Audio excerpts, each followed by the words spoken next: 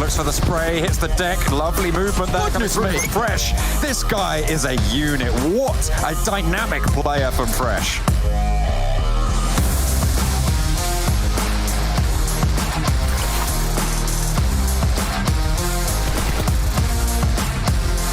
Gapahala with an 8 around the side, spots the player, goes even as the blue zone puts a hurry on things. Around the side, Beast is there, looks for the spray, goes low and goes down. Gapahala.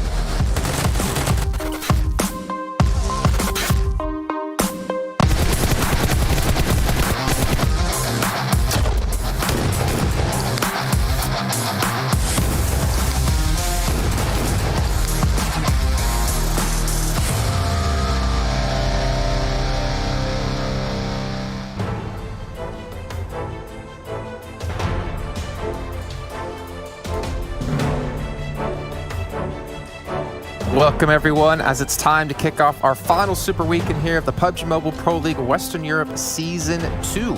Our top 16 teams at the end of these next 3 days will be participating in our finals, where we'll be determining who gets a lump sum of money, and of course who gets into the EMEA Regional Championship Season 2 kicking off later on next month. I'm Jason Kaplan, I'm your host, but I can't do it alone.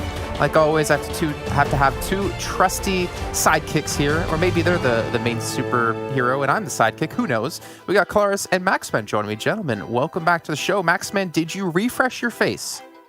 I did not know what that meant, so I guess not, but I did not. But you definitely refreshed the t-shirt. Love what you're wearing, man. Looking really good. But yeah, hyped up for the final Super Weekend. Let's see how it's going to go. Well, one of us got to look good on the show. That's why we got Claris here. Hey, James, how you doing? Yeah, not doing too bad, you know, my hair's getting a little bit long, maybe I'll get that cut at some point, but you know what, feeling fresh, feeling good for the Super Weekend. Okay, well, yeah, before we get into the Super Weekend, let's take stock of things of how League play finished off by taking a look at our leaderboards at the end of those 2 days of play, and of course, seeing which 16 teams will be participating here in our final Super Weekend. Unicorns of Love, I guess we can say they're on track of what we expect them to be doing, but my still question will always be, can they continue that momentum here into the Super Weekend? Well, we'll have to wait and see. Unicorns of Love, of course, getting himself the most amount of points in this final league play. So if they want to try and potentially catch up and contest at the top with teams like Eastern Stars and even Game Lord, of course, that being into the potential race into the PMGC, we'll have to see how the points work out. But that is definitely what Unicorns of Love are going to try and attend to. But I've been especially impressed this time around, Claris, with Chazmac Gaming getting their best few days so far in the entire tournament. They have yet to potentially perform well into a Super Weekend, so this one might be the one. Yeah, definitely. A move back potentially to kind of the old leadership style, in theory, of what is going on here. I think that's really nice to see for Chazmac. It seems to have worked out quite nicely, especially on Miramar. Some of their decision-making in terms of the moves they were playing with were good. Some of them didn't quite lead to a chicken dinner by any stretch of the imagination, but 92 points during those 8 games is nothing short of great here, Jason. Yeah, honestly, phenomenal to see out of them. I'm just, again, curious if they're going to continue to get better and better, or where is their limits, I guess we should say, as we've heard them talk about switching some things around internally within the team. But as we take a look at our second page, you do have the likes of Big, who were not looking good at the end of day 1, but have managed to qualify yet again here into the Super Weekend.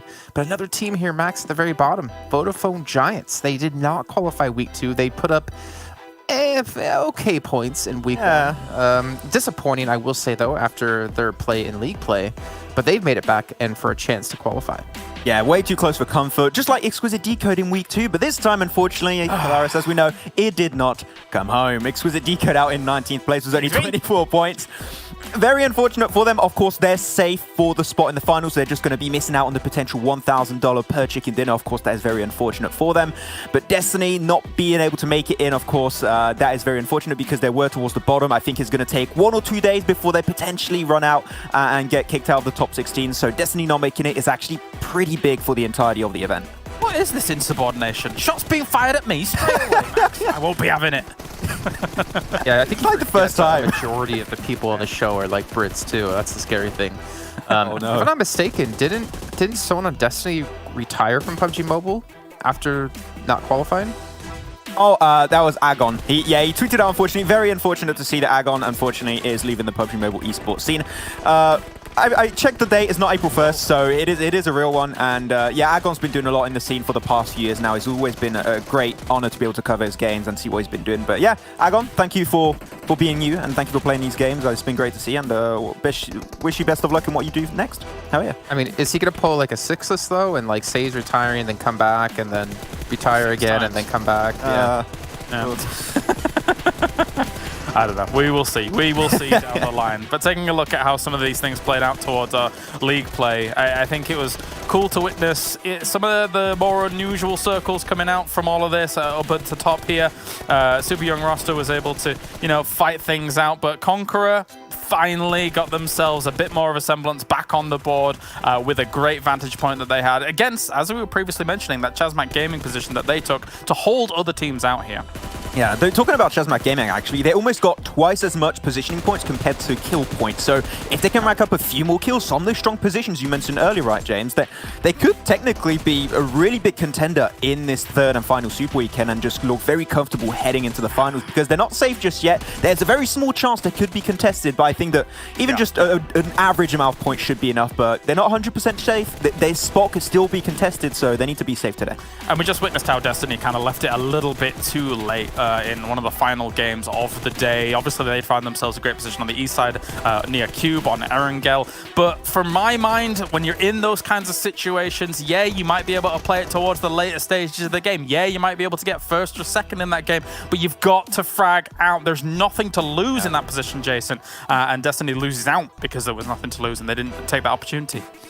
Yeah, unfortunate. I mean, if you're going to leave it that late to show up and go for kills and finally get some decent placements, then, you can expect something like this to happen. So unfortunate for them, but fortunate for other teams, as we can see the overall rankings from our Super Weekend thus far. So we head into our third and final week. We got Big currently sitting in first place at 315, but Eastern Stars in second with 309. But I do want to point out once again, every chicken dinner you get here in the Super Weekend, you get $1,000. So Eastern Stars already has $5,000 in their pocket, or as I like to say, maximum is half day rate. That's how it is. I'm pretty into my dairy. Yeah. But Eastern Stars, especially, right? I mean, Jason, you want to see a team get himself 10 wins. They need to get 5 wins out of these 3 days. Yeah, it's so not happening. Pretty unlikely. But hey, you never know. We'll see how it works out for Eastern Stars. Knowing that Eastern Stars Game Lord did not have their best performance in the second Super Weekend. So Team Big, then they didn't do great in the league play. We'll see might have a big shuffle towards the top. But interesting story time actually for Romanian Boys. Redox broke his device. So I don't know how that's going to hurt their potential performances. Yeah, you got a new one and he broke it instantly. What happened, Redox? Got to take care of it, man. So, yeah. That's chaos. That's he should have got himself a 1+9 because that wouldn't have broken and he would have been still performing as good as he did when he finally had the new device. We can see, though, our second page, number 15 and number 16, Destiny and Day of Sirens not requalifying. That means they could be knocked out of top 16, and there's 3 teams down below them gunning for that position. I mean, there's 99.9% likelihood they're getting knocked out, right? Considering the points that are available across these 3 days. Very unfortunate, I think is fair to say. I mean, the retirement of Aegon speaks volumes in terms of what Destiny currently thinks their prospects are. Yeah, potentially going into that final. But can we have those 3 teams just do nothing then these next 3 days and then have that awkward moment where Destiny is qualified? Oh, no. Aegon's like, actually, I'm coming back. The return of, there's like a video and everything like that. I'm like, hey, it was like 3 days ago. I don't know. No, but Nexus Gaming, Vodafone Giants. I mean, I think Vodafone Giants, especially considering the form that roster can play under, has got to be breathing a sigh of relief in terms of not only just qualifying for this Super Weekend, but also knowing that the potential pursuit for top 16 is actually not that strenuous, considering it is Destiny and Day of Sirens not playing this one out. Yeah, exactly. They'll be able to catch up. Chazmak Gaming, they just got to be careful to not have a absolutely horrendous Super Weekend, but I'm feeling pretty hopeful that with that 147, they'll be completely fine. Need 3 teams to overtake their position currently, so not too easy for that to happen. Skip team, 19th place, had their best performance so far in the third league play, so might have a little bit of that synergy and that momentum built up and that will transition into this Super Weekend. I hope so, because especially when you look at Homodi, he had that big 9-kill game with, what was it, 1,700 damage? Bring that in the Super Weekend, man. Like, you guys have big fragging potential in the Super Weekend. That's where it can shine the most. I do want to give a special shout out, though, to one team that we're not seeing. You remember we had 20 teams participate in this event. You saw only 19 in our Super Weekends rankings. Champions Club, unfortunately, only playing with 3 players the entire time, but respect to them knowing that they're going to be playing with only 3 the entire time. They still tried every single match they possibly could, and we got to see some good things out of Angelito and the boys, but hopefully we'll see some more of them coming up next year and more importantly next season. But to move on from here, let's talk about two teams that we can see as representing our region when it comes to the PMGC. We're going to talk about Unicorns of Love and, of course, Eastern Stars here, and a little head-to-head matchup between these two teams, comparing their stats throughout the event. All in all, Eastern Stars, I'd say, guys, has been more consistent, but I feel like we've seen some pretty decent peaks out of Unicorns of Love, which also means we've seen some unfortunate valleys.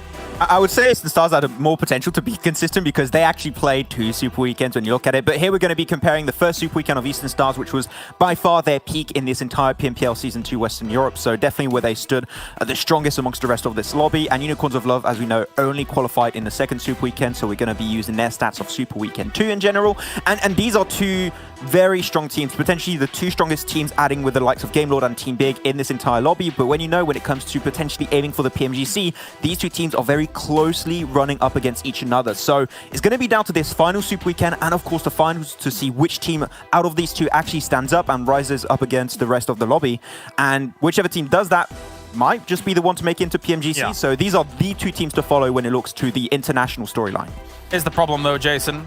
Coming into this Super Weekend, I have been the harbinger of Unicorns of Love doom. I'm that guy stood outside with a sign on him saying the apocalypse is coming, and it's coming in the form of Unicorns of Love here, guys, because you've got 3 players who individually, if they get to a 4th, 5th position, something like that, they can still get themselves decent kill points, decent placement points on the board, even if the team's not having a good time. I'm thinking GK first, I'm thinking Fresh, I'm thinking Roll Kiss. But then also, you've got Lin on the side as well, who is technically that support role, but then can still have heavy impact damage as well as fragging potential too.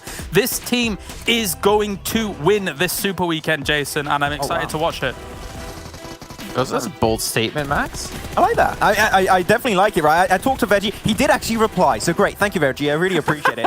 But he did tell me, and we talked about it last League Play, right, how they tried to go a little bit further behind in terms of just going all out and trying to frag out. So they're trying to potentially have more supportive roles, and the IGL maybe not going fully as a fragging role itself. So it's been working out for the team. Now there's one thing that I would like to see improved upon for this team, and that would be the next level. This would be the Unicorns of Love we expected initially in this tournament, is to try and stop taking those mini 1v1s. If you got the man advantage, make use of it. Try and go for a breach, take a 4v1, take a 4v2, and try and actually get the advantage off the back of those numbers, because sometimes you see them lose a play or 2 when they could easily avoid that, and I think that would be the difference maker for Unicorns of Love in this Super Weekend. I mean, Clars, you were talking about GK first, talking about Fresh, talking about Rokiss and the fragging potential, but when do we ever not talk about the fragging potential when we mention Eastern Stars? You have your Kapahalu who puts up big numbers every time. You have Octavian who steps up. You have the Warlord. You have Athos in there, and you even have Bazzi who's been stepping up as of late as well. Like we can't underestimate how strong Eastern Stars are as well when it comes to frag. I do agree. I do agree that it's definitely there. However, kind of what we've been talking about these past couple of weeks, right, is the fact that Eastern Stars does this. They go, wow, a win, and then, wow, 14th position, then, wow, a win, wow, 13th position, right? But for me, when I look at what Unicorns of Love has been able to put up, especially in the previous Super Weekend, then rolling into these league plays, it's been wiggly, but it's constantly always been on the upward trajectory for me. And I think that now this Super Weekend, this is where it's going to, we're going to sit at the top. Yeah, I don't know if you would agree, Jason. I would compare almost Eastern Stars to a Bigatron. You know how they're always up and down like that? And its tendency, if you can get yourself some big wins when you have bad games right before or after, it can actually even out pretty nicely and allow you to aim for the top. So I would compare them to BTR big time right now. The only thing I do argue with is the fact that, I mean, I argue but don't argue with Unicorns of Love always on the up and up. Of course you're always on the up and up when you don't qualify for the first Super Weekend, and then you qualify for the second. About to do worse, yeah. You're at the bottom. Okay, all right. But I do agree though, Clars, you are right though. Unicorns have been looking better and better every single week. I guess it comes now down to the Super Weekend and continue to do so. There's some other teams who need to continue to improve are our bottom teams. Let's take a look at our bottom 3 and talk about them a little bit here, because it's becoming tough times weight on their shoulders having to pass Chazmac, who's at 140 so points. Yeah, because as we know, right, you got Destiny, you got yourself also Diosarans that did not qualify in the Super Weekend, and they are currently playing in 15th and 16th place respectively, so no extra points are going to be coming their way, so you are expecting at least 2 of these 3 teams to make it up there. SKP team's got that highest level of competition coming their way, though, they need to have their best Super Weekend by far. Not only that, they need to do even better than just a good Super Weekend if they want to catch up to Vodafone Giants, catch up to Nexus Gaming, and also on top of that, overtake the 2 teams that are currently above the 16th slot. So Skip team showing that league play that we just saw was Homodi, especially standing out for the team. I believe they can make it, Jason. I still think it's going to be a very hard task at hand, but if a team can make it happen, after that third league play, I think SKP team has potential here. They could. I think there will need to be a little bit of circle favor going their way overall. I mean, we saw that when they were able to get that big win, you know, it was a little bit favorable to them, but they were able to play from where they were able to play. But yeah, I mean, the letter of it all is that one of these teams, in theory, unless Chazmak has an absolutely disastrous Super Weekend, one of these teams will not be going to that league final. But it just depends on who it's going to be. Also depends on who Max thinks is going to do well, I guess, if we want to think about his curse. I'll decide which one I'm going to curse potentially. We'll see how it goes. I feel like we need teams to like send him a muzzle, so we just. I'll share my PayPal. Muzzle. I'm not sure how PayPal works. They're not paying you off. They want to punish you by making it so you can't talk. Right now, we do have some teams, though, who can't seem to get a chicken dinner. So we're going to take a look at the teams who, unfortunately, have not won any money when it comes to our Super Weekends, as we like to call it, Imperium's Emporium, because they don't have the money on their side. Xtreme Slayers, Chazmak Gaming, Vodafone Giants, and SKP team. Look at his little face. Look at little Imperium. So sad. I know, right? I mean, I would be sad for the teams too. Don't get yourself $1,000 every single win. That's very unfortunate to see for these guys. But when you know, especially the level of desperation Vodafone Giants and SKP team currently have coming into this, not only do you expect them to have some good games, really strong games, but also you want to see them potentially convert those into wins. And if so, even if they don't make it into the finals, right, there's still some extra money in your pockets. You get 2,500 for participating. You get an extra 1,000 per the win. That'll be great to see. But Chazmak here, Kalaris, is the one I'm looking at to potentially get their first win in the Super Weekend. Was their best league player so far. Yeah. I think they could make it. Yeah, they were definitely close even in that league play, right? When on that Miramar game where I felt like the position that they had was great, but unfortunately, positions like Conquerors was even greater. And as I say, the circle. Jason, is Imperium the header of this because he never wins, or is that what's going on here? I'm not sure, to be honest. I mean, honestly, the entire time you guys have been talking, I've been just looking and thinking about. I would not want to be the guy having to Photoshop his beard. It turned out so good. I've had to do that in the past. I feel like it's a chore. I feel like whoever did it deserves a raise. But yeah, maybe it's because Imperium can't get a win, though. I feel like if that's the reason, you should probably have Max there because he just tanked in PMCO. But, you know, don't worry, Max. We'll never forget about that. Thanks. I mean, I play with Imperium sometimes, and I mean, let's say we don't get wins very often, but when we do, they're pretty good wins. I mean, the Love Circle Lock and everything, and there's probably just bots at the end, but we win. It's a win regardless. I'll take it. If you make a custom game with only 2 people in there, of course you're eventually going to win. I would hope, unless you die to the zone somehow. Let's advance forward though, because we still have our first round almost ready to go here to kick off our final Super Weekend. Let's take a look at our best performing teams actually across the 3 Super Weekends in terms of how many points they got per week and get an idea of who's been able to stand out on top and who's been kind of the king of the castle at the moment. After week 1, Game Lord, 194 points they were able to put up, and no one's been able to match that just yet. Yeah, I mean, the main storyline we had at the end of the first Super Weekend, right, was how we had 6 teams running away with a very big lead, right, and it's been really hard to play catch up to them. Well, it's good to see that in the second Super Weekend, none of those 6 teams actually were in the top 3 best performing teams of second Super Weekend. We had LMV Gaming, of course, having a very good start, top 5 minimum every game in that first day, then confirming their first chicken dinner in day 2. Unicorns of Love playing catch up with all the teams and pushing himself out of the bottom 3 teams in a more comfortable position to head into the finals. And excuse me, despite being a little bit more silent, actually able to catch up to teams like LMV and Unicorns of Love. So I'm intrigued to see who's going to be top 3 of our third Super Weekend. It could literally be anyone from what we've seen so far. I will say one of the teams that concerns me most coming into this Super Weekend, fully enough, actually is Game Lord. Not because I think they're not going to qualify for the season the final. It's impossible. They will be there.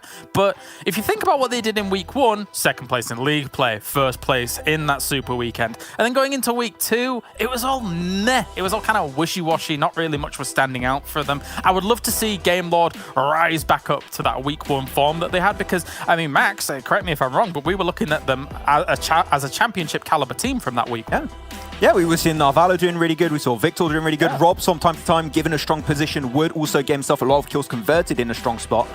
Yeah, we need to see a little bit more of Gamelord. I mean, not only Gamelord, Eastern Stars also a little bit more silent. And when you have Team Big being able to overtake it, I think that both Gamelord and Eastern Stars here got himself a lot of competition in mind. They want to try and potentially overtake Team Big and be first at the end of the Super Weekend for extra flexing rights. So yeah, I expect that Eastern Stars and Gamelord could have a really strong Super Weekend here. I mean, championship quality team or caliber team. I mean, MaxBam was even coined of the Avenger level threat team, and he doesn't do that very often. So you know there's high expectations. I kind of calmed down now. You know, even anime references. I haven't done too many. It's like I matured almost. It's like level 2. I don't know. It's weird when you get a girlfriend, you kind of mature because you want to keep her around, obviously. Let's move on, though, and take a look at the schedule and see what maps are coming up today. We're going back to normality. Erangel, Miramar, Erangel, Sanhok, Erangel. Okay. Yeah, I can't really talk much on my part about that. I was going to say, we're sat here like playing Switch, playing with our Pokemon cards and stuff like that. Yep, I'm 33, I matured, Jason. Right, guys? Thumbs up, you nervous like smile. talking about polls. That was always interesting to me. Let's take a look, though, at what you guys at home can do to help support PUBG Mobile. You guys can go vote in the Esports Awards for PUBG Mobile as the Esports Game of the Year and the Mobile Esports Game of the Year. All you have to do is head over to esportsawards.com/vote and get your votes in so we can together be number 1. I don't know how your girlfriend stays with you, though, Claris, if you're spending so much money on Pokemon cards every week, but you know what? Respect that she sticks by your side. Together. She's a keeper. Actually, That's a good point. So I have a beautiful dog and a beautiful car, and that's about it. That's nothing else, mate. Beautiful girlfriend. We need. That's why she's... never mind. Yeah. Gotcha. All right, well, gentlemen, we'll check with you guys after the first round has finished and we, come back and figure out why we do have girlfriends at all. I guess Clark's already figured his out. Let's bring in 2 gentlemen who don't need girlfriends. I don't know why we're going with this, but you know what? I'm going to throw it to them and I'm going to shut up and get out of here. We got Copter and Imperium joining me. Okay, bye, guys. I'm out. Best transition ever. Why do we need girlfriends, Copter? It's an age-old question. It's one that will never be answered until the dawn of time. But what can be answered is what we are looking for coming into this first round of Super Weekend number 3. Yourself, Copter, what teams are you looking out for? What kind of plays are you, looking to see come through? Well, I mean, we do have those 3 teams that are looking for to get those points to finally get on the grand final. So of course they will be on focus here. I mean, Nexus Gaming and the others there who are on the bottom half of the scoreboard. So I think those teams definitely are worthwhile checking. And well, the gameplay, how that's going to fall on, that's a completely different matter. But yeah, but one thing I think the discussion about the girlfriends, I think it's the poor Imperium doesn't need the girlfriends. Okay, that's good to know. Maybe I just can't afford one as well because I'm poor Imperium, what can I say? But let's get ready to get into this game one. The playing path is upon us. We see it quite central towards we see kind of towards the west, going from the south to the north. It's not a bad playing path for the first round of the day. Yeah, I mean, it's a pretty fair one. It's on the western side, so shouldn't have major problems. Of course, the drop landing positions, we're not expecting any like a huge surprises here. We haven't, like if we go back a couple weeks throughout the whole tournament, we haven't seen like huge surprises there. I think the landing positions, there hasn't been like a huge amount of drops, hot drops or anything like that. So I think that the landing, as always, it should be a pretty easy one for the team. So we can see Xtreme Slayers, of course, go heading towards the Sosnovka, and they're one of those teams which actually you had on your Imperium. So they are not yet being able to get that chicken dinner. So maybe we'll see. We haven't seen the mini-circles either coming their way, by the way. No, we haven't. And this is no disrespect to any of the teams that haven't made it into this Super Weekend or the Super Weekends so far. But I really feel like this Super Weekend lobby is the strongest PMPL lobby, so I'm really looking for some class rotation, some class positioning. I think the wins that we do see from these rounds are going to be very deserving across the board outside of the circle look involved. But this phase 1 does complement the playing path at least. Yeah. Just please go on.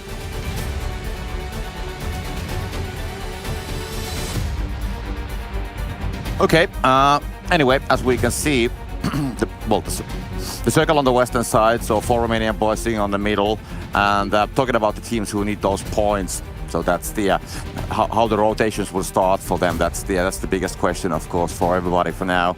And now we'll just have to figure out the kind of like the entry towards the circle. Of course, a lot of great teams holding the middle. Eastern Stars, pretty good, decent position. The Gatka fields on the middle, 4 Romanian boys sitting there. And meanwhile, Game Law, they are just trying to gather the loot. We can see TSC moving there on the backside, and the Rope still just running around, trying to cross the breach without a vehicle, and doesn't have a helmet, doesn't have the highest amount of loot either. Okay, so TSC Legends, they're all in one vehicle, but they are fine for the time being, going to their normal looting area of the map. Eastern Stars, I love the fact that they are really adapting and dropping on that western side of the map when it is a western playing path. I know it's something that they're doing, that they have been doing for the past couple of playing days, but it's something that they never really did in the previous PMPL.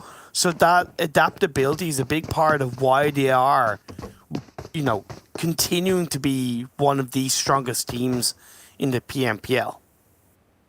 Yeah, true.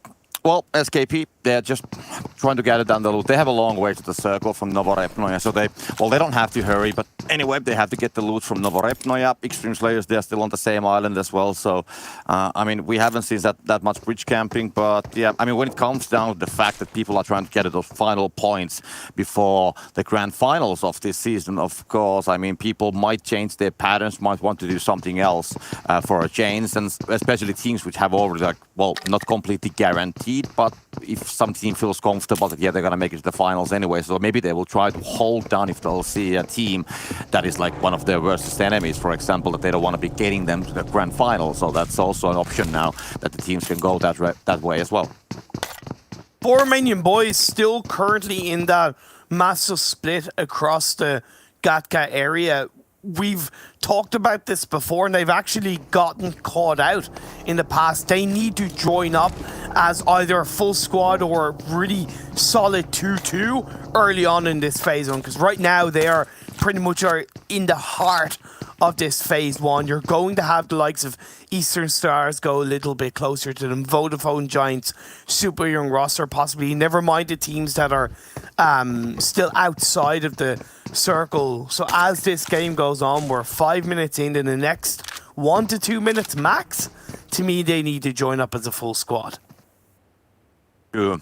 Well, quite slow rotations for multiple teams. We still have a lot of people outside. Of course, the blue is not yet here, but still, I mean, we haven't seen any kind of like a huge pack of teams gathering on the middle, and probably we don't have that anyways, because the middle is Gatka basically, so there's no places to pile. Yeah, the chopsticks, maybe the picnic area, and then the southern buildings, but there isn't that many places, so probably there's not going to be that many teams on the middle, but the hills on the southern side, probably, let's say the garage buildings and the other buildings on the southern side of the hospital and that area, probably the buildings right next to Everest as well, those will be the places, up and down compound, etc. I think those will be the places where people are trying to stock when they finally get on the circle. Unicorns of Fluff just holding that northern side. I mean, they're just looting still. They have plenty of time. They are inside. It just might be one of those teams that will come late. And as always, big coming from the north, finally starting the movement. Mishi, Beast, they are on the way. But yeah, they still have some players on Severny, but they will now start the movement. And that's definitely one of those things that I want to see where those guys will be actually heading.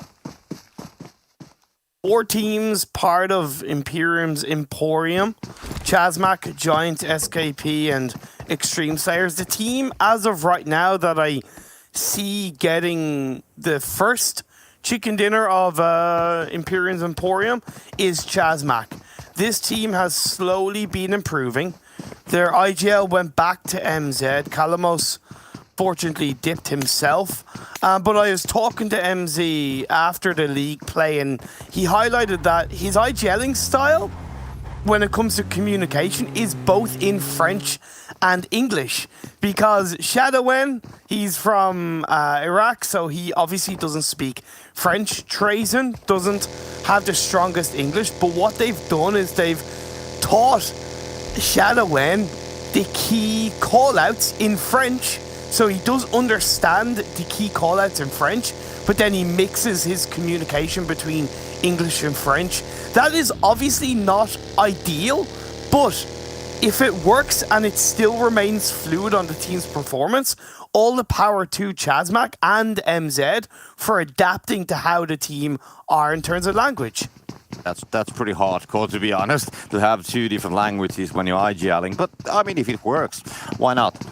I mean, everything is possible and everything is allowed. So if you can do it, sounds pretty hard. But that kind of like shows the dedication what the players have, that people are willing to learn new languages. Of course, for me, I mean, I don't expect that anybody from outside Finland wants to learn Finnish to be able to play with the Finnish players. But I get it. It's pretty fun, to be honest. I mean, sounds like that they have a good synergy inside of the team. So what would be a call-out in Finnish? If you were to say, okay, there's a team Northwest, what would that be in Finnish? Siellä on tiimi Nortissa. There you go. There you go. See? Learn something new every day, boys and girls. We are a learning broadcast as well as an entertaining one. Teaching you languages, teaching you call-outs. It's the way of the world. But I only know a tiny bit of Norwegian. And when I say tiny, it's just one sentence of Jeg vil være norsk, which is I want to be Norwegian in Norwegian. But we do see Eastern Stars being pushed upon by super young roster, an early knock and kill onto Athens. It's just that one Eastern Stars player on his own. The rest of the team are on the hill to the side. Or to the south, should I say. Yeah, he was very far away from the others. So probably a super young roster, they spotted them out from that compound. And so that there's a solo player. And to be honest, I mean, the knock came quite easily, to be honest, on the stairways as well. So maybe he thought that he has more time to actually escape on the higher floors of the building, but that just wasn't the case. And super young rosters, they will just have to continue. I mean, they cannot like utilize that location. They just wanted to get that kill. That's all. Phase 2 pops up and it goes down southwest. Pachinki Hill is probably going to be the primary controlling area of this circle for these teams because it has that fantastic balance of high ground elevation point overlooking the fields while still protecting to the northeast and or technically to the south of these teams. But for the time being, nobody is there. Yeah. Well, this circle is, I mean, it isn't. I think it's pretty fair. I mean, most teams are already inside, so people just getting inside of that zone shouldn't be a huge problem. Of course, game law, TSC situation, they are coming from the eastern side. They might have some small overlap, but the situation that we are currently seeing, so Unicorns of Love just holding that breach area, watching what Xtreme is going to do, where they will move, and probably they are waiting their time to actually move forward. Of course, they don't want to stay there. They have to get inside, maybe waiting to get on that garage building because we saw that Xtreme will leave from that one, and that's now completely free, so they can just move towards that building and take that. That's just barely inside of the zone, but it's still inside. It is still inside, and if they're able to do something with that, that would be incredibly valuable. Excuse me, move away from Unicorns of Love. You have Nexus being overwatched by Xtreme Slayers, but Xtreme Slayers for the time being have a bit of a 2-2 spread rather than a strong 3-person spread towards the side of that hill. That's where LMV could, if they sniff an opportunity, take advantage of it. They are moving onto the hill just to the west of Xtreme Slayers for the time being. Less focus by Xtreme Slayers onto LMV's positioning could see them get caught out. True. Xtreme Slayers, they seems to be leaving, but SKP, as you mentioned, they are now coming, and actually Hamid is going to be knocked down already. There we go, the flash will happen as well, and Xtreme Slayers, they will just decide to hold that bridge for now. We can see the rest of the SKP on the southern side, still on the Sosnovgard, and they will just immediately leave. They will decide to go for the east side bridge instead, because they will notice that it's going to be held from the northern side, and that's going to be, of course, costing some time, probably some heals as well, as they will have to go pretty steep from the blue. But Copter, why didn't they do that in the first place? Like, common sense would tell me, at least, trying to take away the fact that I can see the map feed. Common sense would say to me, phase 2 still continues towards the western bridge. That means the eastern bridge is a lot less congested. There's going to be nobody there. Why take that risk and lose a player if you're not going to rotate early across to that western bridge? So to me, that was definitely a big mistake from SKP. Yeah, I mean, if I would have to guess the reasons, of course, the players know it better than us.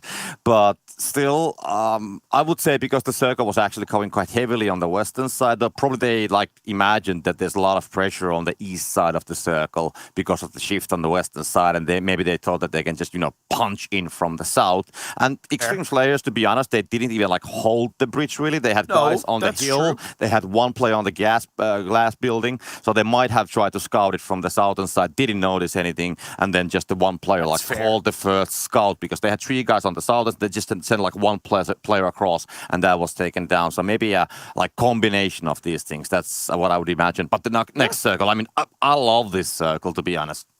Yeah, this kind of circle is fantastic. There's still a number of compounds in play. Super Young roster in the heart of this phase 3 big have rotated around on towards a northern compound just south of Everest. Unicorns a lot are in the fields where you have that radio tower square that is fantastic to play around. Chopsticks are there to hold on to, which Giants have gone to.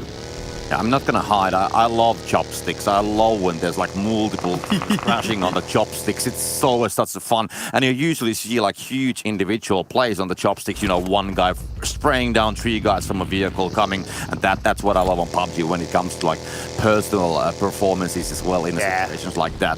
But yeah, I mean, still 61 players and this kind of a zone, which only has, I would say, 10 compounds that you can play, and then some hills and ridges, of course. So it's I think we have a good game coming. The ending, it's gotta be good. It is. The dam is quietly building up, that wall of water ready to flow out, and we will get to that point in the game, the 15 to 80 minute mark, where that dam breaks and all hell comes through. For now, though, Unicorns are love protecting their area of the circle with an initial knock onto Creator. Lin is on his own. It's something that we've noted with this Unicorns Love roster, where sometimes Lin can make that little bit of a solo mistake, but he is holding things down for the time being. Chose out one nade, looking for another onto the building. He has a bit more support with GK, the first on the other side of the road, a little bit further north of him. But still, if he gets knocked, I can't see him getting revived. Yeah, true. LMV, they came from the southern side at the same time on the backside of the observatory, but they seems to be withdrawing from that, so they will not go on the backside. But Nexus, they are one of those teams. They need the points. They're currently holding the 17th place. They haven't yet secured their place in the grand finals. So, I mean, all the fights during this weekend for Nexus and the other guys like Vodafone Giants, SKP, they are super important for them. So, and when you have Unicorns of Law, team which we know that they have a very good performance, of course, depending from the day, but still that they have a lot of individual skill. I mean, even single player can be a huge threat. Lin takes a couple of shots in his direction, has to back off behind the rocks, heal up. Nexus did get the revive onto Creator, so that keeps them up as a 3-person team. Unfortunately, they only joined this lobby as a 3-person team. But the next circle sends it in, and it goes a shift to the east, the open fields in play. You have Chopsticks, your favorite part of the Erangel map. Well, one of your favorites at least. And Gaka also still in the mix. Yeah, it is definitely one of my favorite endings. I'm not going to hide that. I think I'm going to order some Chinese food. I think that's the solution for this. Then I get some more chopsticks, even if you don't get the second game including that. But yeah, we'll just have to wait and see what is the circle going to include that in the end. But yeah, we might see some crashes happening. We see LMV sending there on the middle. But they will not go for the chopsticks. They will go on the northern side of it, on the left, western side of the picnic area. But we have, of course, Game Lord holding that same hill, that same area, not that far away. We can see nades coming on already, so they're just throwing them across the field, and now SKP coming on the backside as well. Talon's gonna be taken down, so Game Lord, they are now getting those damages towards them, and also Jasmok's gonna be shooting at them, so it seems that the team is gonna be in huge trouble, actually. They did get taken out, by the way, as a solo player. We predicted that to happen. LMV's straight up push with no real hard cover is incredibly risky. They seem to be holding on, but you can see Game Lord and even Chazmak responding accordingly. I get Chazmak, Game Lord, should I say, don't want to full send it for that engagement. It's not worth it to them. The fact that they've thrown the nades, gotten a couple of knocks, is suppression in itself. It's enough. While Super Young Roster are trying to get breached by SKP. Orlando nearly gets initial knock on towards that SYR player inside the building with him. A heal being played out. Orlando is the last player up. Chucks up a nade down the bottom of the stairs. Will that connect? Not quite. Alush is there to support his teammate as they look to breach on in and get the final kill for the SKP player. I don't see Orlando surviving for much longer, and that's it. He's being put down to about 25 health, trying to jump down the building. Gets eliminated. Job done. That is a kill actually stolen by Big. Yeah, it was a difficult situation. Tried to spray from the window towards the staircase, but somebody was backstabbing, so definitely not the easiest place. And every time when you have a field ending like this, when you go on the rooftops, there's always somebody who's going to find the angle. And the LMV's rotation, which we mentioned earlier, there's actually TSC and Big on the backside, and Chazmak was there on the side angle. So that place, I mean, there was no way of getting 4 players safe without having some casualties, I would say. And that's what we saw from LMV. But they still have 1 player surviving, but SKP, they will lose all 4, and still gotta remember, it's one of those teams that they need the points. They are outside of top 16 and actually holding the last place with 58 points, as we can see, so they gotta do something about it if they want to be on the grand finals. Conqueror are in one of the trickiest positions for this circle, I feel, on the eastern side, because they technically have to try and breach Chazmak, and if they leave it to the last circle, that's not going to be easy at all. Inside the chopsticks, though, in that middle part that is in the underground area, Vodafone Giants are doing a wonderful job of trying to pick their way through and hold things down on the fort, close by and towards the other side of the chopsticks. You have 3 teams in the chopsticks area, and this is the breach that I was talking about Conqueror needed to make onto Chazmak, and with Reeves to IGL leading his team by the wayside. That's going to be a squad up, and that's going to be a full squad still up for Conqueror. Yeah, and now the circle shifted away from the chopsticks. I don't know if I should cry or something, but still, it's going to leave the chopsticks and the teams who have taken a place there. I mean, that you can easily feel like 5 teams. But meanwhile, we have a lot of action happening right next to it, so let's concentrate on this one. So Conqueror, they wiped down already some people, and now they're watching towards the Vodafone Giants together with, excuse me, Vodafone Giants needs to leave from that southern tunnel, and they had vehicles hidden there, and they are just driving them away. But the question is still, where are they going to go? In that circle, there's very few places, especially when you have 13 teams. So where will you go? Axel's got to be taken down, so Vodafone Giants got to be making an opening for them, and so they're trying to also take advantage from the situation towards Team Doom. Just they have the hard cover. They have one of the best compounds on the zone currently. The other one is Super Young Roster on the northern side, who is holding Gatka still, but that's pretty much it. Those are the buildings that we have, and Team Doom, they are fighting to get into the zone.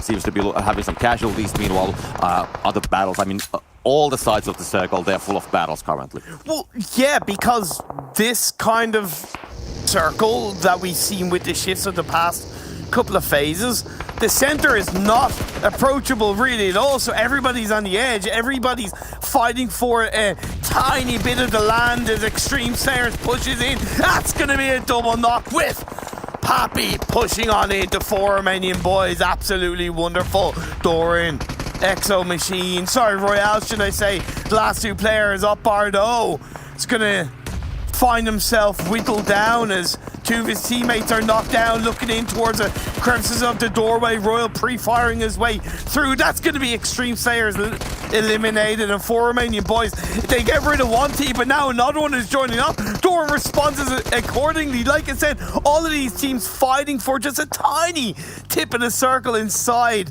their control. Pocus, one of the best close quarter combat players inside PUBG Mobile Europe, gets a knock, but he's on a sliver of health. Roy's playing in on the doorway, trying to get that pre-fire shots off. He does get the knock, but now there's one player left. Takes him down. That is 4 Romanian boys eliminated in a matter of seconds. 2 teams are wiped out. Yeah, Vodafone Giants, they wanted that compound because it's, like I said earlier, it's the best place on the circle currently. It's a hard cover that you can actually hold, so that's why we had 3 or 4 teams actually fighting from the same place. We are down to 9 teams already, so we have lost a lot of teams. And Vodafone Giants, they have a chance to actually revive all the players. Team Doom is quite far away. Excuse me, I'm really trying to do anything about it. So I think they can actually continue with the performance stack, and that's a very successful push if you can make it away from it with the 4 players. Oh my lord, I love to see teams crashing compounds. It's just such a, hey, do or die, let's go for this. We are confident. Now Game Lord playing into the fields as he has to step up. The last player for Conqueror, but Robs is there to pick him apart. Responds beautifully. That is a kill in favor of Game Lord, and they do have a position inside this circle, which is even more important. Yeah, now, I mean, that compound which they were fighting for, that's now out of the zone. So the only buildings are City of Katko, because it beat and TSC, they both actually hold the northern side earlier. So they're just holding that place currently, and they have the buildings. Meanwhile, a lot of teams will have to get away from the fields on the south. Nexus Gaming, just 1 player around or remaining, tries to go for the joyride, and we'll see how far that's going to go, because sometimes it's one of those YOLO runs, as I call it, that you just have to send it somewhere. You have no idea where you're going to go. There's probably going to be a lot of teams who's going to be shooting at you, but he makes it to the circle quite nicely. Meanwhile, Beacon TSC, there's a knock actually happening in Gatka. I don't know what's the meaning of that one, but Rana will find a place right next to the bush. He's got to go proning and hopefully will not be detected for a while. 2 teams fighting over the Gatka compound. Big TSC. TSC have impressed me when they've stuck together as a team. It's a clean 4v4. So this is going to be a glorious fight. TSC, I believe, have the advantage with Tam on the elevated position. It's perfect. I think Mihi is aware of that. There's a bit of a third party, though, as Jaja gets knocked and taken out on the other side, so that does put pressure on the TSC. Tam recognizes this copter, so he sends it out of the higher ground. He gets knocked down, though. Vitoni can do nothing. Bujo on the other side does get a knock on the sway from behind. A second on the beats, a third on the Mihi. We're left with the 1v1. Goldie can't heal up, goes through the drop shot, comes in, gets the wipe. What the hell? Goldie survives for his side. Big is going to hold that place for now. Great individual performance there, as we saw a huge sprays coming and Bujo trying to do everything he can, but that's going to be denied in the end, as Big will just hold that place. Down to 5 teams, so we have been losing 4 in just a matter of a second. We have Vodafone Giants actually rotating right next to Rana, so Nexus, they are still having that 1 proning player. Going to be spotted down, the nade from Poko's going to go right next to it. Not going to die, actually. Yes, he is going to die in the end, so nade is going to be connecting, and Nexus Gaming will die in the end, so down to 4 teams. So now it's going to be just a battle of the different sides of the circle, but Big still having that hard cover, but we'll see soon. Will the next circle include that one? What do you think, Imperium? Will the it includes no teams at all. It's every man, woman and child for themselves in the open fields outside the Gatka. Big can still do a perfect job of trying to take advantage of the elevated position they have for the remaining time before the blue zone starts closing in. But Victor says, no, not today. I'm not waving my white flag. I'm going to get the knock. That's a Game Lord way. Vodafone Giants still hovering around the area. They're probably going to have to go through Game Lord in some way, shape or form, or at least suppress them a little bit to try and carve a tiny entry point into this phase 7 circle, because there's also Eastern Stars on the other side. Yeah, true. Now we have the Stray. Beak is going to be trying to find anything they can while they still have the higher ground. But of course, all these teams on the fields, they're going to be watching what Beak is doing. So while they are, standing on rooftops, for example, everyone's going to be aiming at them. Vodafone Giants going to be taken down, so that's going to be 3 teams remaining anymore. Yeah. And I mean, before these guys will leave, these 3 guys from Big, they will have to get done as much damage as they can. And meanwhile, they're just looking towards the Eastern Stars, and I would say more towards the Vodafone Giants as well, where they were located there. But I would say that that Gamelord is actually going, I wouldn't say undetected, but they are not taking that much hit, and they're just, I think they're building quite nicely right next to them. So it's 3-man stacks, 3 of them, so it's a fair amount of players as well. I think that Gamelord, they have a very decent chance to actually surprise all these teams when Big is going to be finally leaving from those buildings. Undetected, unpunished. Gamelord sneaking their way in. Big, like I said, are going to have to move out of the buildings. A lot of smoke's being thrown out. 3 teams left up. Big with 9 kills. Gamelord with 9. Eastern Stars with only 1 kill so far. They were put down to 3 players earlier on. Now, they're left with 2. Bazzi, Kapahala, the Warlord. Switched in between. Beast finds Bazzi. That's an opening knock. Kapahala's going to get taken out. Beast stood up.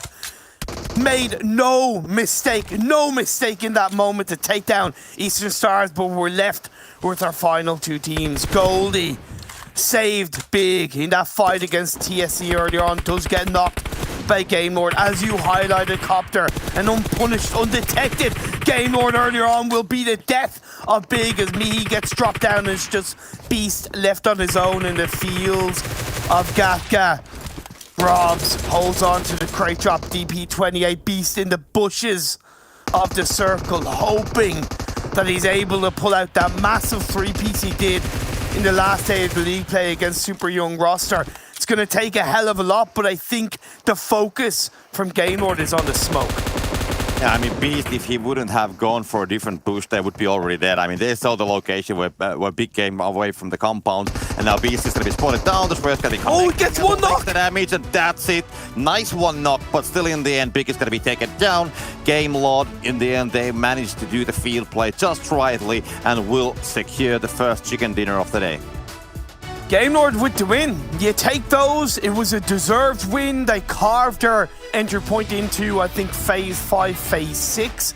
From the northeast, they held on to that kind of north chopstick dip. And even early on, when LMV crashed around that area, they weren't afraid to be proactive. They helped to get rid of Conqueror, the last player from that standpoint. They helped to get rid of Vodafone Giants. Again, yeah, this was a massively deserved chicken dinner from Gamelord.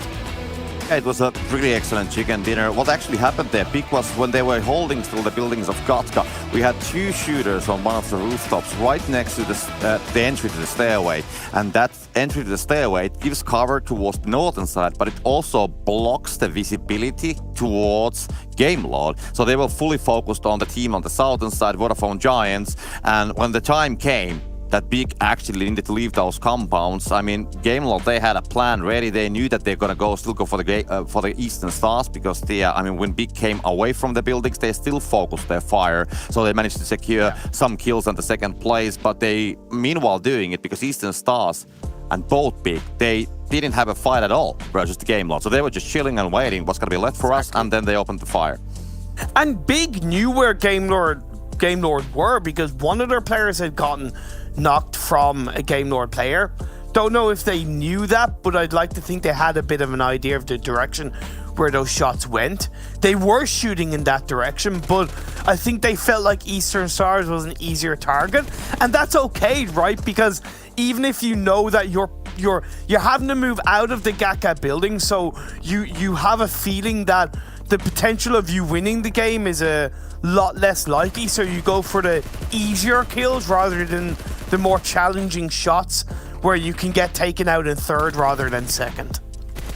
I mean, they had 3 guys inside of the Gatka, and I mentioned 2 of them focusing towards the Eastern Stars. I'm pretty sure the 3rd guy was actually trying to find the other team, so he was in a different location. And it makes sense to play that location to focus your fire, because like I said, every time when you stand on top of those rooftops, you're gonna be just one big target for everybody else. So if they would have had all the 3 guys shooting towards the Eastern Stars on the same location, and kind of like at the same time also engaging Gamelord, probably then you would have more team shooting at you as well. So that's kind of like vice versa situation. So yeah, there's a reason for everything, and I think Big still like they did the best they could. Oh yeah. And I mean, they have a lot of points, and they got plenty of kills as well, so definitely not gonna call that they did it wrong anyhow, but exactly. That was the reason what happened.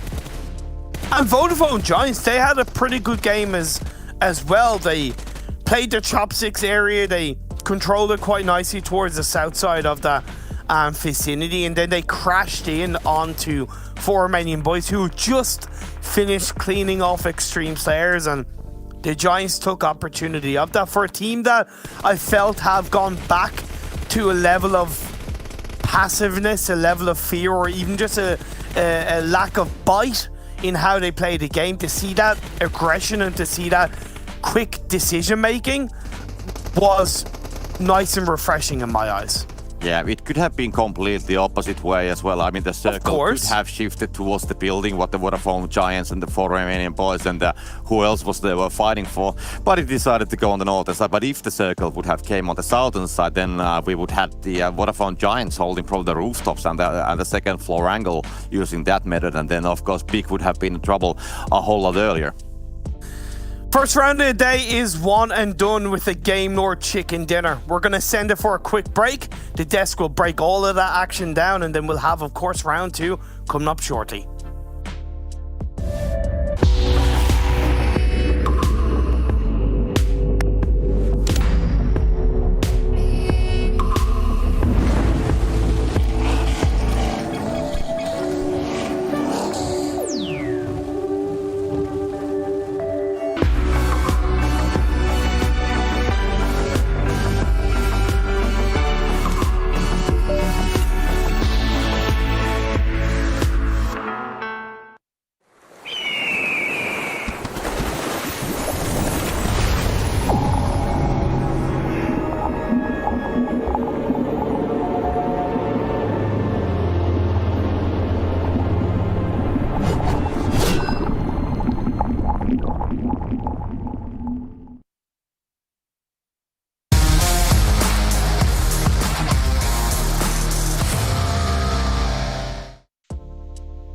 Well, we had questions whether or not Game Lord would be able to replicate what they did in the very first Super Weekend, and hey, they started off strong here. Clearly a curse was not into effect as they take a chicken dinner. More importantly, take $1,000 for themselves, which they could easily use to buy themselves a lovely OnePlus 9 with its 120 Hz refresh rate. They can track all their opponents to take them down and get more chicken dinners in the future, maybe more money as well, who knows.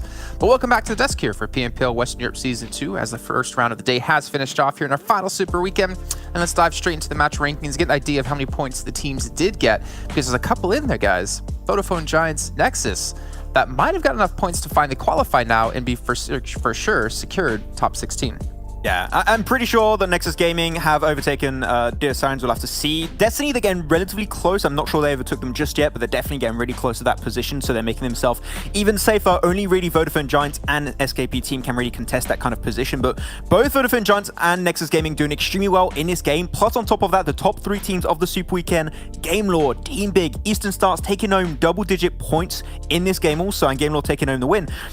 For the storyline of like the top teams and the bottom teams, this is a very, very pivotal game, I would say, Kalaris, and very important for the rankings. Yeah, and don't worry, Jason, you thought that maybe Game Lord would be cursed. Don't worry, because it was me talking about the fact that we needed to see them rise on up. The blessing is very much alive. But I think they played this game great in terms of how they were moving through these fields. We can talk about that a little bit later in more detail. But overall, a bit of a tough finish in terms of kind of getting stuck in these fields for Big, for example, who are firing at absolutely everything. It's good that they got so many kill points over in that little Gatka town, because other than that, it was going to be rough getting out of those buildings.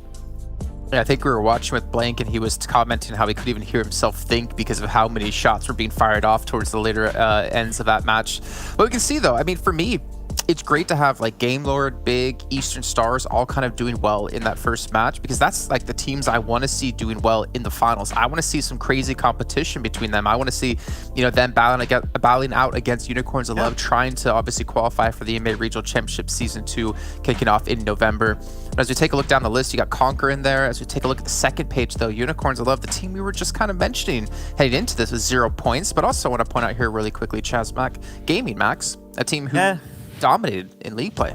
Yeah, no, it's just the first game, right? We'll see how it's going to be working out. It was not the easiest circle if you rotated in late, which is what's been happening mainly for the last league play. We saw Chasmac Gaming playing very edge, and unfortunately, if you play edge in a circle like that, which can work from time to time, but what happened at one point, there was a very hard shift. It went away from them, so a lot of teams had their sights drawn towards Chasmac Gaming, so that made it a little bit harder. So unlucky. We'll see how things work out for the next game on Miramar. But top players, Mihi's going to be back on board. I mean, he's definitely contesting Alicio for the MVP position at the top of the Super Weekend, and he's been consistently up there, but we're seeing Victor finally back on the track with a total of 638 damage. So yeah, feels good to see Victor up there, not with Narvalo, but Robs this time around. So Kalaris, Game Lord definitely racking up the numbers here. Yeah, brilliant to see. I mean, in terms of the transitions they made through these areas as well, they took the north side of the West Chopstick over in Gatka Fields, and that position in general to stage this kind of campaign from is one of the better ones to do it from, and then kind of, you know, moving through these fields slowly and using a lot of utility more so than actually firing at people to eliminate threats near them, which kind of obscures exactly where you are when you're moving through these fields, which is very important as well.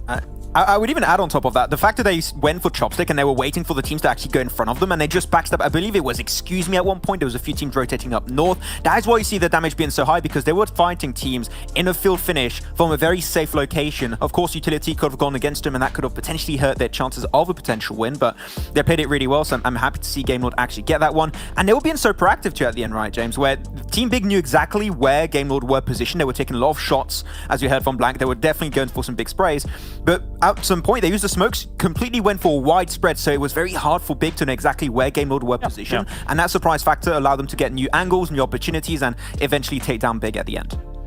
Okay, well, speaking of Game Lord, we're just going to check in with their player stats the last batch. I know we got to see, you know, 2 players make it into our top player list, but Navarro, as we talked about, we wanted to see maybe where he was sitting at, and well, funny enough, he's actually really wasn't that far behind. The only real difference I guess, was the 2 kills and a little bit of survival time.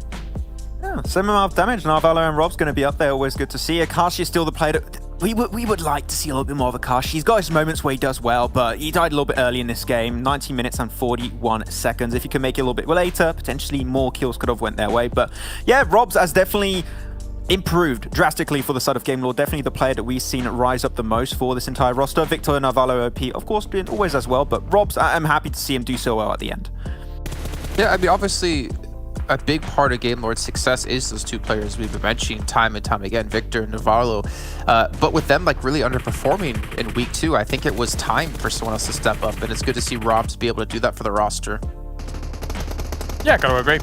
Very, very good, kind of all-rounded roster at the moment, which I'm hoping, as I say, from that week 1 where we were saying that they were very rounded, transitions nicely into this week 3. I mean, a win off the start of things, it doesn't get much better than that, Jason, I'm gonna be honest. And they were able to do it massively, I've got to say. Well, the only way it gets better is if they win the 2nd round of the day as well. But let's take a look, though, at Nexus really quickly. Actually, no, we're not going to go to Nexus just yet. We're going to actually go to Telestration, because you guys were to talk about the final zone and the final 3, how they position themselves around this field. Yeah, so there's a few things that actually go down during all of this. I can press play on this and we can take a quick look at all of this. So let's take stock of where we're at right now. Big on this right-hand side is trading heavily with Eastern Stars. So there's a lot of firefight going over there, and Eastern Stars was eventually going to be smoking down, which Big was spraying into due to the fact that they'd taken so many kills over in Gatka, and where it had a lot of ammo. So they were just spraying. Now, what did Game Lord do well here? So let's just play this on a little bit. You see the smoke right here. This smoke is important. Why? Well, because this smoke, compared to the Eastern Star smokes that we saw before over in the distance, this smoke is obscuring not only a hay bale, but also a car. So Big knows, because they already saw that movement before, that they can't really spray through there, because they know that they're probably going to hit a lot of stuff. And this smoke in itself allows Game Lord to make the transition over and start spreading out. Now, in this time, whilst Big's taking out Eastern Stars over in the distance, you're seeing here that Game Lord is taking advantage of this window of time, and they eventually start to fan out. We can move it on a little bit from here. But overall, what is cool about Game Lord's movement during all of this is the fact that they do some obscuring plays, but also they get into these positions in quite a sneaky fashion as well. Some of the trades that they took on before, which we didn't quite see in this clip, were trades against like Vodafone, for example, where they were only using grenades to eliminate them. And when you're only using grenades to eliminate your opponents as opposed to guns in these kind of field finishes, when you're spreading yourselves out like this, it really gives your opponents no understanding of exactly where you are at that time. They can't register exactly where those nades have come from. They can only register where sprays have come from. So when Game Lord now fans out, it's an easy win for them. This was just really well done. Especially when you have the man advantage, right? You just want to make sure you're going to take that wide spread, take as much control of the circle, and especially when you look at Big's position, they only have like, what, a few trees to work with and some smokes. You don't have a rock, you don't have actually big angles to cover, so just one small off angle, you're going to have no defense to play around. So that was really well executed by Game Lord. They knew they had the man advantage, they wanted to be controlling, and at the end they get the win off the back of it. So that was like the textbook play to do in a field finish like that. Yep. Yeah, I think that's the important part you guys brought up, right? Is like knowing they're in a position of advantage and pushing that that situation so they can close it out. You don't want to see teams who will get a compound late game, as like a side note, a compound late game, and not take advantage of every position they possibly can, getting as many kills, get as many points, and you're seeing the initiative out of the team, which I think is a really good sign going forward. It looks like they haven't really lost that confidence that they have within this roster.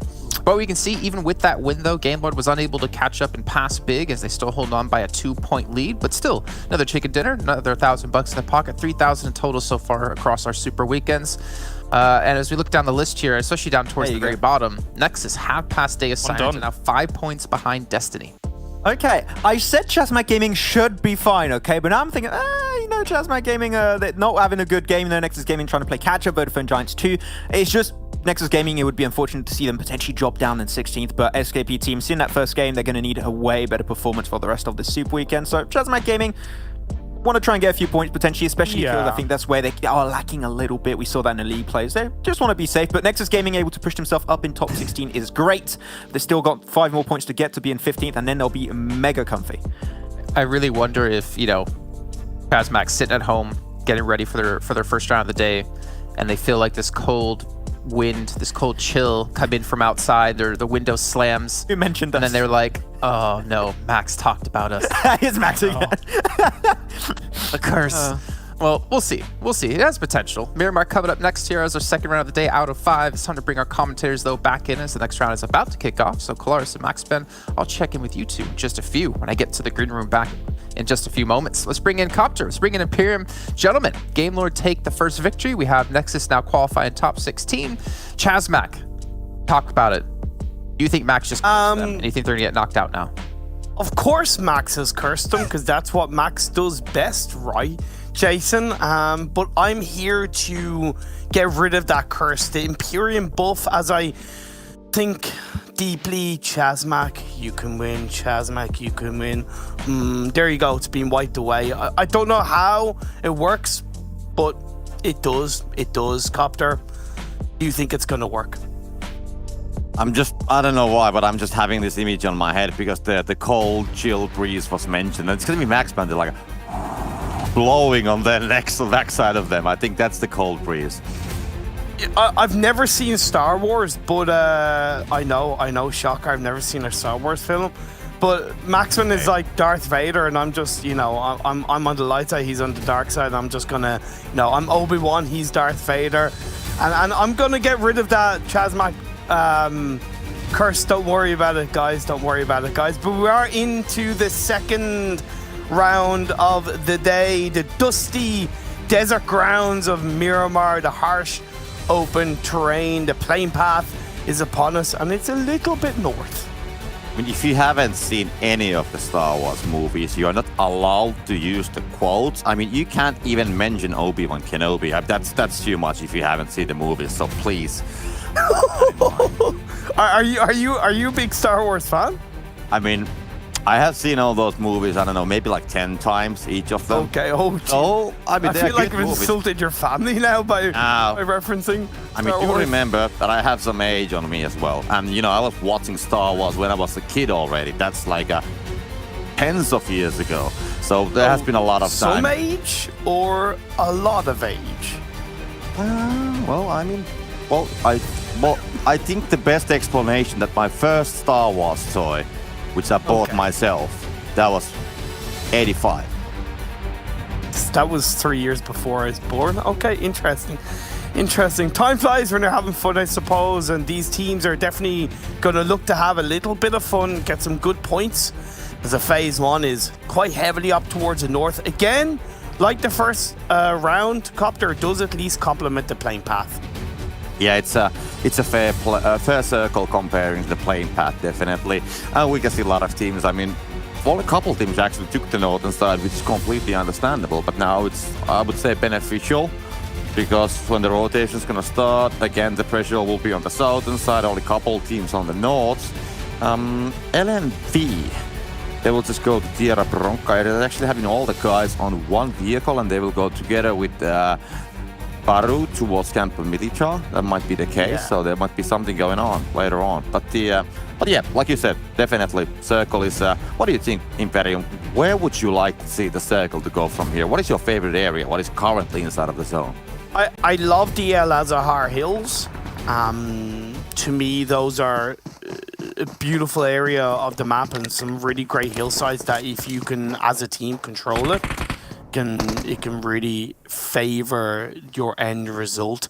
And it can be quite tricky. Maybe an El Azahar city finish. I'm also a bit of a fan of that, so we'll have to wait and see. For now, though, Zesh is going up against one of the Vodafone Giants players. Will lose that battle, even without the rest of his team there. He will still, without rest of Vodafone Giants there, Nano does still come out on top. Vito going into a 1v4. And what is this? 1v4s within the first couple of minutes? Yeah, is that a product of the kind of north playing path, or is that just teams being a little bit sloppy?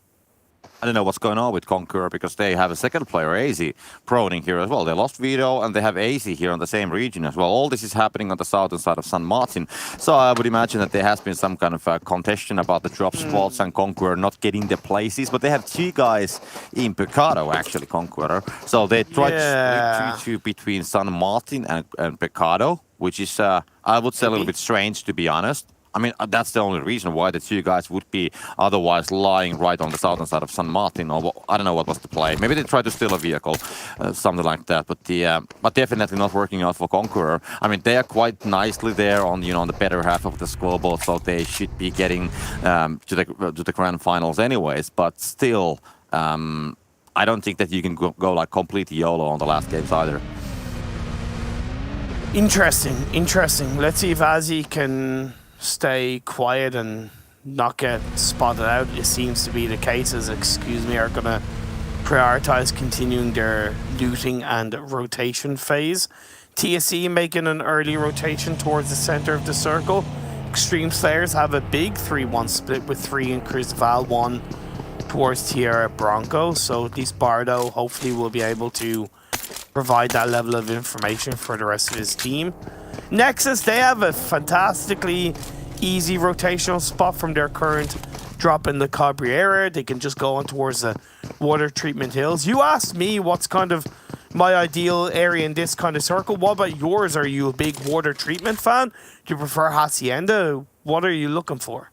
I mean, in a way, when we come in Miramar, because it's a lot of sand. So yeah, I mean, water is essential if you want to survive. True. In a way, water treatment is a nice place. But I would still go for the Oasis area. I mean, if we would get let's say 5 hard shifts towards the northwest, I guess I would be I would be living my dream. That would be pretty damn glorious, Copter. That would be pretty damn glorious.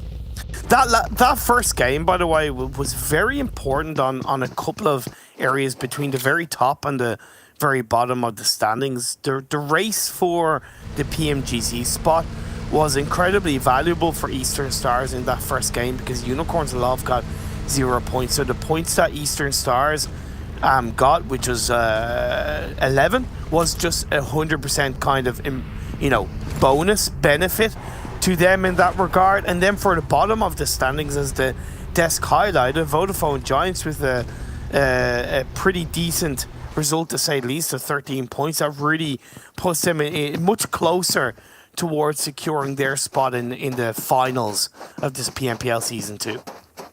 True.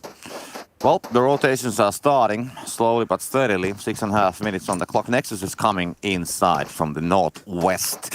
And they managed to get a 16th place on the last game, so they kind of like have opened the day. I mean, not the best way possible, but still getting that amount of points that they can definitely challenge the spot to be on the grand finals. And they will actually park it right there on the northern side of the water treatment that was discussed earlier. A lot of teams are, of course, trying to pile around San Martin, which is, well, not that far away from the middle of the zone, actually almost dead center of it. TSC, excuse me, I think Game Lord, as they will start the movement away towards the western side of the San Martin as well. I think they will just try to find a place on the middle. But a lot of teams outside, and Unicorns of Love, they are already in the blue. They decided to loot the Alcantara trailer park area, so they will be forced to be one of those last teams. But luckily, as the circle came on the southern side of the plane, and we pointed that out on the start, that not so many teams decided to take the northern side. So there's a lot of space on the north. And if the circle shifts on that direction, I mean, all the teams will, even doing the late rotations, they can have the advantage. And with Unicorns Love, for me at least, I'm really learning to not doubt this in the blue for the first couple of circles playstyle that they have. I questioned it when they were going from that terrible week 1 to the transitional phase of getting their act together and pulling out some good results. But at the end of the day, they've proven that their playstyle at the moment works heavily. And let's see what they do with it. But TSC and Xtreme Slayers looking to challenge each other. An initial double knock, I believe, onto the TSC players will give the advantage over to Xtreme Slayers, as TSC really not dealing with that one extremely well. Jaja does get a knock, but it's returned straight away. Vitoni, his last one up. It's a tricky situation, definitely. Xtreme Slayers having the better hand of it. Vitoni's nade, not gonna deal a huge amount of damage. Will still try to battle, try to hold that place, but cannot anymore go for any of the revivals. Everybody else has been flushed down already. So he's a completely solo here, just trying to deal the damage, get any points still possible. Escaping the situation is next to impossible, because we can see Xtreme Slayers holding it so nicely. There's a buggy, but you're not driving away. This phrase towards the buggy says they are so strong that he just cannot leave with that vehicle. So he needs to somehow manage to keep there, and they will just try to drive over it. Great spray from Vitoni coming. Gets one. There's going to be Puppy falling down. There's going to be more. Yes, a second happens as well. But he's, in the end, taken down. But, I mean, great try. Getting those 2 knocks in that situation, it, like, exploded very fastly. Yeah, good effort from Vitoni. There's not much he could do, but I do appreciate and respect the aggression from Xtreme Slayers. I've made note of this, where they are being a bit more proactive early game. They're not being as passive. And with regards to TSC Legends, let's be fair, they were there first. So it's quite obvious that their positioning as a team was not there to handle a team crashing down, because Xtreme Slayers came from Cruzaval, so in theory, they should have been able to have dealt with Xtreme Slayers quite nicely. But the game goes on. The next circle has popped up. It has shifted down south while Game Lord and Team Doom are in action against each other. Rob's trying to use a couple of smokes to give him a little bit more area of cover. Chucks a nade that goes a little bit too far forward. Zero's going in on his own. That's a bit risky as a solo player. You lost Desh already. Now the rest of the team are going to support him. Rob's is on his own as well. He's trying to deal with the pressure. Fossey on the other side. The minivan blows up and Robs gets knocked and confirmed just like that. Yeah. It's, I mean, Team Doom, they actually played it quite nicely, I gotta say. Even though they had a risky situation, but I mean, Game Lord, when they had only 1 player remaining on that situation, they came from 2 different directions, made sure that he doesn't have like any angles to play, and kind of like closed him in a certain sector of the yard. And then they just knew that when they will make the move, they will find him from that place. But being Xtreme Slayers, they will find some more action. It's gonna be Nexus Gaming, and they will actually get a knock from Puppy. It's been traded up. It started with Bam and then returned onto Pappy and towards the hillside. So very important for Nexus. Can't go for the revive yet. Halls plays in on his own. It's going to be a molly knock from, I believe, Creator. He gets confirmed up. Halls burning to crisp as well. This is easily in the hands, but Halls gets the knock. but he does get knocked in return. Dewey, that's a bit of a mistake. But at the end of the day, Nexus do have the body advantage. They have that little bit of a positional advantage because Bardo went for the revive on the Pappy, but now Bardo's swinging it through with the boogie. That will be heard. There's no element of surprise in this one. Play by the side of the wall, but don't stay by the side of the wall. He is forced to stay by the side of the wall as he prones down. Creator hanging on towards the side of Molly, trying to slow down Creator. This is a good attempt at a turnaround, but Pappy, he takes his own damage, and I think Nexus are at a point of having this game in their control. They will just go for it because the robot actually just pushing inside, gonna be trying to deal some damage, but Nexus defending very hard. Like 3 HP remaining. We can see Nexus player just moving on the windows on the next building as well. Batman's gonna find that angle, and there we go. That's gonna be only Pappy remaining for the Xtreme Slayers, and he's more there on the southern side, already leaving from the sea, not gonna be able to help out with the situation at all. He's gonna just go immediately. And one thing I gotta still have to say about the Vitoni situation, the previous situation, when the Vitoni, when he got that spray, I mean, when the guys were coming with the vehicle, he kind of like missed the first part of the spray, and then on the second part of the spray he actually managed to get the guy from the vehicle when the vehicle was already like 20-30 meters away from him. So if he would have been able to get the first like 2 guys away from that vehicle, he would actually been able to make that situation 1 versus 1. So it was very close, a very good try for Vitoni. That's what I have been thinking meanwhile as all the other action has been happening. Circle centers up. Excuse me, are in the center. A good cluster team now outside of the circle on the east. Chazmak, Eastern Stars, 4 Romanian Boys, SKP, and LMV, who's going to have a dynamic rotation. To me, this kind of circle shift is not good because it's very flat in the center, so a lot of teams are going to be playing on the edge. Yeah, true. I mean, the fields, there's a couple of those warehouses, so we can see Game Law taking one of those. We can see Team Doom taking the northern warehouses, not from the field, but from top of that hill. And then, I mean, when we come towards the south and the intersection area, where's the warehouses, the silos. So there's like a decent amount of places. So even though, yeah, it's kind of like that you cannot go completely on the middle, but still there's a lot of space, a lot of places on the side that you can actually play. So it's not completely horrible. And even the teams that's gonna rotate late, they should find a place. As we still have 15 teams, but they should be able to fit in. Fair point.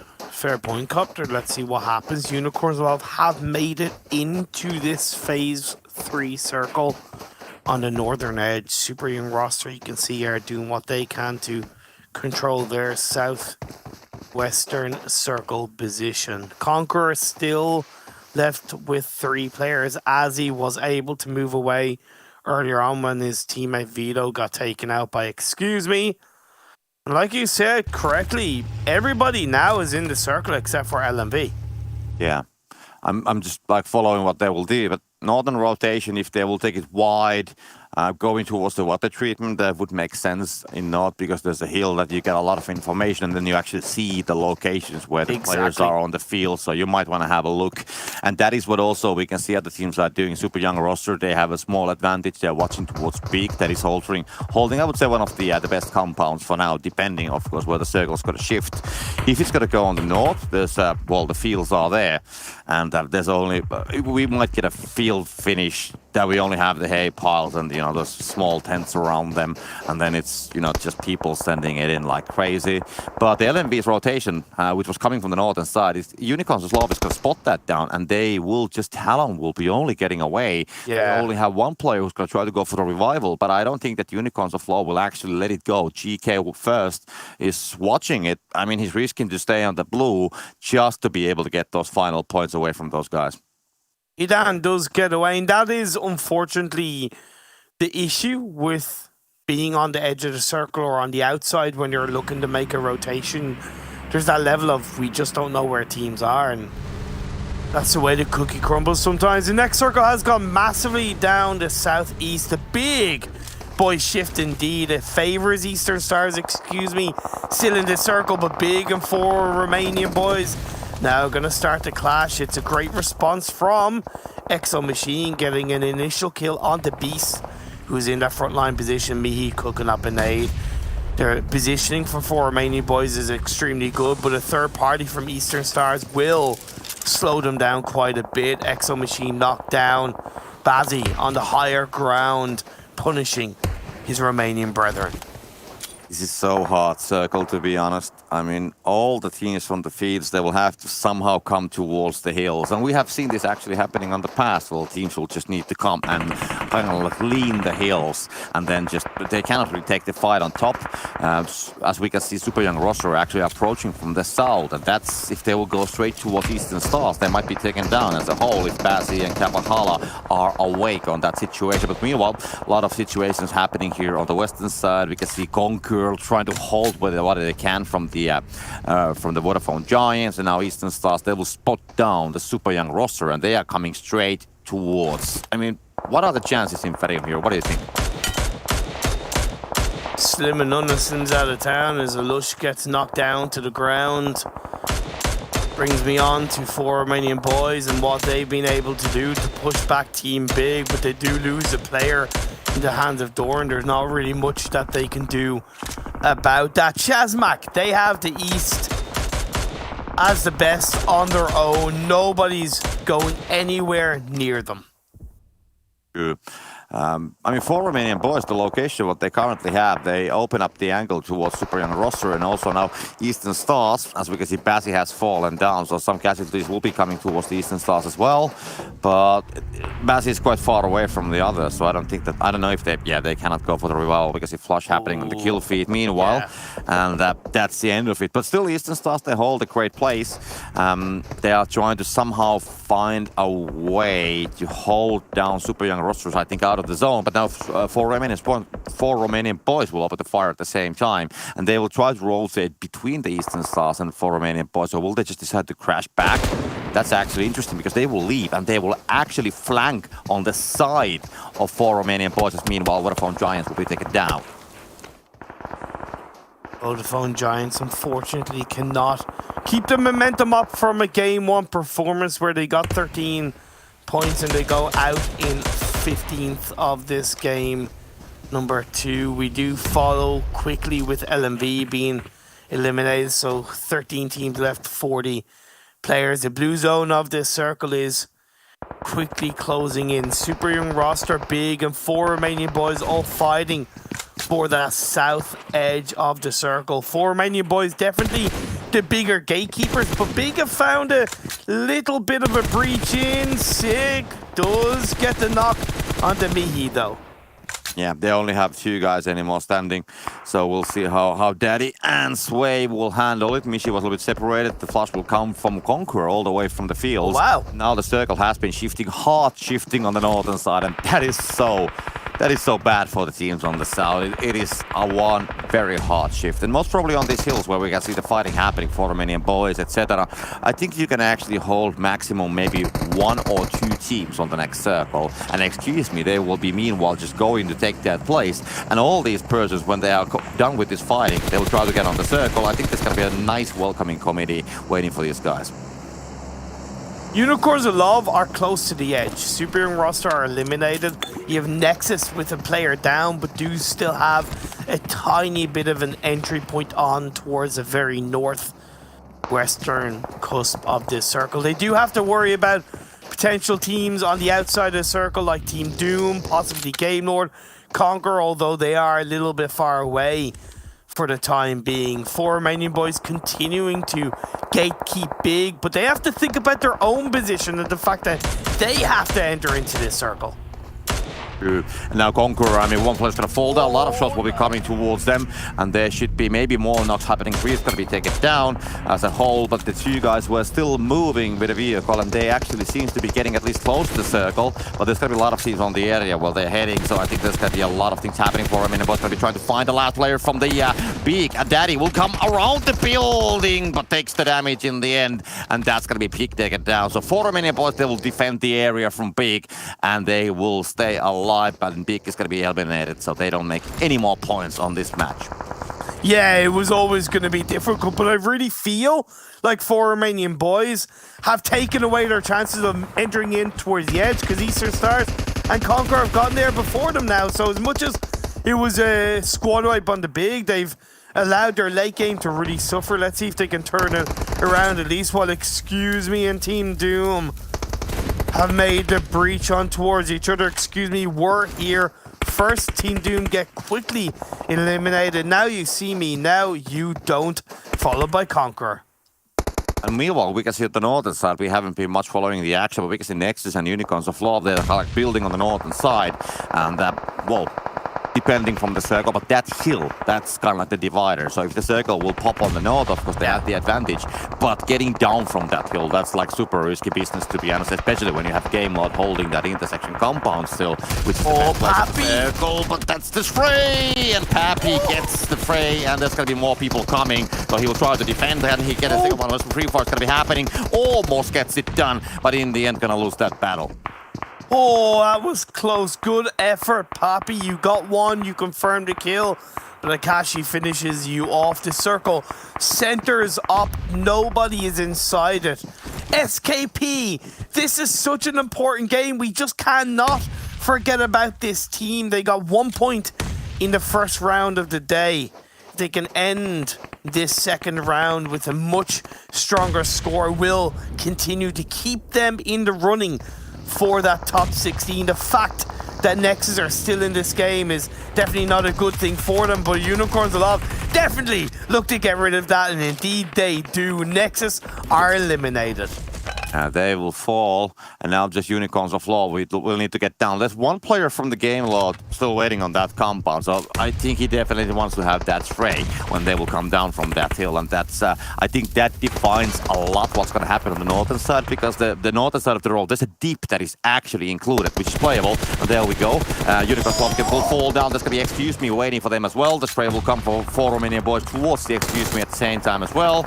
Mango dealing the damage, still watching what's going to happen with the 4 Romanian Boys. There's going to be utilities thrown at the same time as well. Will that deal the damage? It's going to be getting close, but no, it will not do the damage. And Mishi, the spray will come from Mango towards Royal 69, and he's taken down. So a lot of things are actually like a lot of third partying happening as well, as 4 Romanian Boys trying to hide on the blue. Mango goes with the machine gun, doesn't find the angle. The heal strat is in use, but there we go.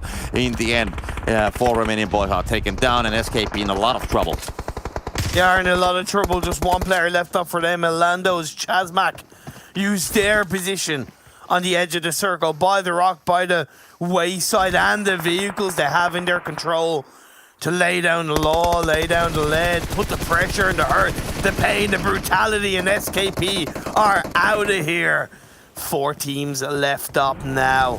Chazmak, Eastern Stars, Unicorns of Love, and the last player of Game Lord. I said this is the strongest Super Weekend lobby, and look at this. Eastern Stars, Unicorns of Love.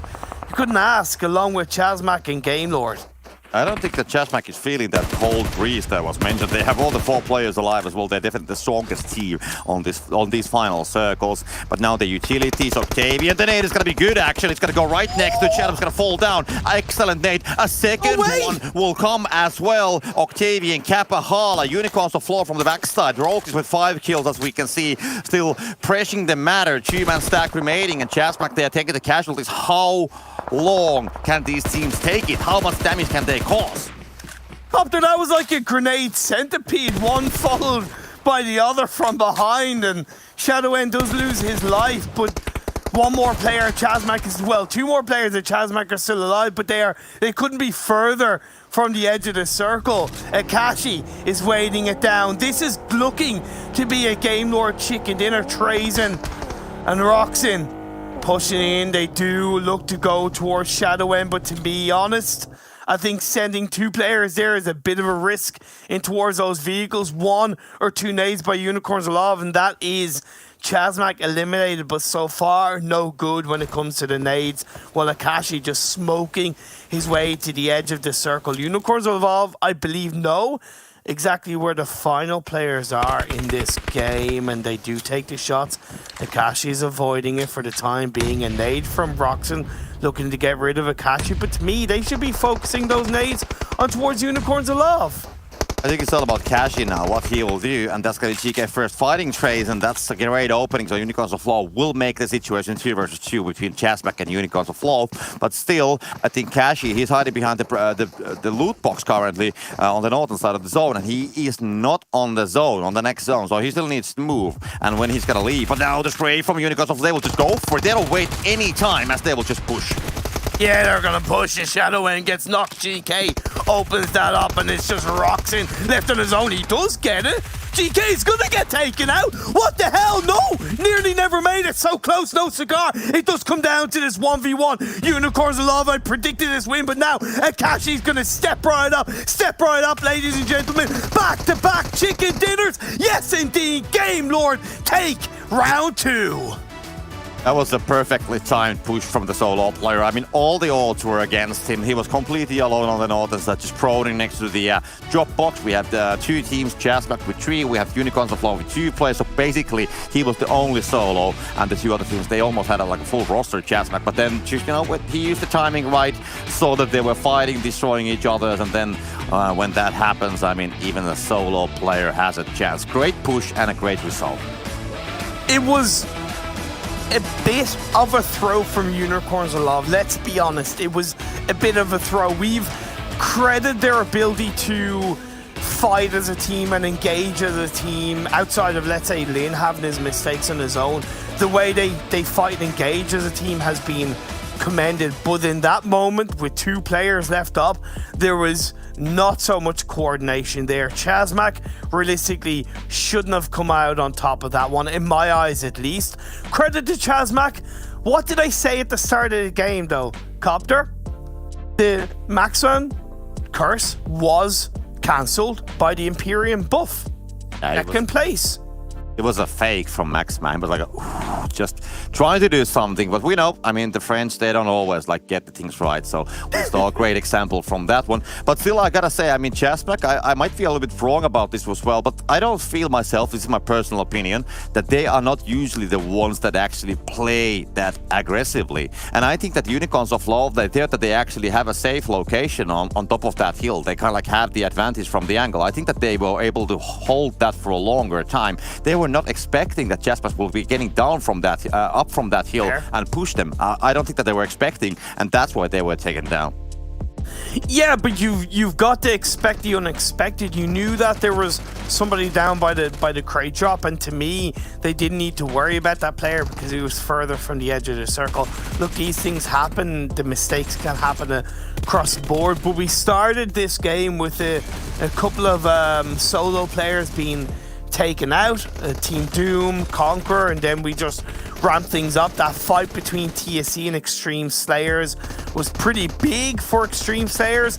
Once again, like I reiterated in round 1, it's nice to see Xtreme Slayers starting to be a little bit more aggressive. I think for them, they are using this Super Weekend as a bit of a test, because I believe that their position in the finals is pretty damn secure. So what it looks like is that they're trying to be a lot more aggressive in this Super Weekend to test where their limit is at. So coming into the finals, they maybe have that stronger balance of calculated gameplay and aggression. Maybe they just want to get the chicken dinner money so they can buy new OnePlus phones to be able to have a great PUBG Mobile experience. That could be one thing as well. I mean, if teams and the players something want, I mean, money. Nobody ever says that, we don't want the money. They always want the money. So that's the reason as well. Yeah, fair enough, fair enough. Hey, look, you know, money does make the world go round at least. You have that crazy action then on the southwest side with 3 teams, super young roster, 4 Romanian boys, and Big. Big had left it after losing Beast, and then they re-entered the scene, so they tried to give it a second attempt. It was a much better second attempt, but in the end, still 4 Romanian boys came out on top of both of those teams. It was a really hard game to read. The circle was really doing the tricks there. I mean, it decided to go to the fields, then it decided to go to the hills, then it decided to go completely on the north. So the circle was, of course, as it should be, very unpredictable. And that kind of the team that had the best location, that was changing all the time. So this definitely was one of those games that nobody was getting a huge luck with the circle. So we cannot say that somebody was getting a huge advantage from their position because the circle just kept on going all the time. So I think that a lot of teams, they did a great job adapting to the zone. And you mentioned the pick, for example, coming right next to the super young roster. I think that angle entering on the was like phase 5 or 6. Yeah, it was a very difficult one. I think that I was expecting that those teams will be actually falling down a whole lot earlier. That the Eastern Stars, for example, would be just getting a lot of kills from that angle. But they played it well, and we saw even big like they went towards the Eastern Stars, but then they decided, yeah, let's fall back a little bit.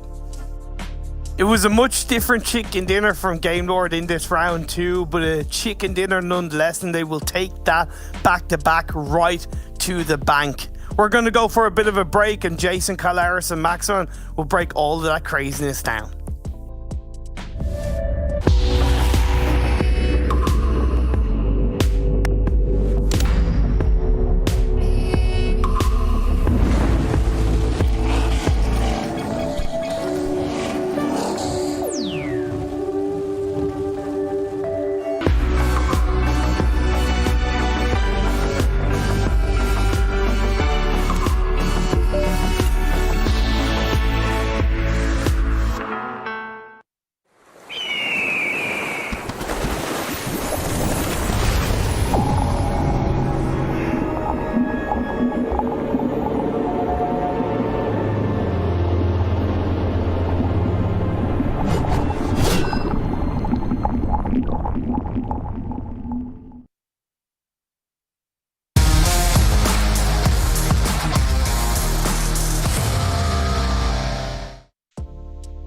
Do we need to call Dr. Disrespect? Because we got back-to-back wins, the two-timers for Game Lord, picking up $2,000 so far in our first day here in the final Super Weekend, PMPL Western Europe Season 2. I'm Jason Captain, still joined by Calaris, a confused-looking Calaris, and a Max man who has shades on. What's happening? I do. I have them because Game Lord, back-to-back win. The French powerhouse, they're back. They're doing really good. And Exquisite Decode, they're not here, of course, with no Calaris. So I'm just feeling really comfortable right now in this Super Weekend. But no, Game Lord, Akashi, I said I wanted to see Akashi potentially do a little bit better for the team. Robs, Narvalo, Victor doing well. So actually seeing Akashi get himself a finish right there is good to see. Yeah, and I'll tell you something. If you were to have talked about Game Lord doing well, it wouldn't have gone very well, would you? But the blesser, Calaris, talked about them at the beginning of all of this, and he gets himself a good back-to-back, kind of, even though it was Game Lord, not me. Can almost count it. Speaking of back-to-backs, by the way, Eastern Stars, another decent performance out of them. In terms of placements, I think they had 1 kill in round 1, here in round 2, 0 kills. But they're at least showing that they can, kind of hang at the moment, continue to build up some points. But yeah, Game Lord, they should have passed Eastern Stars here and taken first place overall. And Chazmac, Maxman, you're a little bit worried about them, questioning whether your curse is that strong. But they get themselves 20 points, so... Yeah, they were a little bit scared. I think that they felt like the airy feeling of potentially the curse coming their way. But no, they avoided it just fine, and it worked out at the end of this game. They had an original approach. They went downhill at some time. I think they were potentially trying to get rid of SKP team. They were trying to move away from the compound. But luckily enough, they went right up to the mountaintop and tried to contest that last fight with Unicorns of Love. They got very close, a little bit too close for comfort towards the end. But yeah, I think these 20 points here will be their ticket into the finals. I think this is just what they needed at the first day of the Super Weekend. So they're looking good. They're looking good now. I mean, we were already theorizing, right? Like, what if SKP team was able to get 100 more points than Chazmac during all of this, and then they would then move down into that? It ain't going to be happening after this kind of start. It's been great for Chazmac as we've seen it. I did think that maybe this game should have been theirs. However, some crazy moves by Unicorns of Love and, of course, Game Lord taking it. This was a wild ending, and I love everything about it in terms of the angles people were taking and how it all played out. Whew. Yeah, it's phenomenal. Honestly, we could probably rewatch, and maybe we will rewatch like the last couple of minutes of the round there. But as we transition to the second page, we can see again Conqueror not having too great of a round, but neither did Vodafone Giants after a pretty decent performance in round 1. LMV though, they've been kind of quiet. A little too quiet, I would say, because they were top 5 at the start of the day. I don't know if they are going to be slipping down. Of course, as you know, Exquisite Decode, they were top 4, are not in the Super Weekend, so they can still try and reduce that potential gap that they have between themselves and Exquisite Decode UK, so it should be able to work out. But I'm looking at Nexus Gaming, just a few more points than Vodafone Giants. They don't really have to do a great Super Weekend. All Nexus need to do is have a better Super Weekend than Vodafone Giants, and they will be good into the finals. So they keep on going. That's 4 points. Not even that. Looking good. I disagree, Max. All they need to do is just pass Destiny. Also, Destiny, true. They're guaranteed through, right? Because they pass 2 teams, unless, like you said, SKP can pull off an insane amount of points through the rest of the weekend. Yeah, I mean, that's another way to think about it. As long as they overtake Destiny, which they only needed 5 points, so they're technically just 1 point behind now, Nexus Gaming. So 2 more points to be safe, and normally the finals should be good. So yeah, Nexus Gaming doing just what they need to do in this first day. I think they had only 3 players in the first round, if I'm not mistaken. They did like a good amount of points. I didn't actually see if they had 3 or 4 this time, though. Actually, yeah, I can't remember for this game in particular, but woo-hoo-hoo, never mind. Who cares? Well, I know who Claris is picking for MVP of the day. GK first, 1,200 damage, 8 kills, 24.5-minute survival time. But Rokiss, I mean, we've talked about like kind of the change in the comp, right, of Unicorns of Love, where Lin is taking more of a supporty role, I believe, and Rokiss is more in-game lean, if I'm not mistaken. But to see him and GK first working together at the very end of that round was really nice to see. Yeah, I think at the end it could have gone even better. I think it was down to potentially just timing and maybe just waiting for the other one to reload. GK first could have maybe allowed Rockets to wait a little bit longer, but at the end it didn't work out. But still, it's good to see more synergy than what we saw in the first 2 weeks, right, with these 2 players, so it's good to see. If it's not for their genius move of moving from the north side of this valley to the south side on that western side, they get like 5th or 6th place in this game. So for them to be moving the way they did on the west side down towards the south when everybody's fighting things out down there, that's like sheer brilliance for them to make that move. Yeah, I mean, since we're talking about Unicorns of Love, why don't we actually just take a look at their player stats, and then we'll touch on another team right after. As you're mentioning, this rotation they pulled off, I remember you were commenting on it during, saying how important it was and how impactful it was, and considering, you know, with the amount of men they had left alive, it was very difficult to do, but you can just see the impact, right? With Winston and Fresh go down relatively early, Rokus and GK first were able to pull out a lot of points out of a round they probably shouldn't have gotten really much, if any. Yeah, I mean, it was, excuse me, they were fighting, I believe it was Eastern Stars and Romanian Boys, and in all of that mayhem, Unicorns of Love were very opportunistic. They saw like, okay, we're not in a good position, we want to rotate across the road, boom, gonna go for the fight, and a lot of those kills came through for GK First after they got rid of Nexus Gaming, so it's just fantastic to see GK First and Rockets doing so good. Of course, Lin not playing in this game, so we saw Woodson actually get himself a few stats to play, though we haven't really seen too much, and Fresh also dying very early in that game, but despite you having 2 players that early in the game, you lose Fresh at 30 minutes, you got Woodson that dies relatively early when it comes to the late game stage. As a 2-man taking home a top 3, that is very impressive, and they had a very hard rotate to make. This is why, like you're saying, you know, when I'm calling at the beginning of today, like, this team is going to win the Super Week, and you're like, ooh, bold call. This wouldn't be such a bold call if they didn't have the previous bad weeks, but you look at these kinds of performances, these kinds of moves, and the amount of points they're able to salvage off a situation where, again, any other team in that north would have got like 5th or 6th position, but they didn't do that. They were able to salvage this and then get a boatload of kills. This team's looking great, especially GK First. Man, it's so fun to watch. I mean, he's like our Paraboy, I guess, Western Europe's Paraboy. He looks good, he plays well, he's a fashion idol.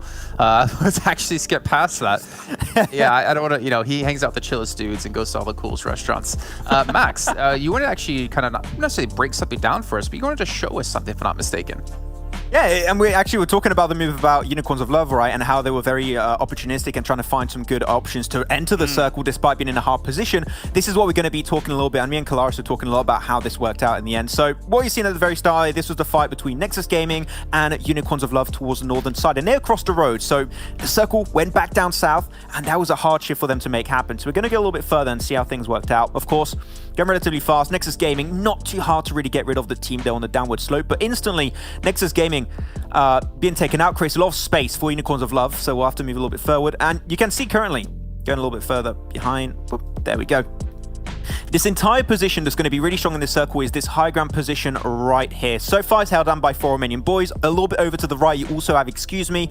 This is a lot of action currently unfolding, and Unicorns of Love see this third party. They hear the shots, they see it from a distance, having a little bit of an overhang position, and see this, okay, if we strike now, teams are going to be busy fighting each other, and we're going to find ourselves a really strong position inside the circle. So if we go even further beyond, we'll see that Unicorns of Love come up onto Excuse Me, and now Excuse Me are just pinched between 4 Romanian Boys, Eastern Stars, Unicorns of Love. There's no escape, and they're slowly but surely going to be steadily going uphill, picking up kill one by one. A lot of those kills, of course, getting picked up by GK First. So that was the play that allowed them to get not only a bunch of kills that we saw GK First rack up, but get the strongest position in the circle to contest positions from Eastern Stars and even Chasmac Gaming towards the end. So that was the 10,000 IQ play that allowed Unicorns of Love to get that top 3. It was very, very impressive. It's a smart move based on the information they have as well, because you can't make that move if you know a full team is in the compound where we had Game Lord kind of rocking up to kind of having that 1v2 going down and things like that. But because they knew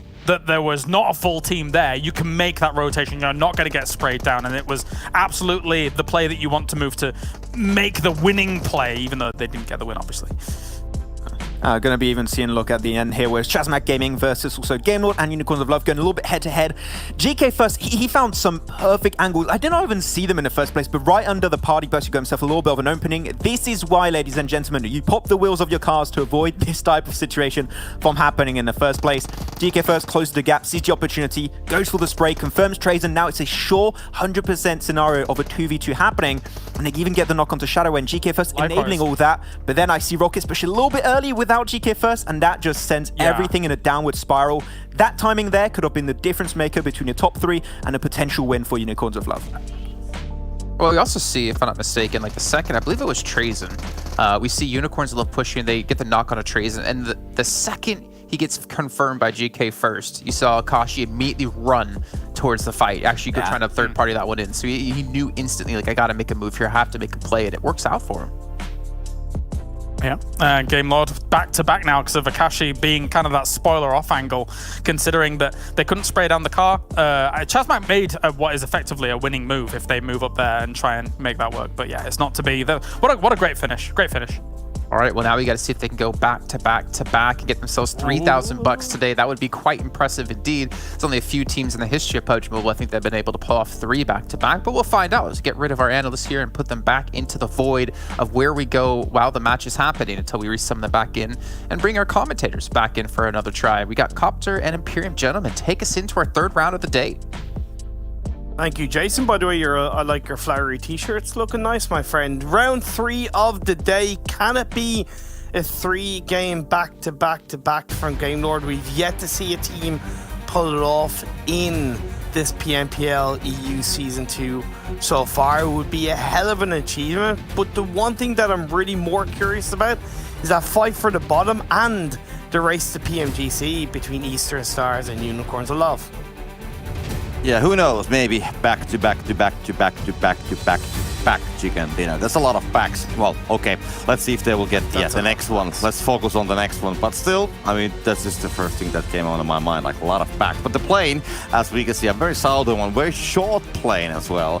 So that's gonna, I mean, the circle, it can do a lot of tricks here. I mean, of course, I would love to see a southern circle as well. I mean, maybe a melee ending, like a proper melee ending.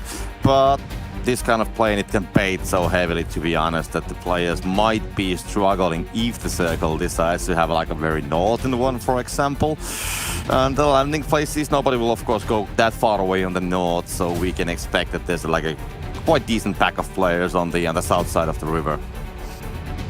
SKP are going to go to Novo, which makes sense because there's no Day of Sirens in this game. So why not? It's open, you take it. Phase 1 does not complement that plane path at all, Copter. It's a massive northern circle.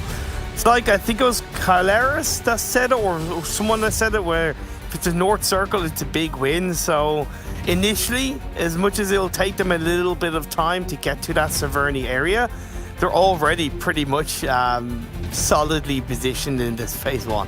Yeah, they have already taken the vehicles and they'll just cross the Q bridge and will go towards Severny. But I don't think that they're gonna be that late because for example, Eastern Stars, they waited all the way till the end of the plane. They're trying to land a Milta Power. And I think it's pretty much the same time when Big actually finally parks the vehicles on Severny as Eastern Stars will be landing on Milta Power area. But anyways, also on Georgeville area, we can see Unicorns of Love using their vehicles going on the northern side, so that's completely fine. Super Young roster will just take the south. They got a kill onto one of the Super Young roster players, by the way. An early kill, I believe, by Woodson. That's a good start. And yeah, it seems that there's a one player missing definitely.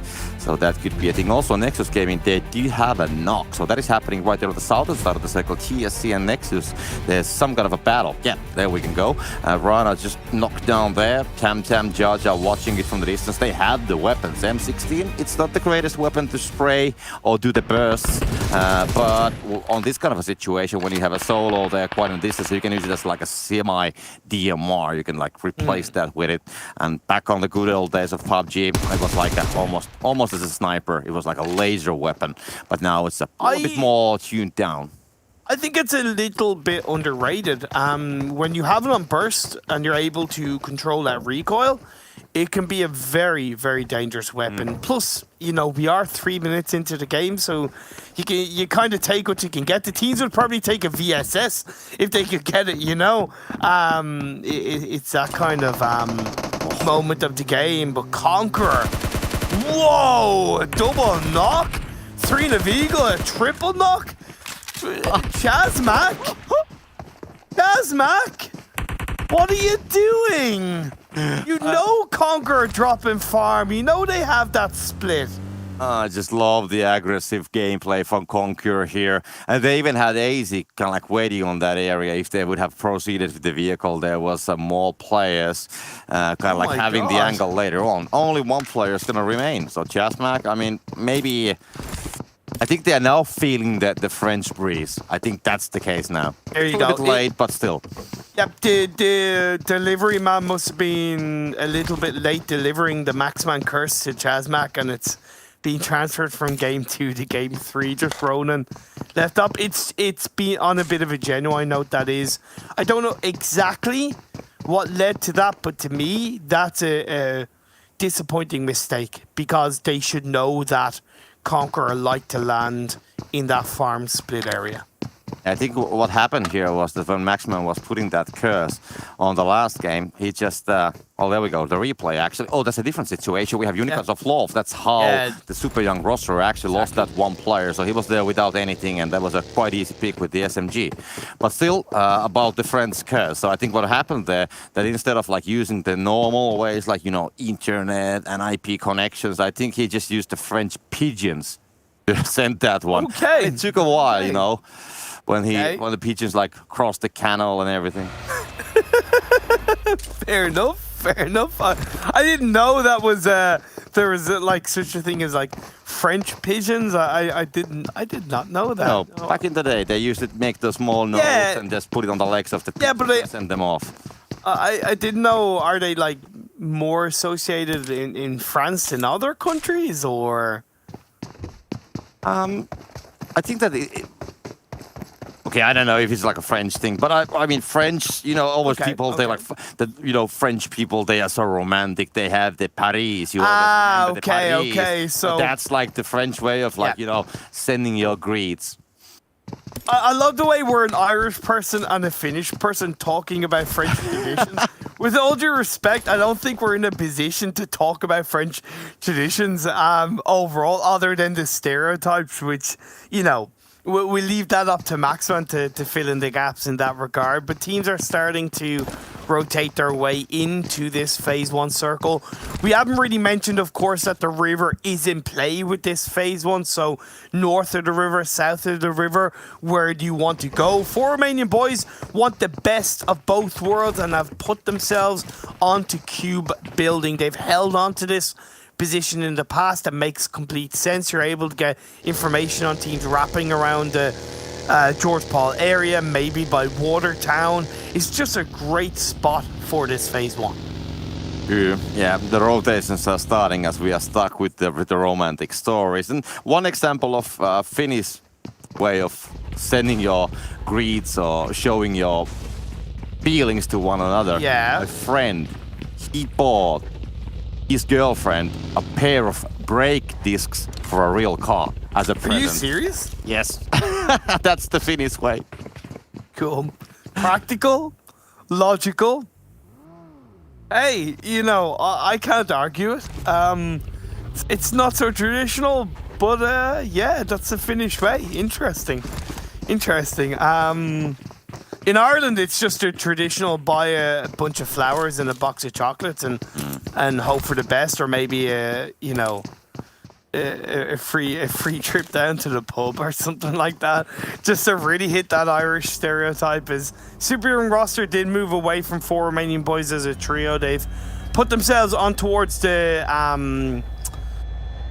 airplane area of shooting range, that kind of broken down airplane dip, which I think is also a great spot for this phase 1. You don't get as much information on the south side of that hill by the river, but in terms of playing towards this phase 2, phase 3, I think it's a really good spot from Super Young roster. True. What we saw on the previous pictures was the Unicorns of Love. They were just coming, on the southern side of, on the actual Team Doom on the southern side of that river, and Unicorns of Love, they're waiting on the other side. So teams are like trying to make the decisions which side of the river they want to play. And surprisingly, as we can see, Xtreme Slayers, but they are not alone on the south, rotating in the blue. I think we have 5 or 6 teams that are still in the blue, and LMV, they're right next to them. Oh, that's going to be actually Team Frosty, Doom. Frosty taken down as he's going to try to send on the other side. They had the rest of the teams and they are just holding the garage building. Probably one player scouting maybe some information right next to the Everest, but they didn't catch that piece of information. As for Romanian Boys, they just hid on the key building. And the next shift, it's still going to keep the river completely in the middle. And these circles are quite fun because it really makes the teams and the IGLs to think like which side they want to play. And now, as we have so many teams coming from the southern side and many teams actually rotated on the northern side earlier, it's going to be quite decent, like 50-50 split between the river most probably. I expect LMV to do pretty good with this kind of circle. They have in the past, whether it's been Watertown, whether it's been Rozhok, they have pulled something decent out of the bag. They're not having a good run in today's games. First game they got 1 point, second game they got 0 points, so it's half a point per game right now, their average of this third Super Weekend. And considering the monstrous second Super Weekend they had, I suppose I'm expecting not so much the same, but definitely something better than what we've seen so far. Game Lord also in a good spot in the circle to the west of Yasnaya, by that tadpole of the river spot. And being on that kind of western eastern edge of the circle by the river, such as Unicorns Love and Game Lord, is pretty good because with either side of the river, you're setting yourself up for a good phase 3 rotation. True. All the teams on the south, I mean, they haven't yet chose the places. So I'm just afraid what's going to happen on the Rozhok area. Yeah. So all the teams like decided, yeah, let's stay in Rozhok. Then we have the south. We're going to be late anyways. And we have the south. We can easily cross later. So I would imagine that there's a lot of pressure building on that area. But as we can see, LMV, they will start scouting already. They will be able to see Nexus Gaming on the compound. Most probably, yeah, they have spotted them from the windows as they will be also trying to prepare for the rotation.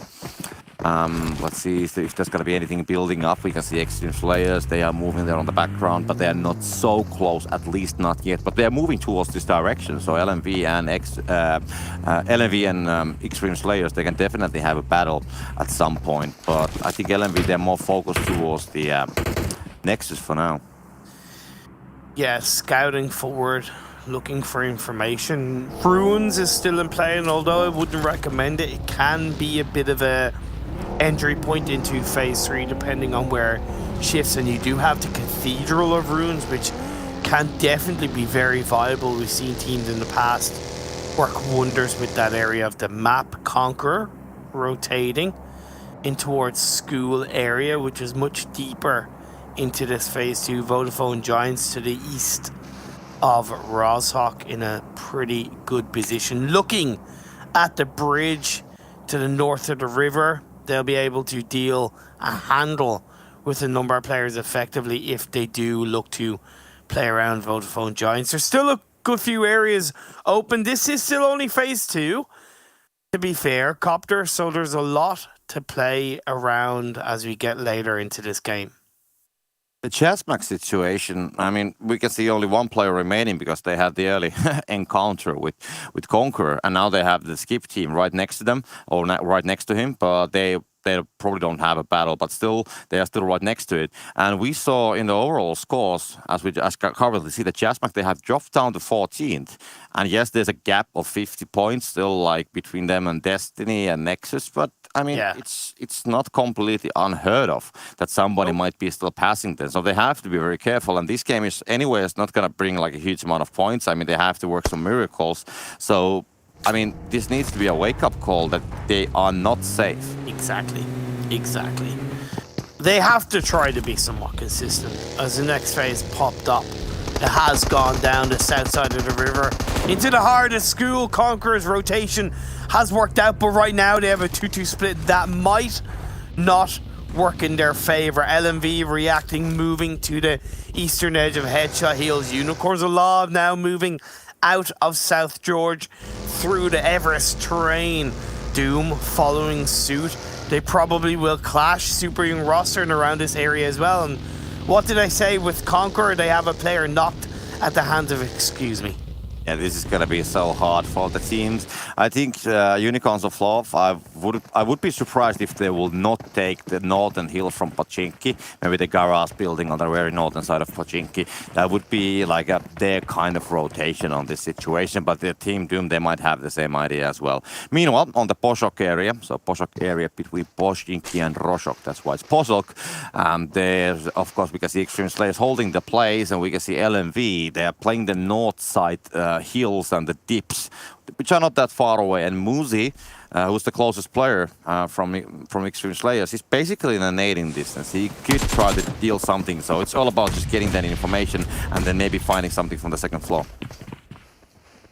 TSC have looked to breach into Vodafone Giants compound, and that's why I highlighted Vodafone Giants were in a great position to be able to deal with the team breaching in, because it is relatively flat around. Now there's two separated kind of set of buildings in play, so TSC not fully punished. Tamtam's knocked, but the revive should be played out. A nice molly from Pocus to try and continue to slow down TSC. Vodafone Giants don't seem to want to push this massively. They've allowed Tamtam to be put back up onto his feet. If they're gonna push that situation, I think, excuse me, from the Roshok Hill on the western side of them, on the east of Roshok, they can have the angles, so they can actually have a side angle between the walls and between the compounds, and that would be a risky play. Meanwhile, actually, we can see Big losing one player as the last player from Jasmine gets a 1 kill. But that's gonna be Jasmine now take it down, so that's the end of it. So they've managed to at least get a knockout. I'm not completely sure if they were able to confirm that, but maybe got 1 point from this game. They were not able to confirm that Mihi is getting revived by his teammates. I think the reason why Giants didn't want to push this is because they had lost Ulysses. It's something that I hadn't quite recognized, so I appreciate that they realized we're a player down. Despite us getting a knock, it's still 3v3, and you can see, excuse me, taking advantage of their position, picking off one of the Super Young roster players as the next circle shifted to the east. Yeah, that's a hard one. Hard shift almost towards the north and the east, and all the teams who have taken the position, all the fields on the south and the compound of the Poshok area, they're now outside of it. Ooh, Parada's gonna find that one player, try to do a try-by, gets a flash on Faker, and that's it. So Faker is done. That's 1 more point confirmed for Excuse Me, and Super Young roster down to 1 player, Ali 21 still remaining. And yep. Look who's in the center of the circle. Game Lord. Yep. J Compound, that's the place. And it's a good place. I would be surprised if nobody will be crashing on the southern side of it, because that's one play that, for example, big Unicorns of Law could do. But they have to deal with the Team Doom on that side, so there's going to be a different, interesting situation building on the south. But meanwhile, Vodafone Giants is watching towards the J Compound from the different direction, while they have to worry about the TSC. But they are still inside, so they don't really have to move. But the south side, that's going to be a bloodbath. Nice knock by Bujo on a side note. Let's see if we can switch over to the potential action that's happening down on the south. Team Doom, Unicorns of Love, and Big. I think Team Doom have lost a couple of players, so the two remaining players, Action and Unreal, are much more heavily separated, so they're not really in the mix. Unicorns of Love are just full sending it into this circle. I believe there's one shack or one small building outside of apartments that they are sending their full squad to. That's going to be hard for the teams in apartments, because right now there's like 3 teams in apartments. There's SKP, there's LMV, there's Xtreme Slayers, there's also Action. So 4 teams in apartments as Hidan looks to turn things around with the rest of his team. Xtreme Slayers not slowing down. Bardo and Pappy still up. Bardo gets knocked by SKP in the other building, and Pappy, he's getting the revive on the Muzzy, so this fight is far from over. Yeah, it's a hard battle. I mean, 4 teams in the apartments, that is definitely not the optimal situation, but we have seen this happening on the past. The Unicorns of Love building on the eastern side of the whole situation. They can stay there for a while, depending what Big wants to do. But it's a very hard compound to get away, as we can see SKP immediately taking down the tower. like that. So you have to basically walk away from that place with the utilities. But yeah, of course, it's all about how many teams will be still staying on, and on which buildings of the apartments, how they can actually hold those teams getting down. And LMV, they're just trying to find something out of the situation. Still having all the 4 players up and running as well. So that's going to help with the situation. As Xtreme Slayers, they have had some casualties because that they are healing. The Wests and the Helmets, they are in a bad shape, and also knocks towards SKP as well. I don't know if LMV can get themselves up as a 3-1 in that one apartment building. If they can, they should. I appreciate that they have a 2-2 split, so there's a couple more angles they can use to their advantage. But if they don't have the manpower to deal with the likes of Xtreme Slayers, then that makes that split a lot less effective. Never mind the fact that with all the windows in play of apartments, it's quite easy to get third party, and the players from LMV do push in across towards the other side into the apartment building. They recognize they have to take control, and although one of their players is knocked down, the other 2 players are pushing up, but it's incredibly hard to play on the stairs of these apartment buildings. You can pre-fire all you want, but at times it can come down to random look on your side. Perks takes a good bit of damage. Xtreme Slayers are realistically coming out on top of this one. I believe Perks is the last player up for his side. He's able to get a first aid off, and he gets taken down. Muzzy finishes him off.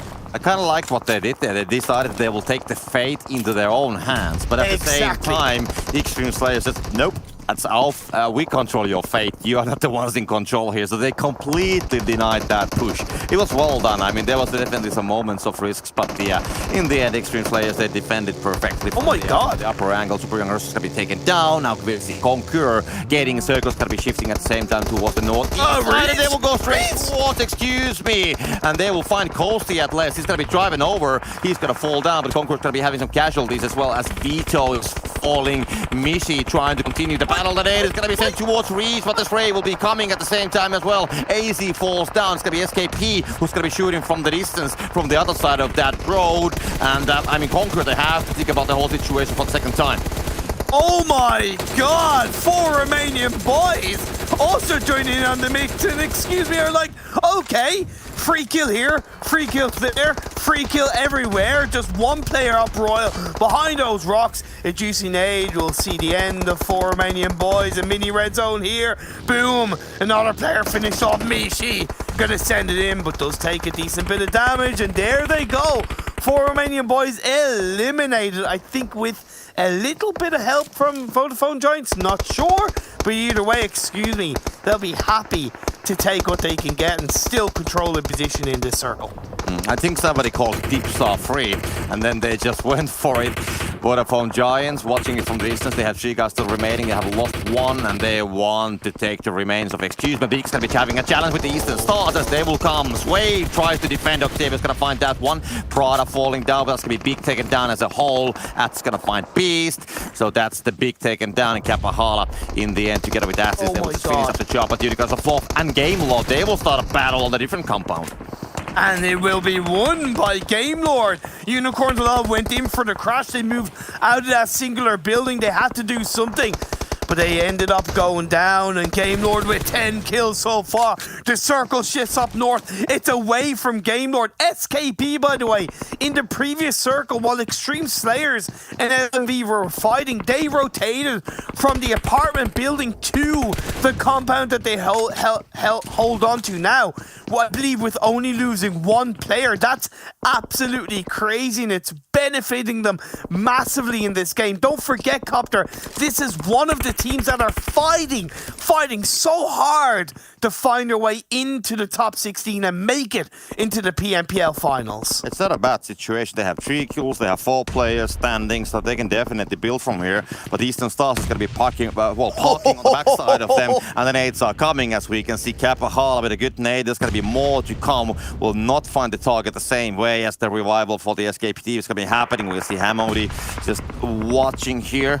There's going to be more to come. Kapahala tries to find something from the corner. Now they're going to be crashing inside. Bass is going to be coming with the buggy, and let's see. They will get definitely in the closer distance. They will have to get inside. Both teams are currently outside, so this is a fight that you have to finish, and fast.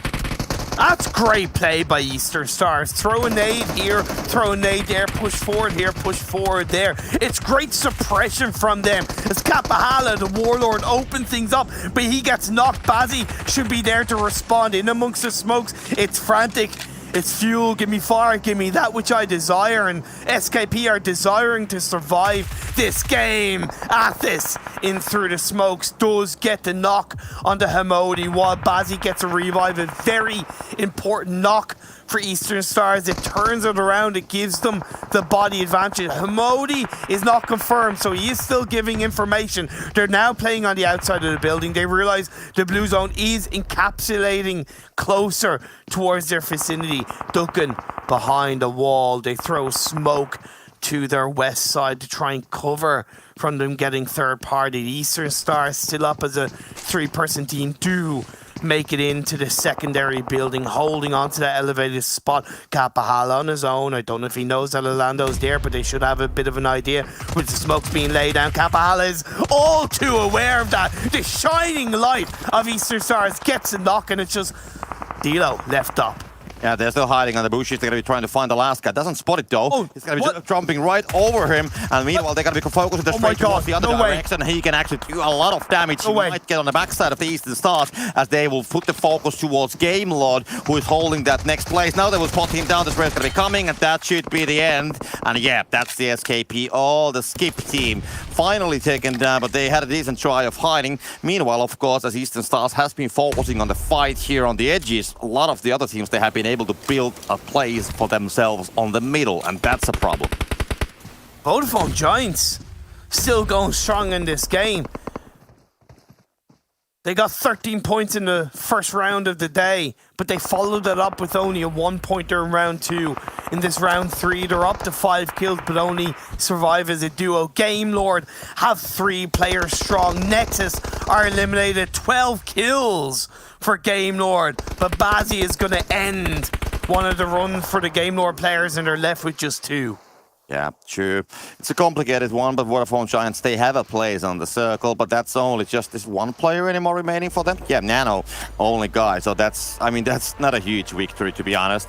Just having one player inside. Of course, Eastern Stars, they have 3. Now we have 2 and 3 solos in total. So it's all about the solos. Eastern Stars going to go for the Conqueror position, and they will just crash inside. Will they find the solo? Try to do something.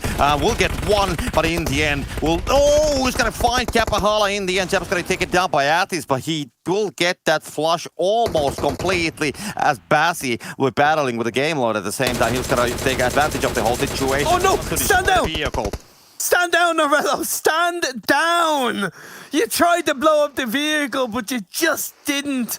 Wait another couple of seconds. Down, Game Lord go, and we're left with our final 3 teams. The revive onto Athis is important. This is 2v1v1, but the thing is, do Eastern Stars know that it's a 2v1v1? Mishi holding on to the left side of Eastern Stars. Nano to the right side. All 3 teams are inside the circle. Mishi might be more capable of knocking down Nano and taking him out. than Eastern Stars because the road divides those two teams. All the players, they are inside, so we'll just have to wait and see how it's going to be played. The circle hasn't yet completely decided everything, so it's still moving. Now it will come on the northern side, and we'll have to wait for those couple seconds when it finally is going to be closing in, and then the final moments will come. But of course, the road, that's an important point, because we have to get on the northern side of that small road, and that's when you're going to be exposed, because that's also the highest place of the whole circle. So Eastern Stars, they have to come, and that's the if they will get past that road, I would say that they have a very good chance of winning this. But if they will be spotted and taken down one by one, as we can see the spray is going to be coming from Eastern Stars now towards Nano, then if they lose the players, then it might be the end. They have their target in sight. The vehicle is not blown up, so Nano's under an extreme amount of pressure. He realizes he had to blow it up. His position had been compromised, but he is down to half health. Is he going to be given the time to get a first aid off? All the while, Mishi is just going, don't look at me, guys. I'm fine. Focus on Nano. I'm going to stay where I am. This is where the body advantage and the awareness of the fact that Eastern Stars might not know that it is 3 teams in the final end of the game could work in their advantage, as Bazzi does get the kill onto Nano. We're left in a 2v1. Now, Eastern Stars are aware that with that confirmed kill, it's just the road dividing the final 2 teams. Mishi has to make the play of the decade, open things up, gets a knock onto Athos. Boom! That's it, pre-fire. Pro's back down, looks for the shots off on the Bazzi. It's a 1v1. The greatness of Eastern Stars against, excuse me. Mishi tries to reload the gun, steps up, he gets the kill. That's an excuse me chicken dinner. Yeah, Eastern Stars, in the end, they will get it. Sorry, they will get that one player down, but that's in the end, Eastern Stars getting those casualties. Great space coming in, and well, of course, excuse me, I mean, they played it well, definitely. I mean, holding that place on the northern side, kind of like took the advantage of the road. And you mentioned at some point, Imperium, that the Eastern Stars didn't have the information about that it's going to be like 3 teams. But when they got the Nano out of that vehicle, then of course they immediately got the information from there, and then they could just focus towards getting that one solo player down. But I mean, Mishi, he was a hard biscuit. He just wasn't really looking to do anything other than wait for his moment to step up, step out, and get the final kills. It was that use of the tiny minuscule low ground dip that he had to his advantage across the road that really allowed him to step up pre-fire, get a knock, and prone back down. And it took a ballsy play. So many players wouldn't look to do that, but he knew, look, the worst I can do is die, and I've still got my team in second place. Or if I go for this push and I get the 2 kills, I've won the game. I've gotten my team $1,000 in their back pocket. Fair play, Mishi. Fantastic. Fantastic. Yeah, I mean, straight after the match, he's going to go to the candy store and buy something nice for himself. That's what you do when you get a little bit of cash more on your hands. But, I mean, definitely deserved victory. I mean, in the end, played it very well. And, of course, I mean, every time when you get, like, more players down than what you have remaining. So if it's like 2 versus 3, 1 versus 2, even 1 versus 3 situation, every time the team and the players gotta be happy about it, that they kind of like, you know, get more out of that situation. And this time also, as it was the last battle, then of course the chicken dinner is the final reward. But a lot of interesting shifts with the circle. I mean, the shifts all the way towards the northern side of the J compound. That was something that I don't think the teams were predicting, and a lot of teams were like trying to decide like what plays they can actually play. We have a lot of teams who came like very late to the circle as well. So that's why the shift on the southern side of the river was like a huge surprise. I mean, oftenly it goes north and then it comes south, so the great migration starts, but this time it was like more natural. Yeah, it definitely was a little bit more natural in that regard. But Game Lord, they got 21 points in that 3rd round. Followed up with what they'd already secured in the first 2 rounds of 47 points across the first 2 rounds. That means they've gotten 68 points in 3 rounds today. This is Game Lore that we frankly were missing across the last week. And it's good to see them back, looking confident, looking secure, taking fights, controlling fights. Yes, they definitely had a good bit of circle look through that game when it shifted towards their compound, but they still dealt with Unicorn's Love. They still helped to deal with a good few of the Eastern Stars players, and to me that was a really well played game. The amount of kills they got in that round speaks for itself.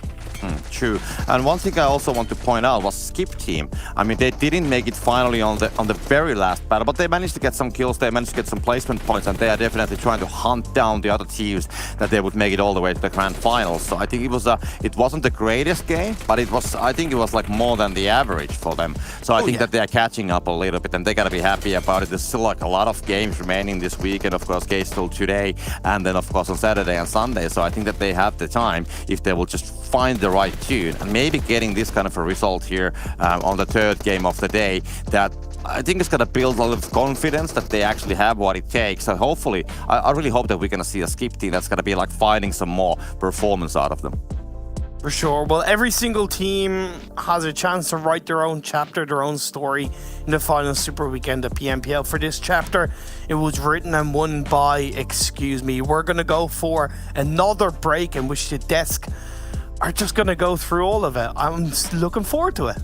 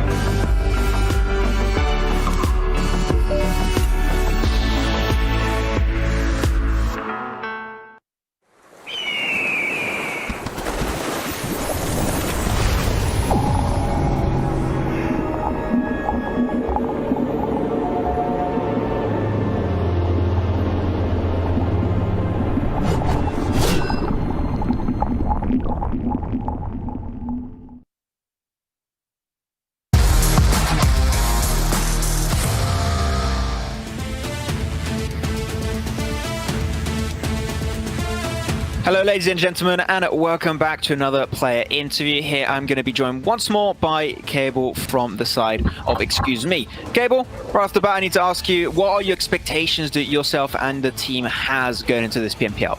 So yeah, like I said before, that we have been practicing a lot. We have been analyzing and studying other teams and as well ourselves as well, and we are trying to reach our full potential in PMPL, and we are just trying to get into the finals. That's our first step. We're not trying to reach like top 1 or anything. We just need to get into the finals first, and then we will do next part. So it's like a step by step. But yeah, our expectation for now is to get into the final first, and then we'll do rest. I think a step-by-step process is definitely the best approach. I would have to agree with you on that one. But if you make it into the finals, there's also a chance that you might make it into the EMEA Championship Season 2. If you make it that far, do you have any goals in mind you would like to potentially achieve in that event?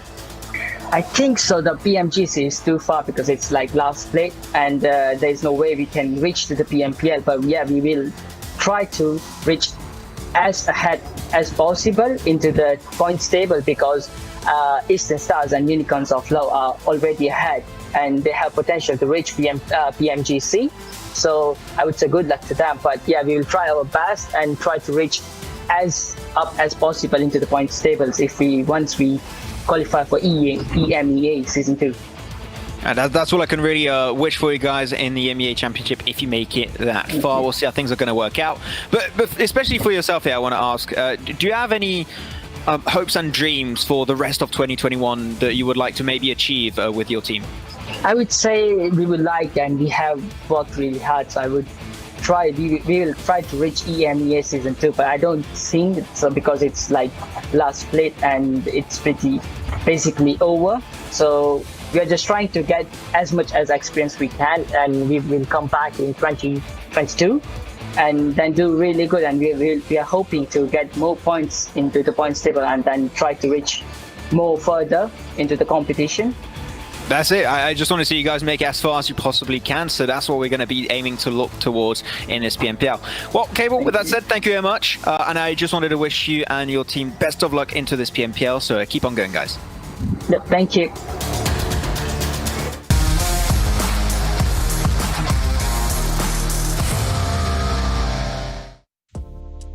Well, excuse me, they pull out the chicken dinner. They pull out another $1,000 for themselves as well and get themselves one step closer to getting through into the finals. But let's be honest, pretty sure they're already qualified through into it. It's just about how well they will do when that event comes around. Just to remind you guys once again that OnePlus, our sponsor here, official sponsor of the PMPL Western Europe Season 2. You can get your charge on all day in just 15 minutes by plugging that bad boy into the wall and you're ready to go for all the action. And funny enough, 15 minutes is about the time you have between rounds as well. So, you know, if your phone's low on battery, go plug it in and hope you have a OnePlus. Anyways, moving on from this one now, let's take a look at the rankings, get an idea of how many points they did get for themselves. But we also had not only Excuse Me step up, we also had Eastern Stars, we had Game Lord yet again, getting another 20 plus points on the board, and so did Vodafone Giants here. Yeah, I mean, Vodafone Giants, they need to get themselves some good points, right, every single game, because you know as a fact that Nexus Gaming already made it in the top 16, so Vodafone Giants don't want to be left in the dust, so they want to try and get as many points to Renos as possible today and this Super Weekend. But it's one team here, Kalash, that we're not seeing today, and that's pretty insane. It's Team Big, right? And when you have Game Lord and Eastern Stars who are right behind them, and these two teams are doing relatively well today, that's very scary for Big. They might just fall a little bit too far behind. There's always that scary position as well when you have this first or second circles pop up and you're like, oh no, is this going to be a 50-50 river circle again? Big sitting pretty up in the northern side of this, but then it all shifts south, and then them scrambling for a position is difficult. And speaking of good positions, as you mentioned, with Vodafone Giants getting points on the board, they had Garden for a lot of this. So being able to transition to where they wanted to go was very easy and not too bad. But the best transitions was absolutely Eastern Stars. They knew they had to push through SKP Team's compound to make any semblance of this game correct. And they did with major gusto. So I'm happy to see that. A little too close was Dillo in the bush at one point. Like, is he going to go for the spray? He had an opportunity, I would say, James, at one point. Yes. He just too much trigger discipline at one point. Unfortunately, that did cause his demise, so that was the end of escape. They had a strong compound, but yeah, Eastern Stars very opportunistic, found the position and went for the push towards the end. But Chazmac Gaming up and down a little bit today, but 0-pointer, but they still should be safe to make in the finals. But yeah, Chazmac got to find a little bit more consistency before going into the finals. I mean, speaking of ups and downs, we've had mostly downs out of a couple of teams. TSC, Team Doom, LMV. I feel like we see them at the bottom of the scoreboard quite often now so far within this final Super Weekend. But again, they're relatively safe anyways. They should be through into the finals.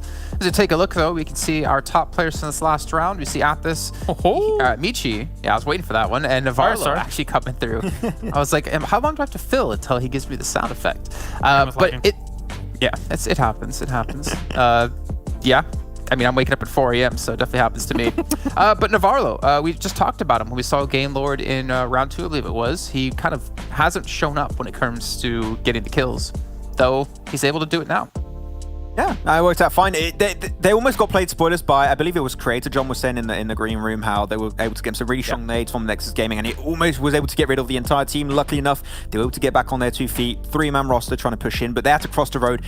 It was not a very easy shift for them. And Eastern Stars being so quick, and once again, as you say, right, Kalaris, being always the team to know what decision is the best decision, it kind of ruined their opportunity towards the end. But until then, they had double-digit kill count, and they were fragging out big time in this game. And throughout today, they've got, Imperium said it earlier, out of 3 games, 68 points. Teams do that in like a day, even more than a day sometimes. And they do that in 3 games. That is nuts. Some didn't do that across the entirety of the league play. The 8 games coming into this. This is ridiculous coming in here from Game Lord. We asked at the start of the day, I'm going to repeat it. Can they repeat the performances we saw from week 1? And so far, so good. Yes, they can. I mean, the compound that they had going into these circles as well, you got to remember that any circle that shifts away from any of these compounds is absolutely barren. There's nothing to play with, but they still come out with 21 points. So kudos to them. It's been, a great day for them so far.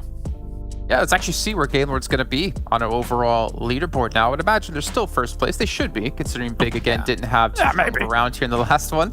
But I'm more curious down towards the bottom, though. We do have Excuse Me trying to close that gap up against Exquisite Decode, who are not playing, but they've yet to pass them so far. But the second and third page is what I'm really focused on, because you still have Destiny, I believe, holding on, but it's not looking good considering. Oof. Yeah, I think it must be like less than 10 points, I think, difference here. I think that the next game, or at least the... Oh, no, well, it is. I mean, technically it is less than 10 points. It's 1 point. That's all the Vodafone Giants really need. And that, I mean, with still all these games that are left, 12 games left to get 1 point, I think it's safe to assume Destiny are going to be dropping out of this one. So, yeah, we'll have to see them potentially next time. And, of course, there's no Agon not being with the team anymore. So we'll see if we can see some other players potentially in the next PMPL seasons. But this is the end of the road for them. Imagine a world where Vodafone Giants from this point on gets 0 points. Like, just every game not getting anything. That would be... I don't think the curse is that bad. Come on. Yeah, you know what? We give you a hard time, Max, but you're right. It's probably not that bad. So unfortunate for Destiny, considering. I think the crazy thing about Destiny is that there's a semblance of a good team there. I know that they've just lost Agon. Obviously, that's not ideal. But we have seen some of those individuals looking good in the past. So, yeah, they'll be back. They'll be back. Well, Vodafone, Chazmac, and SKP still yet to get a chicken dinner in their super weekends. No extra money in their pockets. But we're moving over to Sanhok, and I'm expecting to see some Sanhok numbers and maybe some Sanhok finishes as well. But before we can even dive into it, we got to bring our commentators back into this one. But I guess we'll give an extra second or two just to warm up, get their vocal training ready to go. As gentlemen, I'm kind of excited to see how things are going to go in the finals. We talked before about marathon versus sprint. League play obviously is a big marathon because you have to play out, 3 weeks of play. But when it comes into the finals, what's up? There is one thing about that, actually, because of course Eastern Stars, I think they're going to end up looking good in the finals, and especially they're making some really good decisions, especially moving on to the SKP compound that they did there. But there is something that I do want to kind of nitpick and break down about that last situation, which I think could have got them the victory here, Jason, if I may. So basically, they smoke off Nano, right? They kill him off and stuff like that. Me and Max were talking about this. Pushing across 2 people there, I feel like they know where that last person is, right? So they could have even divided up a little bit, maybe taken a different angle and probably finished him off, Max, and won the game. Yeah, I think also, like, they smoke out the position of Nano, like, we're going to block out his visibility, and then they decide to send not only 1 player, but like 2 players in that position. Like, you're losing information on where Michi could be standing, so it was down to details. I think that a 1-1 split would have been better to get the advantage onto Michi, but it's still top 2, it's still a good game, but that little difference there could have been potentially a win coming their way. Well, yeah, I mean, difference between top 2 and $1,000 is quite a bit, I guess we could talk about. True. But it's time to bring our commentators back in. So you two, get out of here. Go get some rest. Go get something to drink. Maybe something to eat. Maybe a baguette, a chocolate, croissant would also be nice. Let's bring our commentators in for the first time, though, today. John Allen and Blank ready to sink their teeth into our delicious next round. Yeah, absolutely. We are ready and raring to go to chomp at the bit of PUBG Mobile. That's what we're here for. Yeah, 100%. I love it. I mean, I'm wearing my headset so far forward though that it's almost become what are you doing? I'm like an X-Man at this point in time. I've got to stop my eyes from burning from the other side of the screen. There are some burning hot players in this lobby at the moment. Eastern Stars doing fantastically well, of course, but Vodafone Giants is definitely the one that's standing out to me at the moment. John, right now the one thing that's worrying me is their Miramars aren't so hot. They're not as hot as the sands that they're laying their poor feet upon. But their Erangels, on the other hand, they've had a 3rd place today and a 4th place on top of it. That kind of fire that we saw from them coming from league play at the end hasn't stopped. It's not wilted away just yet, and they're keeping up, and that's great. Yeah, absolutely. They are keeping things going. For this game, Blank, I'm going to ask you early on for your prediction right now as to which of these teams is going to have a good game. But I'm gonna go in early and say I really want SKP team to come out swinging here, because I feel like it would spice up the bottom of the tables. I feel like if they popped a win here with some not as strong entrance from Vodafone Giants and from Nexus Gaming, that allows for a little bit of a closer race towards the bottom. And I'm always a big fan of that dynamic towards the bottom of the tables, because of course only 2 of those 3 teams can get in. Oh yeah, I mean, it's definitely a little bit of spice would not be unwarranted here. You know me, I'm always in the kitchen cooking up some curry or whatever. I've even made my own garam masala the other day. I was very happy with how it turned out. And SKP's got to be the garam masala of the lobby right now. They've had a lot of things come together, a lot of different ingredients to get to this point in time, but they need to keep being on that burner, keep boiling away, let that sauce thicken up and try and thicken up their points as well, because they do need a fair few to catch up to Vodafone Giants. Now, this is where I think I differ to you in this situation, is that, yes, it would be amazing if SKP can put up some fat performances, but I think that Vodafone Giants I'm still in the boat rooting for them because, you know, they haven't fell off. And I think if it was a case, you know, they just weren't doing too much in these first 3 games of this Super Weekend, then I would have my issues and maybe I would be backing SKP. But if Vodafone Giants really want to hold on to this spot and they're putting in the work to make it happen, power to them. But my prediction for this map, though, John, completely separate to these two teams. Big. I want to see Mickey be able to channel his inner destiny from last season. Not this destiny from this season, of course. That wouldn't be good, but last season's destiny. Not great. Yeah, they do it. They'll do it. They've had a fantastic run on that Northwest Island before with Mickey at the forefront of that. So hopefully they can continue that kind of performance. And this time they don't have to worry about Eastern Stars. They've started to drop in boot camp. So Northwest Island, much more available to them. Sadly, it shifts the north side of the map. So we're going to have teams coming from that northwest side, maybe across the bridge or from the south side. Unicorns of Love have found Bardo. And that is a 1 dead Xtreme Slayer. They are going to take that one down. First kill found, fresh. Happy with that one. Unicorns of Love, an early point on the Southwest Island. Very nice. You take those. I don't think there's going to be much loot there to be gathered for your boy Fresh. He does get a level 2 helmet, although he was part of the making in dropping that down to half HP. He got a few nice little headshots coming through on his side. Unicorns Love, though, down towards the Southwest Island. So realistically, that actually opens up a few good things for them going forward, right? Because now they have a little bit more control over that side of the map, and they feel slightly more comfortable. They know that Super Young roster around here, they have really been at their every turn on every single map. You know, they drop in South George, they drop just south of them in Miramar, and they drop just north of them in Sanhok. So these two teams, their fates are fairly entwined at this point in time. One cannot move without moving the other. To see if their fates do, in fact, link as much as you proffer. Only time will tell. On the southeastern edge at the moment, those Vodafone... Sorry? Thank you, strange wise man that I met on the street. I am now going to leave and go into the co-op because you are harassing me.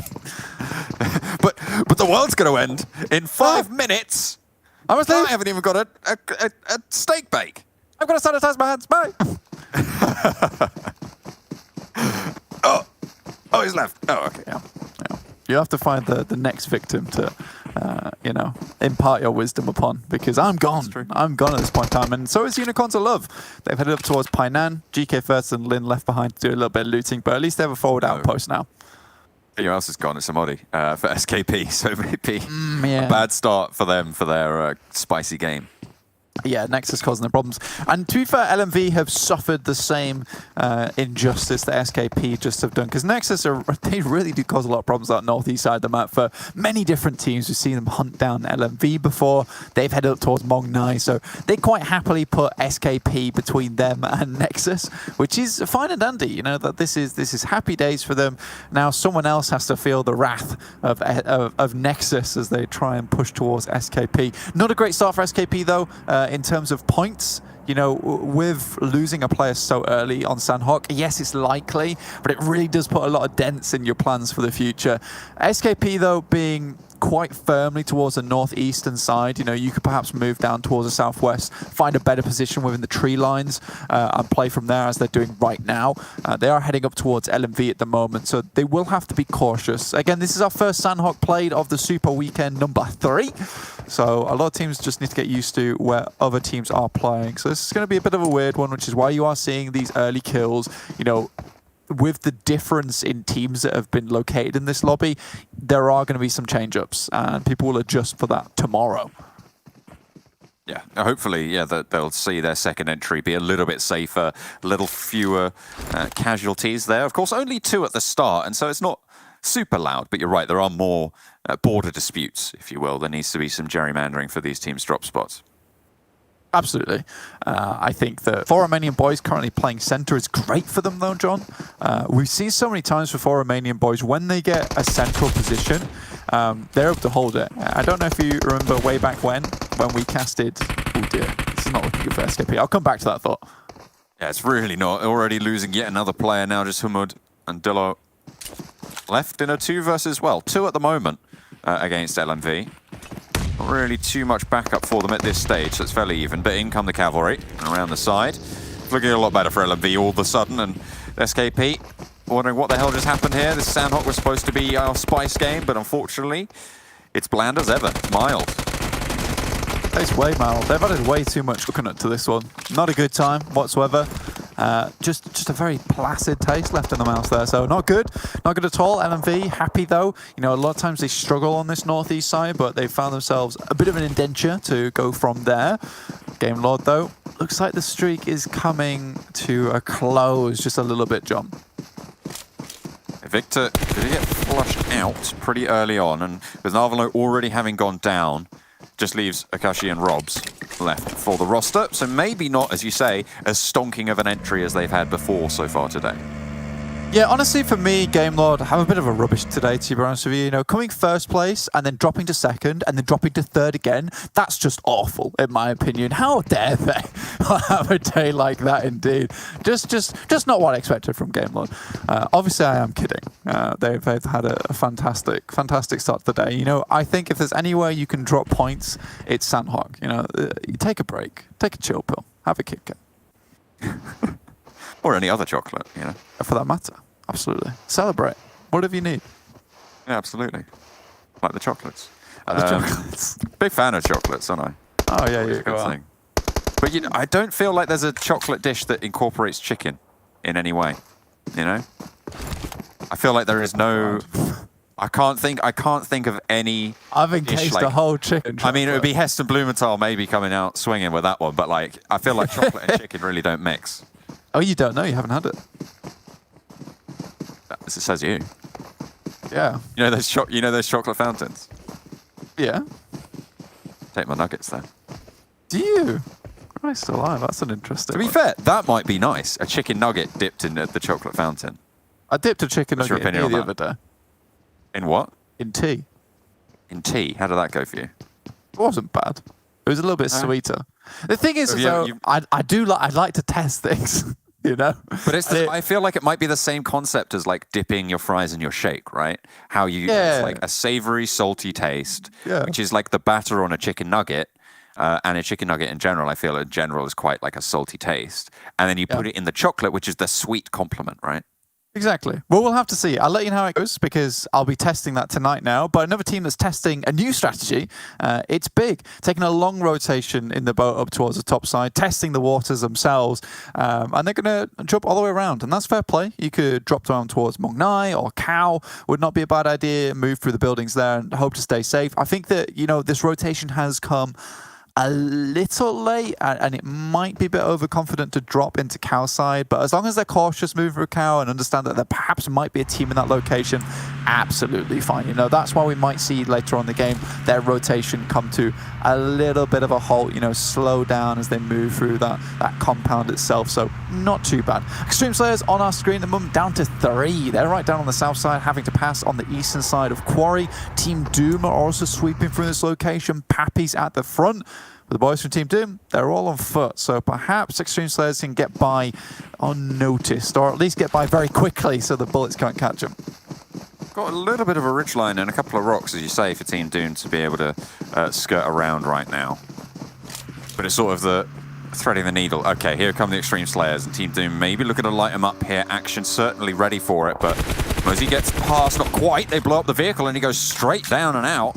And look at this, Holes now caught out and isolated for the Xtreme Slayers, and there's Unicorns of Love as well, just over the hill. Holes, I feel like you're not surviving this one. Pappy, get out of there. Yeah, I know, they're going through on the pickups, but Team Doom very happy to put them down very shortly afterwards. Those nades coming through, it's easy peasy. Zero's just sliding across the floor like he just don't care. So it's over for Holes. When you see a man sliding across pure foliage, you know it's over. Oh yeah, he's getting green stains all over those ankles. It's not going well for him. And now they're going to have to make their way forwards. Just Pappy left for the Xtreme Slayers. But in the meantime, Unicorns of Love did manage to find a little bit of an opening around those sort of hillsides. Maybe Team Doom wouldn't have let that happen hadn't they had to have dealt with these two players from Xtreme Slayers. And now they're all having to crunch in from the south side. They've got Super Young roster behind them and Vodafone Giants to the front. Yeah, I mean, Vodafone Giants happy to hold down this position from right now. And it's a great spot to hold as well because you have oversight over this eastern rotation. You know there's a funnel there, so most teams will be passing through. You can take shots, but right now Vodafone Giants opting not to shoot towards Pappy whatsoever and just leaving their position unknown for the time being. We're having this pretty awful crunch right now between Super Young Roster, Team Doom, and Unicorns of Love. I think Unicorns of Love found a position toward Painan with 2 players, then Super Young Roster dropped by. That's what I'm talking about. Super Young Roster is just a consistent problem for the guys from Unicorns of Love. Now, I'm going to unpark the thought that I parked earlier, and don't worry, I'm a great parker indeed. You know, I didn't clip anyone's cars. I maybe scratched that dude's car just a little bit, but don't worry about it. It's 4 Romanian boys. Great central position, and I was saying to you that I don't care. I don't care. If you remember Box Gaming, great team, but tends to perform the best when they found a specific compound in the central of the circle, and they were very, very good at holding out teams. This is how I see 4 Romanian boys. Once they have center, they are locked in, they are ready to go, currently holding down Paradise Resort, a very popular spot in this circle and on this map. And I think the 4 Romanian boys could potentially have a very good game off the back of this.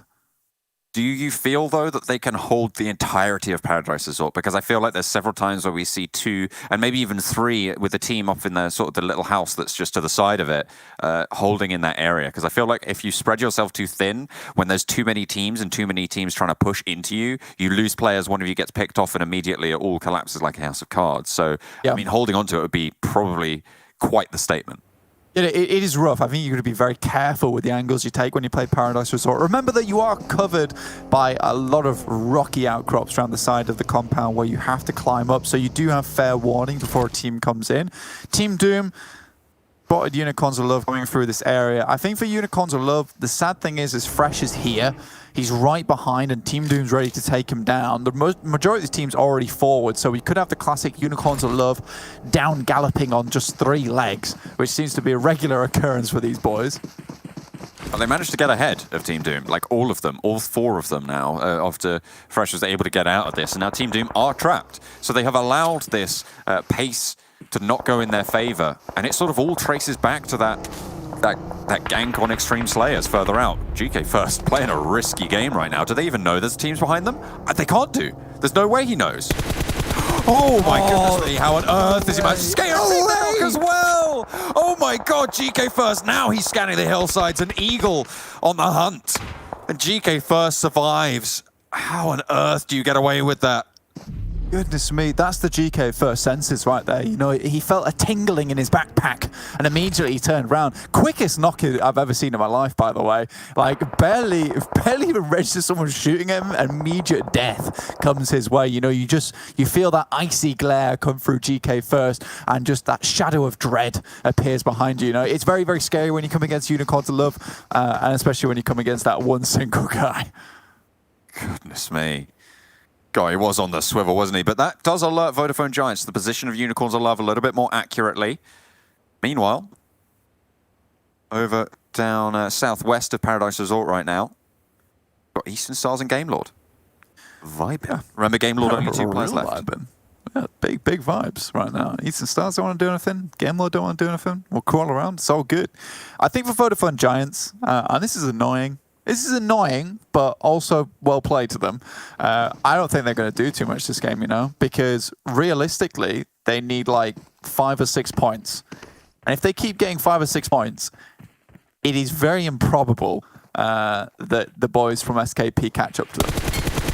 Because just those consistent points are all they need. They're about 50 points ahead of SKP at the moment. 45. Oh, 45. Yeah, so Nexus Gaming 115, Vodafone Giants 110. So it is 40 and 45 points ahead of them at the start of this game. Yeah, so 40, 45. Yeah. 40 or 45, something like that. Yes, around that mark. Anyway, so again, this that's such a reference that no one will get. Maybe Kalaris will get it.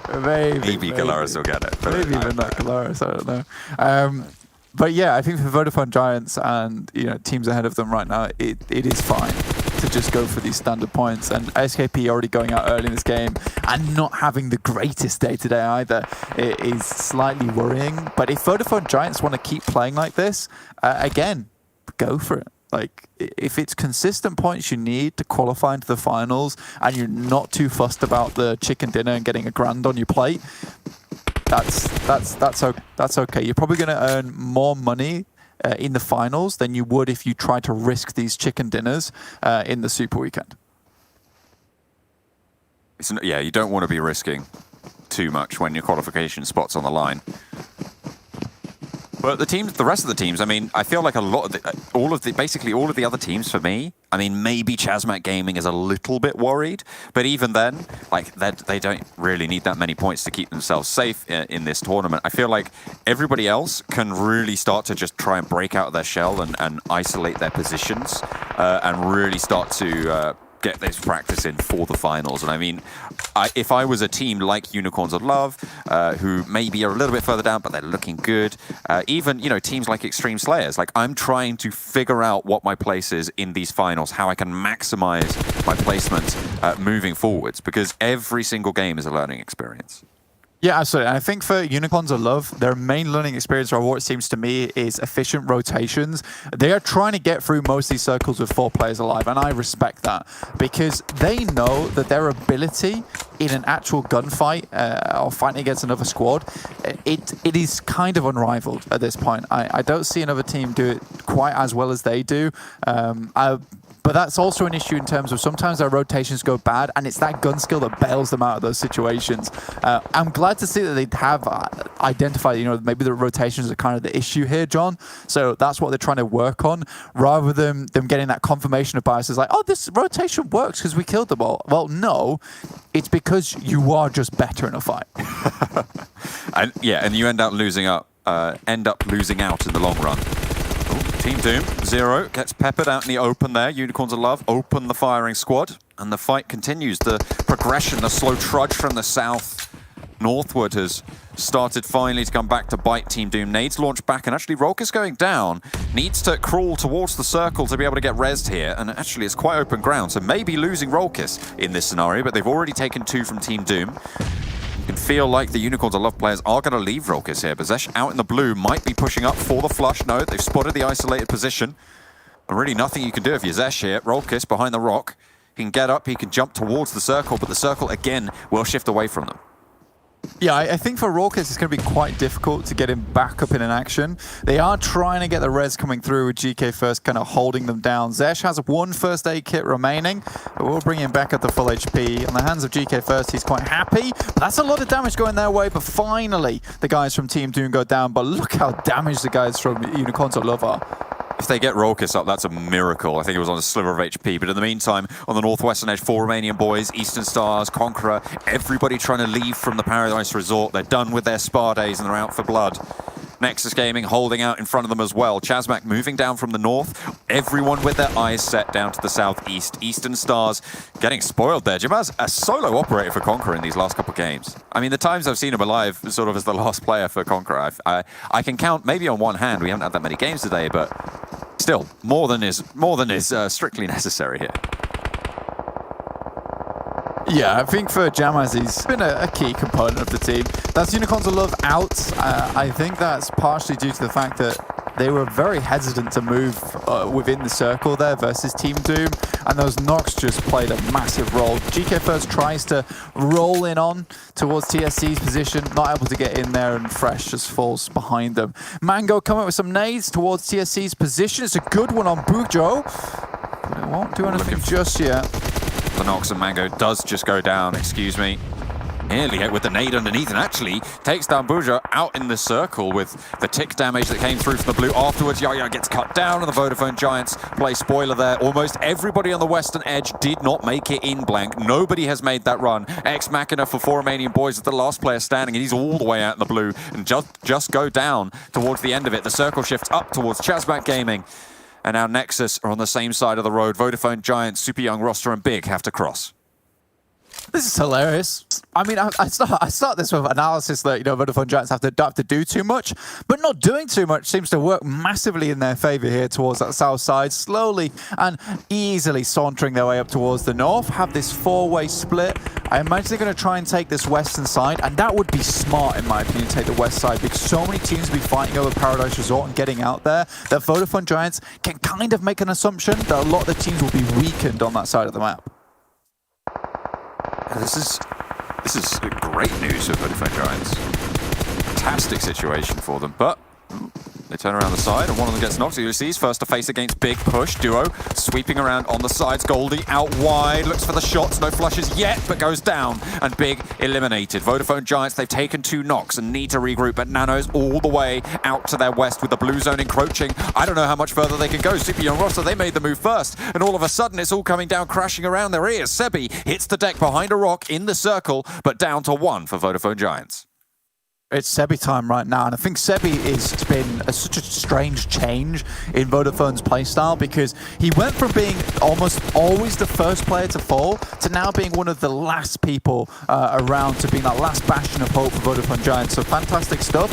Hopefully looking to grab themselves a 3rd place here, which would be beautiful with the 8 kills they've already got on side, which will bump them massively up in the rankings. So Vodafone Giants, this has been a fantastic game for them. Still has a rock to play around with as well. Not quite in the circle as of yet, but much further in than Nexus or Trazen. And Trazen's got to come out of Shack, which is the worst situation of them all. It looks like Super Young Roster might have the best spot here, but I feel like that... I feel like they might not as well here, because look, they're pinned behind these rocks. They've got 3 players looking their way. I mean, you've got 2 players from Nexus looking directly at it. Trazen was already able to get a knock, and up they go. And Vodafone Giants, that is going to be Sebi getting eliminated there. Chazmac Gaming getting eliminated in one fell swoop. So now it's a 2 versus 3. So that firing line that was set up against Super Young Roster now curtailed. Rana out in the blue for Nexus. Looks to heal up, but no more first aids. And Super Young Roster have this one in the bag. It looked like their position might be a risk, but they just let everybody else hoist themselves on their own petard. Yeah, I mean, Creator, we're not getting far in this Skids game, but Super Young Roster have made it in. Their rotations were clean. They took a different approach to the boys from Unicorns of Love, and that's a quick little lean to the side and finishing that one up. So Nexus taking the win there, which is happy days. These 2 teams making it look very difficult for now. Nexus, I mean, just looking at Nexus though, John, this is what I'm saying, is that like it's getting very difficult for SKP, because Vodafone Giants get a bunch of points, so do Nexus, bumping themselves both up towards the top, and with SKP going down so early, rough indeed. Yeah, exactly. I mean, they haven't had the standout performances that we sort of saw from them during this week's league play. I mean, it's kind of why I felt like I was rooting for them over the course of these games. But at the moment, we're seeing the SKP team from last Super Weekend just going down early, not getting these points on board. You're right. It's not good news. It is bad news bears really all round for them. I don't even think they got any points in that game. So that 40-45 point gap is just going to really shoot up and away from them. It's going to be so hard now for them to be able to recoup. But there is still more games to play.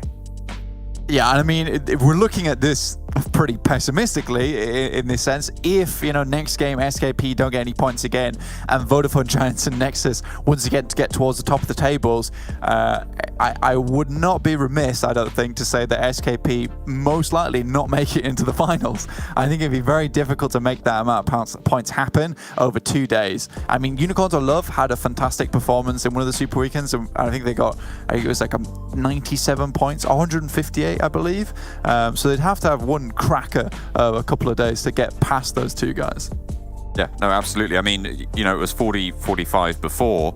If it goes up, if that bumps further up, so say you, at the end of today, you've got a 60-point lead, that means that on average, every single game, you have to, you have to get 6 more points than both of those teams, right? You have to get 6 more points. So whatever they get, you need 6 more in every single game consistently over the next 2 days. So the further this gap goes over every single game, the far less likely it becomes, because not only are you losing points on them, you're losing opportunities to gain points back. Yeah, it's It's a difficult one. And it would be sad if we come to the ending of our first Super Weekend day, the last Super Weekend, and we've kind of already got our 16 confirmed. But, you know, at the same time, well done to Nexus and Vodafone Giants. Like, they had some great performances today to get where they are, and they're very focused on making it into those finals. Absolutely. It's got to be your focus, right? It's the next step for every single one of these teams, getting to the finals, getting to the money as well, because at the moment the only money earning potential is getting these chicken dinners on board, right? But then you take a look at what's available in the finals, and all of a sudden chicken dinners aren't as important over there to be bumping up that wallet as well. So everyone getting to the finals, super important for these teams earning, and in general for longevity. And it's quite the accolade to say, you know, you were able to get to the regional finals for PMPL. So it's something that a player can carry forwards with them proudly. Yeah, it's a massive pin that you could put on the backpack there, and everyone can see it, and you know it solidifies you as one of the top players of the region, which is great to see. Looking at this game though, again, super young roster with some very clean rotations overall. I think it is, if anything, it's helpful to Unicorns Alone because they can identify similar rotations that super young roster are making and almost replicate them. I would hope that that's what they'd want to do here because, you know, Super Young roster are very good at this. And I think that perhaps Unicorns of Love can learn something from them, considering they drop in the same spot so often. Yeah, no, it's, I mean, lessons to be learned, right? That's the idea. Got to improve, got to adapt, overcome, listen to Darwin. Evolution is the only way you're going to survive in this jungle, in this wild west of Europe.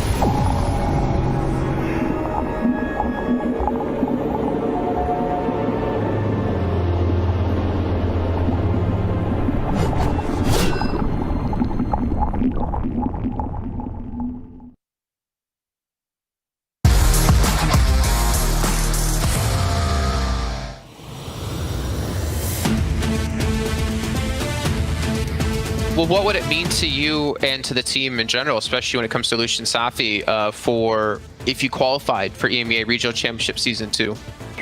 It's gonna be, you know, like the dream that we was dreaming about, and we success to reach it. This is our goal right now. And some of us, like me, I left my education just to play PUBG and just to reach since 3.5 years almost. I played all PMCOs, so like me and the team, we're wasting time on the game. So when we reach such a high place like EMEA, it gives us more confidence and it gives us more like emotions to keep going on that thing, to keep going on that road, which is PUBG, because it's one of my best things in the life and for the team too.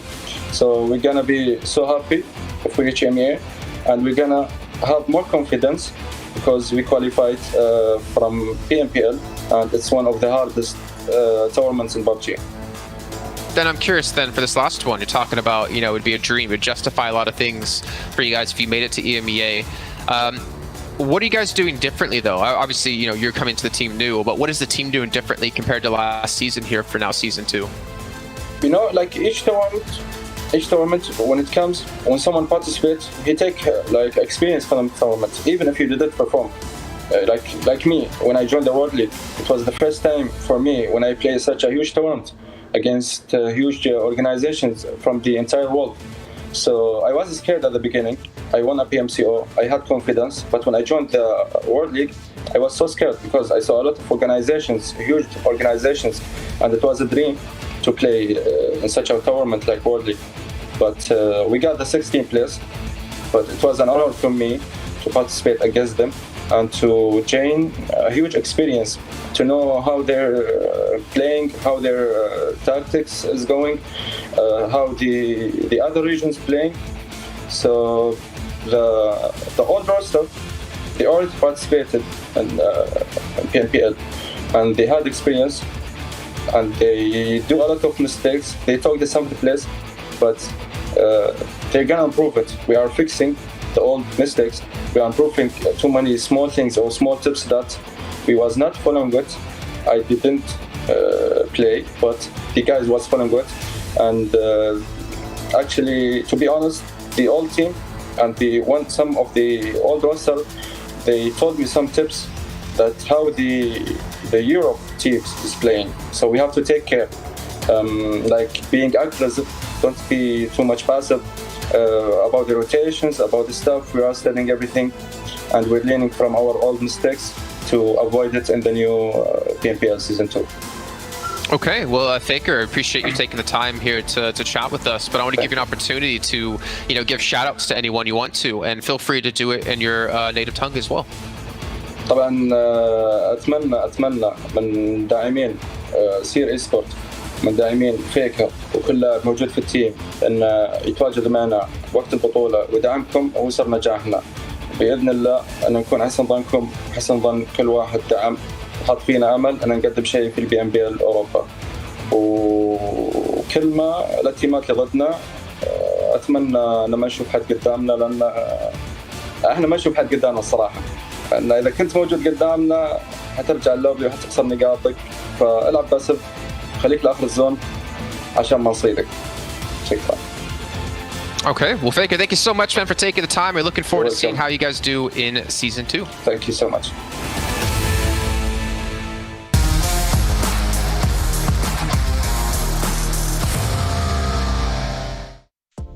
Well, you heard Faker there. You guys better play passive or they're going to find you and come for you and take those kills and more chicken dinners. Just like they're looking to take one of these beautiful 1+9 phones to my left, to your guys' right. I actually don't. Yep, that way, which is my left. Yeah, you're right. Yeah, you're right. I got there eventually. I was a little bit scared. Make sure you guys check it out, though, with the new warp charging. Of course, the Snapdragon 888 chipset. And also, let's talk about the map ranking, guys. We have another victor today. Game Lord couldn't take it all the way through the entire day, no matter how much we want to see it.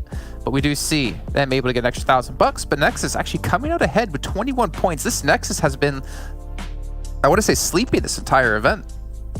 Yeah, feels like it. And they even started the day right. It was only 3 players, so they definitely stepped up when they needed to. We knew that they were already qualified just by how they started off the day. The only team that could really stop Nexus Gaming from qualifying technically is SKP team, and they've not been able to show up as strong as we would have initially liked. So Nexus Gaming and Vodafone Giants, the 2 teams that are getting themselves the games that they needed today, pushing Geo Sirens and Destiny down. I'm not gonna lie, I think we already have our 16 teams making in the finals here. I think it's pretty much set in stone.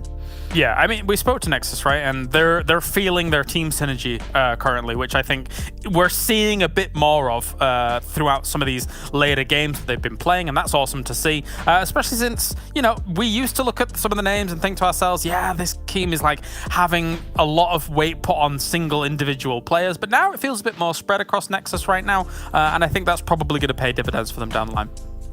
Gotta wonder if we did have Dexter in there, how the team might play a little bit differently, or how maybe better, or I don't know, maybe worse. Obviously, it depends on the synergy within the teammates and how well they all get along. But you can see our top players in the last game. We do have Nano making his way through from Vodafone Giants. Bam going to be there from Nexus, and Trazen from Chazmac. And well, Chazmac's been a team that's been a little bit quiet, I'd say so far, Max. But they're still looking confident. They're still looking like there's no way they're going to be passed up by SKP.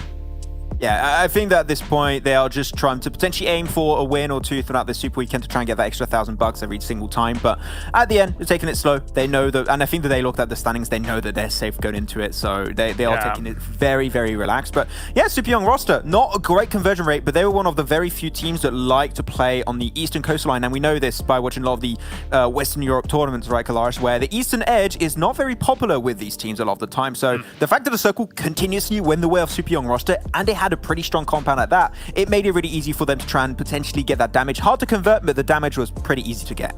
Funny thing about transitioning from the east side of Sanhok to anything central, or especially the west side, is teams would rather drop West Islands to then eventually have to transition over those rivers, as opposed to the other way around, because getting from the east side to any circle that's on that west side is almost suicide, and then there's so much up and down on the hills you have to go through if you want to even do something on the mainland as well. So yeah, it's a tough spot to be able to work from.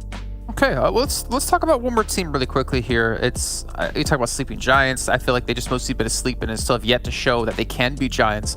It's the Vodafone Giants, funny enough. We did get to see them have some pretty good performance when it came to our first week of league play, but I wanted to go back and look at how are they doing so far in the Super Weekend compared to everything else, because I'm expecting an upward trend. They've looked much better today, but it was more about how much better have they looked today. And I mean, this is a start. This is a start for them to improve on. This is a start for them to, if they can continue to build off of over the next 2 days and then into the finals, that maybe we could have a team that breaks out into the finals and gets into the regional championship.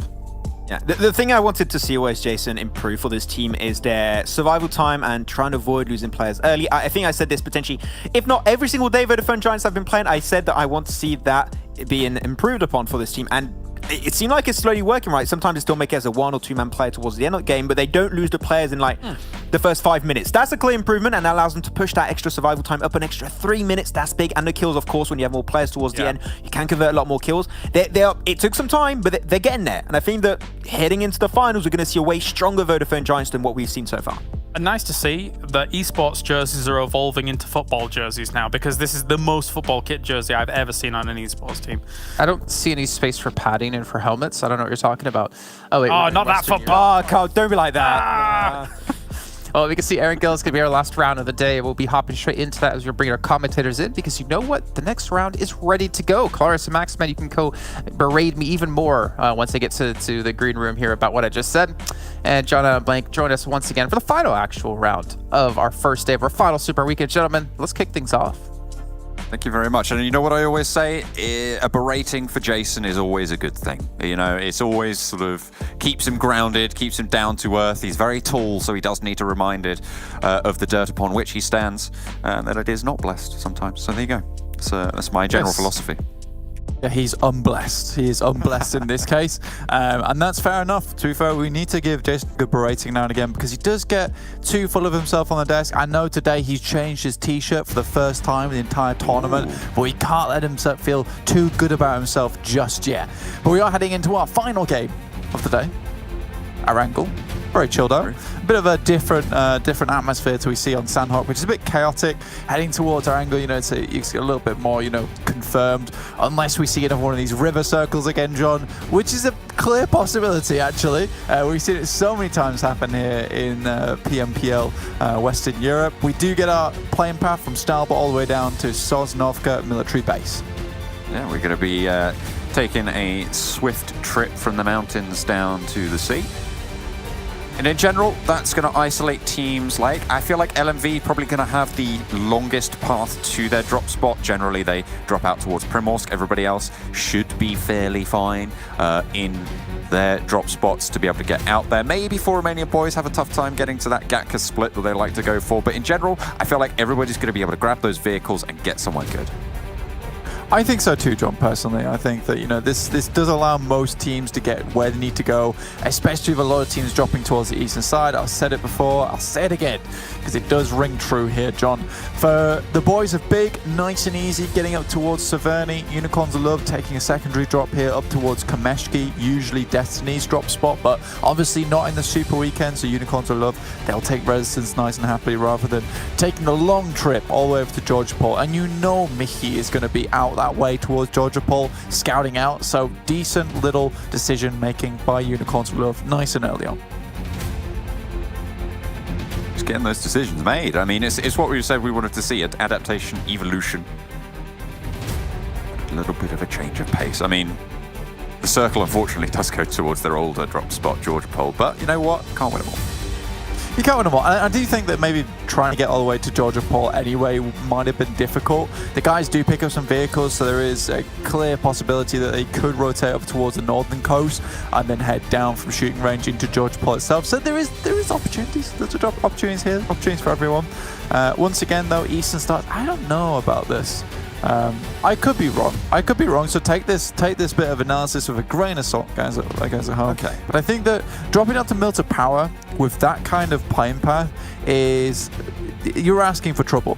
I don't know if they have a different drop spot for themselves, but like, it's difficult enough to get out of Milta Power, but with so many teams all basically congregating around the eastern side of the map, you know, you're going to be locked into this position for a long time. And I think that one of Eastern Star's biggest weakness so far is that they're forever playing on the edge and losing a lot of the fights in the process. It's not easy when you're penned in like that to find those routes without, as you say, losing, well, at least players or resources, probably more importantly, moving forward. So interesting progression on the cards for Eastern Stars. Of course, it will not be finishing on the Sosnovka Military Island. The circle basically guarantees that. I mean, I'm pretty sure that it's impossible. I'd have to double check with some people who are far more expert in specific circle shrinks than I am, but it's a sliver of Military Island that's still in this circle and right on the edge. So we're going to be having a mainland finish. Both Xtreme Slayers and SKP team are going to have to leave. And SKP team, it wasn't that spicy last time, okay? Let's pepper it up. Yeah, let's get a little bit of pepper. We're not asking for mega spice this time, we're just asking for pepper. This is a common household type of ingredient. You have it, please use it. We'd be very grateful. You said there's only a sliver of Sosnovka Island in here, so there's a chance. I mean, yesterday, just on NA PMPL, we saw a circle that went just out into the water, randomly, on Miramar. No questions asked. Very odd. No landmass in that location either, so really, really strange ending, to say the least. So the stranger things have happened, is what I'm trying to say. True, it's true. It is very strange things can happen. Certainly can turn things a little bit upside down, but Unicorns of Love, I mean, let's take a look at what they've just done. They've sent Lin out to their normal drop spot, North George, right? And you said, right, there's a potential that they rotate through that north coast. It feels like that's what they're doing here. Miki on a big split from Big probably won't spot this, but the rest of the players of Big in Severny probably will be at least somewhat aware of this rotation, from Unicorns of Love. So the North George position, again, taken up. And I'm not sure I like the commitment to go all the way into North Georgia Pole. I feel like you could maybe loot up a couple of the buildings and take control of somewhere like Cube, some of the compounds on the northern shore there, but you're likely going to have to cross as well. So potentially even having an outpost down towards Everest might be a good idea for Unicorns of Love. Yeah, potentially. It's quite annoying as well, once again. I didn't quite catch the rotation, but Super Young Roster are already in South Georgia crates. They're already looting. These guys are good. They're set to go. I do respect Super Young Roster's ability to rotate smoothly and calmly into a lot of these circles. Again, I think a lot of teams can learn from them, but I think there's very specific rotational paths that they've picked out for themselves. And potentially it's just because the lobby isn't watching for them that they get away with it so much. But with the amount of times it's happened, I'm almost reluctant to say that. We do see Vodafone Giants on our screen for just a second there, holding towards Pachinki side, not challenged by SKP anymore. They're, again, like we said before, down towards Novo, trying to loot up there nice and easily before heading up into the circle itself. Again, a difficult rotation, especially if you want to rotate through the eastern side, purely because there are so many teams here, Eastern Stars, Team Doom, Conquerors, Chazmak, and in a way, it's almost harder to rotate on the western side of the bridge because of one team in particular, and that's Nexus, who have almost exclusively held this lighthouse hold on the western bridge, and they do it with fairly large success, John. Yeah, it seems to be a pretty solid position for the Nexus squad. The Gatka split has come through for the 4 Romanian boys already, so a lot of those teams that I said might have a difficult time of it have managed to actually get into those spots. But the reason I feel like the difficulty comes in here is that they won't have had as much time to be in these positions as they usually would do. So for instance, LMV, they've taken a long time to be able to get to Primorsk. So now what they're looting here, they're going to be a little bit slower to be getting on those rotations. And with every team looking to potentially head out to the west, could be a little bit harder for them. And especially with Nexus taking sort of quite a pivotal rotation spot that LMV might potentially want to come around, it could be tricky. But in general, what we've seen in the past from LMV is that they move to that stretch of hillside between the road to the north of Ferry Pier and Quarry. That treed, that forested hillside generally tends to be their sanctuary moving forwards. Yeah, and it's a good sanctuary as well. It gives you a lot of position to work from, to move down from, to scout from, whilst being fairly unnoticed and like quite safe as well, to be quite frank with you, because there is a lot of opportunity to move back behind the hillside and stay safe from there. So yeah, it's a good position and one that they've mainly played throughout the majority of these games. Eastern Stars will start to make that move now. Again, reminding you guys at home, they are in Milter Power, that's where they start, and they tend to wait for around about this 7-8 minute mark before they do start to make a move, which tends to head up towards Mansion, then just try and find a way in. Again, Transmat, Conqueror, TSC all around this location. Luckily for them, Exquisite Decode UK aren't in the game, so there's not another team over here, so they have slightly less to move through, which is nice to see. But they're going to try and loot up what they can, or at least the scraps that were left. Rosok now occupied by Excuse Me, and it actually looks relatively untouched. I'm not even sure if anyone dropped here. I don't think they did. Going for Rosok. Going to be able to not only get a pretty solid position moving forwards, but also be able to loot up in a couple of those buildings, get a little bit extra from what you would have liked. LMV yet to move from Primorsk, speaking of looting up there. Xtreme Slayers making their break across the bridge, past potentially a roadblock from Nexus here on the southwestern military island bridge, and you were talking about that indentured position for Nexus. Yeah, it's a good spot to be in, and I think Xtreme Slayers will have difficulty making it happen. The only change here is that Nexus have split off. They have decided not to hold it anymore, wondering whether there are any teams coming through, but just as Xtreme Slayers start to cross, Nexus start to leave. So I don't know if this is bad timing or just impeccable timing from Nexus, that they've got the information they want and now they're ready to go. They are waiting for this next circle, so being in vehicles, not a bad idea. Xtreme Slayers come across the bridge, they get locked into a fight outside the blue. A compound, a very nice compound, is no longer available to you because you're locked in horns. It's an issue. Yeah, SKP going on the eastern bridge as well to leave the military base, and no one guarding it. Eastern Stars still moving a little bit further north with the circle as it is. Everybody's going to start to crunch down. And Excuse Me, are feeling pretty good about themselves right now in their position. Yeah, Rozok Hill's great position to hold right now. You know, they have a lot of sight lines towards a lot of these players. They don't have to move too much, and realistically, Rozok's going to be not something that a lot of people are going to be intending to crash into too hard. Unicorns of Love yet to move from Georgia Pole, super young roster. They've taken the initiative to move past through the ruins, which will give them a little bit of cover, and they can start to move down towards 4 Romanian Boys, perhaps pick up one of the trenches around that zone and play from there. But yeah, a lot of teams starting to coalesce at this point. Big, they don't really want to make this crossing just yet. A compound like Box would not be a bad idea for them. It gives them options later on in the game. But on our map right now, you know, there is a huge cluster of teams just south of school. So a couple of fights should start to be breaking out soon. Vodafone Giants seem to have spotted the Xtreme Slayers. Well, they popped a couple of shots, surely, but that forces them towards the 4 Romanian Boys. I mean, you were talking about this conflict starting to come through. This crossroad conflict, I feel like, happens every single time there's teams that start to group up in these headshot hills.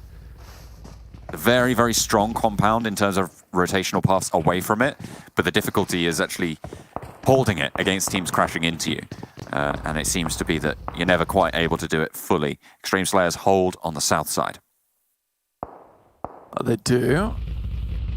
Xtreme Slayers just playing it calm, playing it safe, which is not a bad thing to go for. I mean, it's quite difficult to make this crossing for Romanian Boys because Xtreme Slayers hold fairly decent compound. The best thing going for Romanian Boys is it's also very difficult for Xtreme Slayers to move through here because you've got to pass these 2 buildings into a warehouse, and if you're not careful about how you play it, you tend to get crossfired upon from 4 Romanian Boys position. So we're kind of in, again, one of these positions where no one's going to get much done.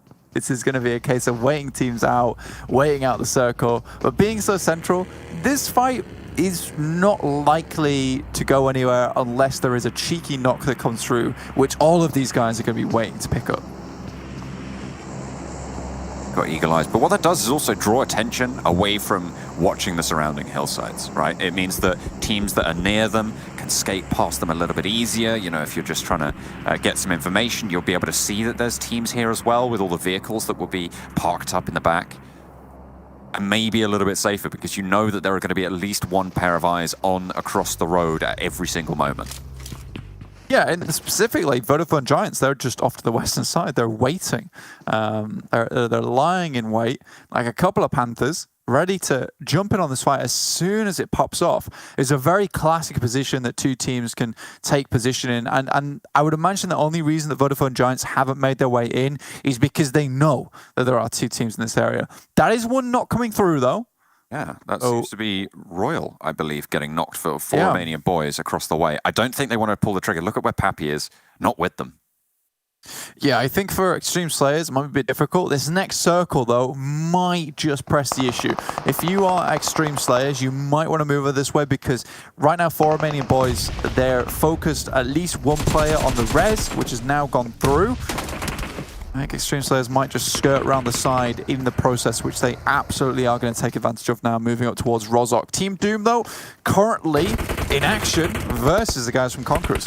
Well, not anymore. They get eliminated. TSC want to rock up and become part of the party here. A little bit of an off angle, maybe being found by Reeves, but he's just like, you guys can deal with that. I'll see you, bye. And just away in the buggy, past the TSC position, but loops back around, thinks better of deserting the team right now. Conqueror with 3 players alive, looking to try and hold off the push. Tam Tam around the ridge side, nade over the top, does a little bit of damage, but Vito and AZ suffering on the inside here. And it's going to be all up to Reeves to really give them an opening, especially with Gemmas going down. And Vito, oh dear, getting peppered, getting pummeled by that nade. Tam Tam has to reposition though. Another nade to follow it up, and Conqueror down to 2. TSC holding well. Not bad here. Reeves is just swerving around the sides of him and trying to find a position to play, but TSC start to swing round. Bujo moving up towards the hillside. I think they're happy to just have a lot of angles on this position. AZ sees some time, a well-placed nade could take him down. He's not watching, it's easy peasy for AZ. Reeves might just be able to find a position off that because TSC are going to have to start to regroup here. Have to regather their forces if they want to keep Tam Tam up, but AZ's been spotted in the building, goes down, and Yaya will be able to get that flush. No one there. Reeves, get away from it. Just try and survive now. Conqueror, again, down to 1. How far can they go with 5 kills?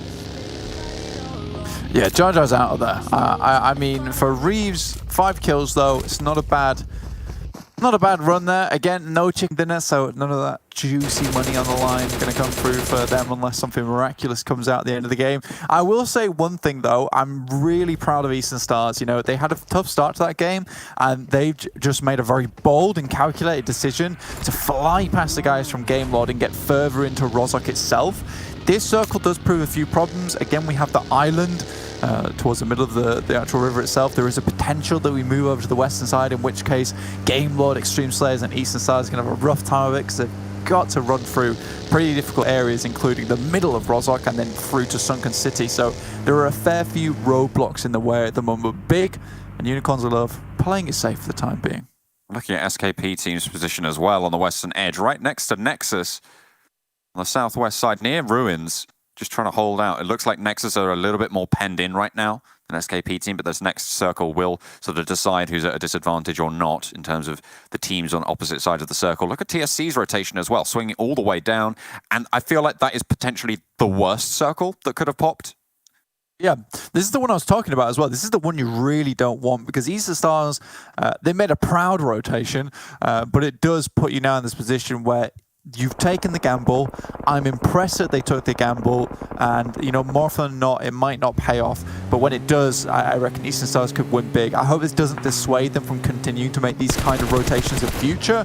But yeah, this is difficult now. Game Lord, Eastern Stars, Xtreme Slayers have to fight through Rozhok, or they can try and dip out and get shot in the process. But Sunken City, a big part of this, big feature of this next circle. But Big and Unicorns of Love most likely going to clash here as they both try and take a hold of this island.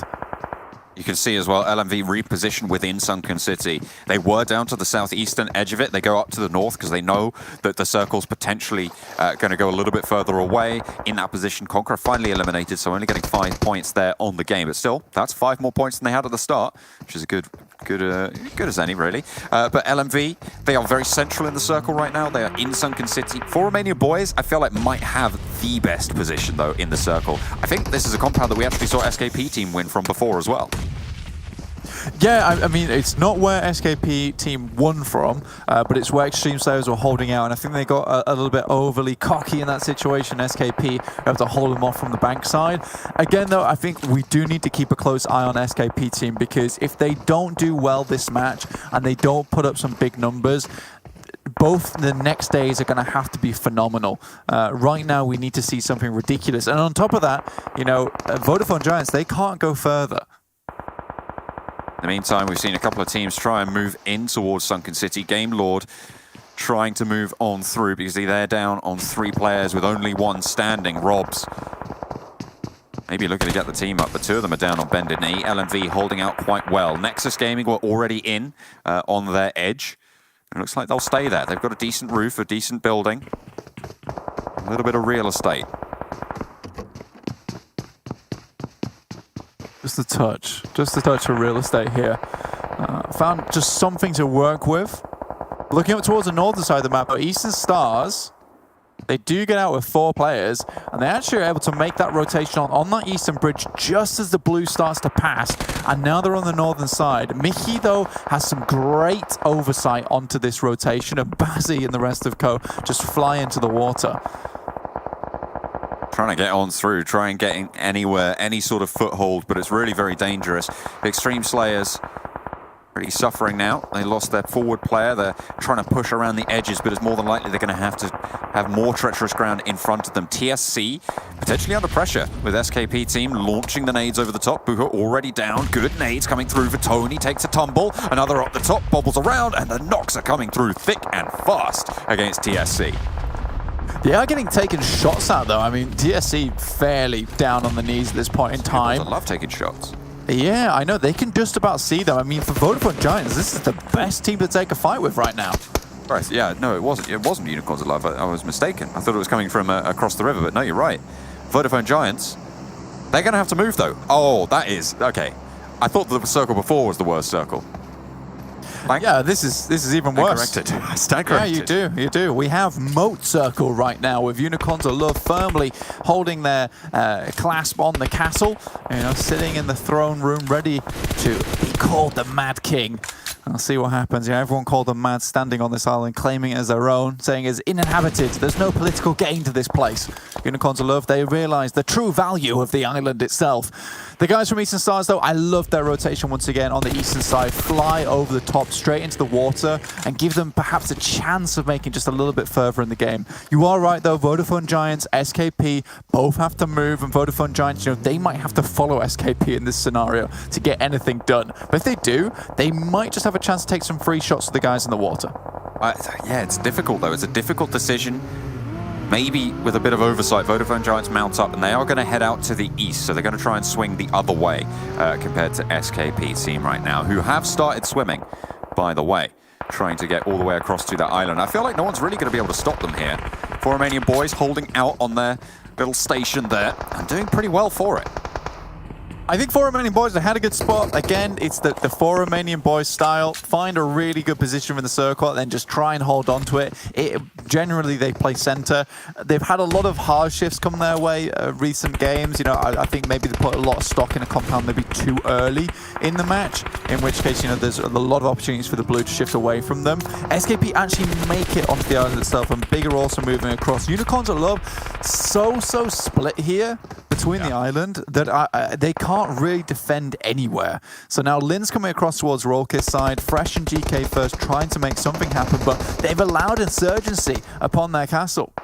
They were just trying to hold too much ground. I feel like Lynn needed to move further forwards earlier. Maybe Rolkis doesn't even need to be in the spot that you're in, but if you're trying to control big, I mean, I get it, maybe. You know all of these teams on the South Bank are going to have a tough time of it, because look at what happened to Vodafone Giants just now. They tried to crash through, and I feel like they made the wrong decision, or, well, maybe in hindsight, certainly. but they have made a little bit of a mistake here, going straight on into the lines down around 4 Romanian Boys, around everyone else. Nexus Gaming go down, and that is good news for SKP team. If both Nexus and Vodafone Giants go down here, they have a chance. They are one of the teams on the island, but they're taking a fight themselves. Yeah, Fresh is just trying to run them down in the vehicle at the moment. And to be fair, we're still at 10 teams, so if they go down now, they have very little points to be accrued. So they're just hoping that with all the fighting going on, teams start to fall before them. Right now, Unicorns are up. They aren't pressing the issue. Down to 9 teams now, so there is still points available for SKP, but with another knock coming through, their fate feels very, very dire at this point. GK First is almost solo holding the entirety of the South Bank right now against everybody else in the lobby, and that's allowed the rest of Unicorns of Love to go for this fight against SKP team, and quite frankly, they're winning it. I'm not entirely sure how. Poker still stays alive, gets into the water as well, and Game Lord down to 1. Big might just have the best spot now. It keeps changing, but it may be with Mihi going down, it's a little bit more tenuous, but still. Yeah, if Mihi gets flushed, it's very difficult, so a smoke immediately comes their way. SKP, you know, I don't know how they survived that. I saw several times where it felt like vultures from Unicorns of Love just swirling around them. But that's an actual knock coming through from Rollkiss onto Beast, which is massive here. Unicorns of Love might be able to do something with that, but again, GK First is insistent on holding the whole tide of the world back on this bridge. I mean, Eastern Star, you got Octavian under the bridge as well at Kapahala playing trolls right now, which obviously helps GK First, but I feel like he is really just this lone ranger in this scenario. What do you do against him? Yeah, I know he's not taking shots back. He's taking calculated positions here. SKP still being in the wings at the moment. Talon's trying to pick up as many points as possible as he can from the wall, but Bazzi slips out just in time from Eastern Stars, and that'll give an opportunity for Octavian to get up onto the bank side. Now Kapala can start to cross, and this is looking good. Unicorns of Love, though, they are looking fantastic. I mean, they're everywhere and anywhere all at once. There's a nade that knocks Bazzi as well. Not entirely sure what Russia was playing at, though. Down into the water with the rest of them. Maybe they're just trying to pick up kill points there. Alendo now last player for SKP. LMV struggling to get across, and rightly so. You've got so much coming up against it. Perks does get flushed on out. Unicorns of Love controlling this choke perfectly now. Rollkiss moving into regroup with the team and actually swinging out, maybe finding Alendo if they're, well, I don't know about lucky, but they might spot it anyway. It feels like there is some attention being given out that way, but GK First spotted by Big. Yeah, has to drop to the deck very clear. Again, GK First is managing to slip out of these scenarios, which realistically he shouldn't be able to get away from. This guy's very, very slippy. Rollkiss takes down Alendo, now just Rasho in the water. Smokes go down from Unicorns of Love to try and protect their position while they pick up more points down towards the side of the beach itself. You know, this Super Weekend is still actually quite important for Unicorns of Love because they have a big shout into those PMGC points towards the top of the tables. We'll see how those pan out when we do finally get an official announcement, but right now, putting up numbers can always be good. Ooh, Doran's sort of in this car and could pop out as well, out through the window and take shots here. Very, very tricky to deal with Doran's position. Lin cuts down Mihi in the open there as Big try and make their move forwards. They've been trying to make that move for quite some time as well. Oh, got to take a knock in response. Lin does go down, but Mihi, you've got to think he's unresable in this spot. Certainly without the time. Beast, doesn't quite have the lineup. Yeah, he's got a really good angle here, but GK First spots him. Nothing passes this guy's eyes. Doran still from the vehicle, finds a nice nade onto Robs. You know, if Eastern Stars want to leave, they have to contend with Carboy over here. Broom, broom. Get out the car. Gotta do it, gotta do it. Kapahala down in the water, hasn't been able to get out just yet. Big pushing up, and Unicorns of Love are still focused on Eastern Stars under the bridge, and all of a sudden we're down to 3. Teams going, and a nade up is going to deal with one of the Unicorns players. A flush out into the open as well on a Big player, and now it's just 2 standing for Big, Suave and Beast. Unicorns of Love as well. They've taken some casualties there. Fresh is down and knocked, and they're looking to res it here, but Big have managed to cross the open and control the roadside now. Unicorns of Love can't break out.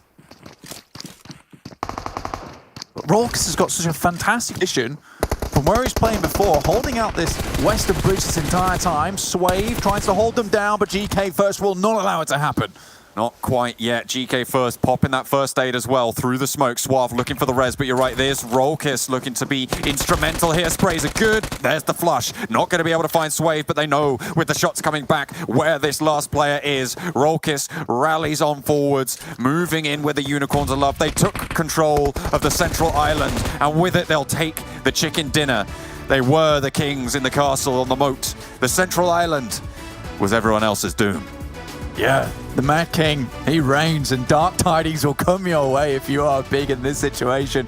Not good at all, but Unicorns of Love, fantastic game, looks so much better, honestly, overall. You know, I think that, yes, they held that Y split, but they had the means to do it, so absolutely, why not? They're GK first.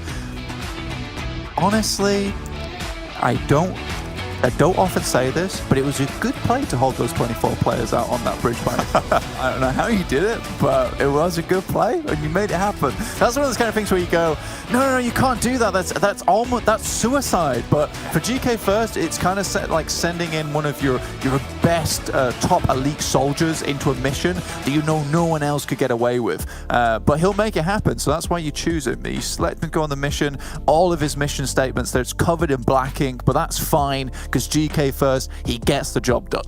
Absolutely. I mean, there's a concept when building arches called well, I guess it's a piece of an arch called a keystone, right? And the idea of a keystone is that all of that pressure that pushes the arch in sideways is held by that keystone, right? As soon as you take that in, the whole thing collapses. So it's not really the keystone itself that keeps the arch up, but it is instrumental in its integrity. And I feel like that is a good metaphor for what we just saw, right? GK first being that keystone to the archway of all of those teams trying to move across. If he wasn't there, you have teams moving across, you have Eastern Stars scaling the bank, getting up ahead of teams, everyone else trying to move. But with him there, he forces the pressure onto all of these other teams to push against one another and make it impossible for them to squeeze through.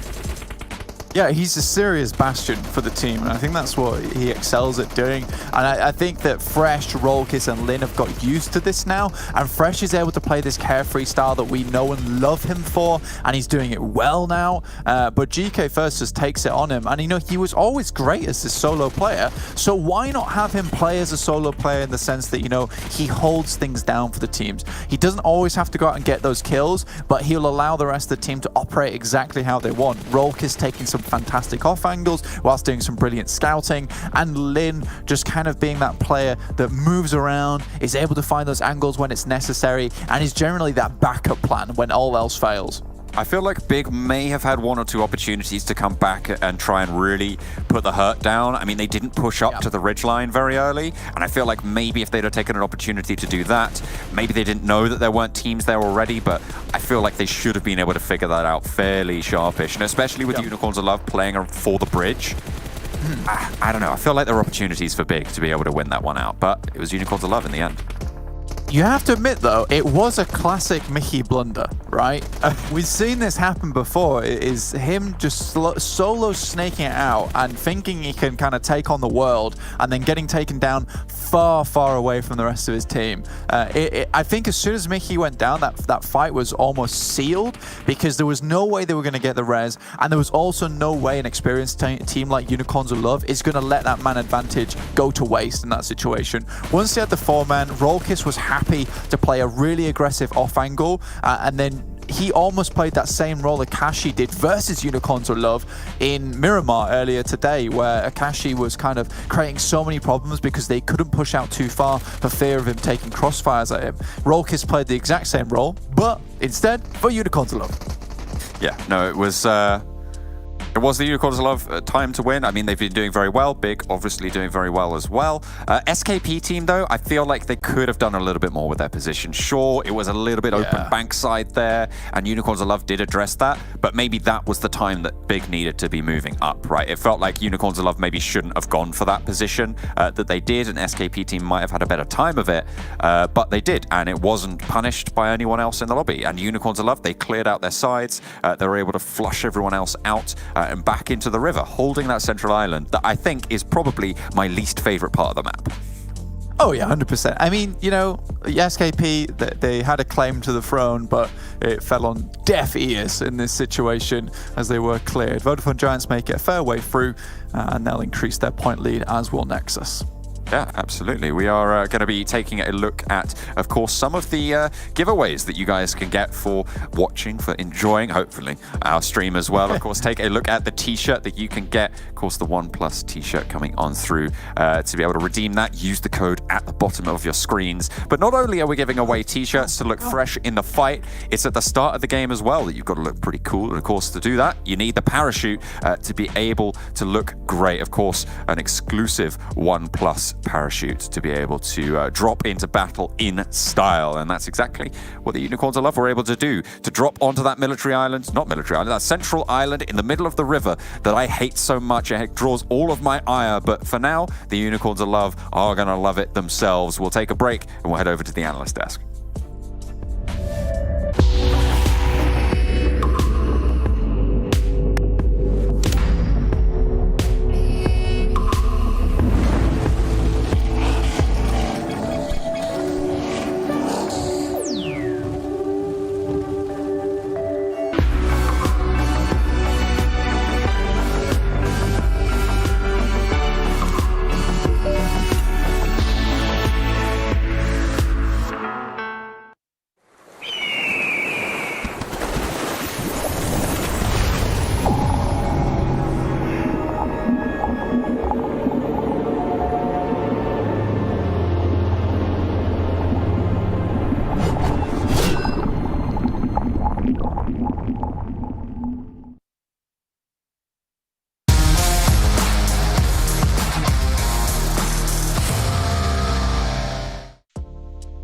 Welcome back, everyone, as the final round has finished here for our last Super Weekend, at least in the first days. We still have 2 days left to go here in the PMPL Western Europe Season 2. Jason Captain still joined by Claris and Maxman. We're going to break down this last round and get you guys ready to end off the day, and obviously to get you guys prepared for what's coming up tomorrow. Let's take a look at the rankings, though, of this last round. And Unicorns of Love, hey, credit to them. They finally closed out a chicken dinner, extra $1,000 in their pocket yet again. And not to mention a nice little 25 points to add.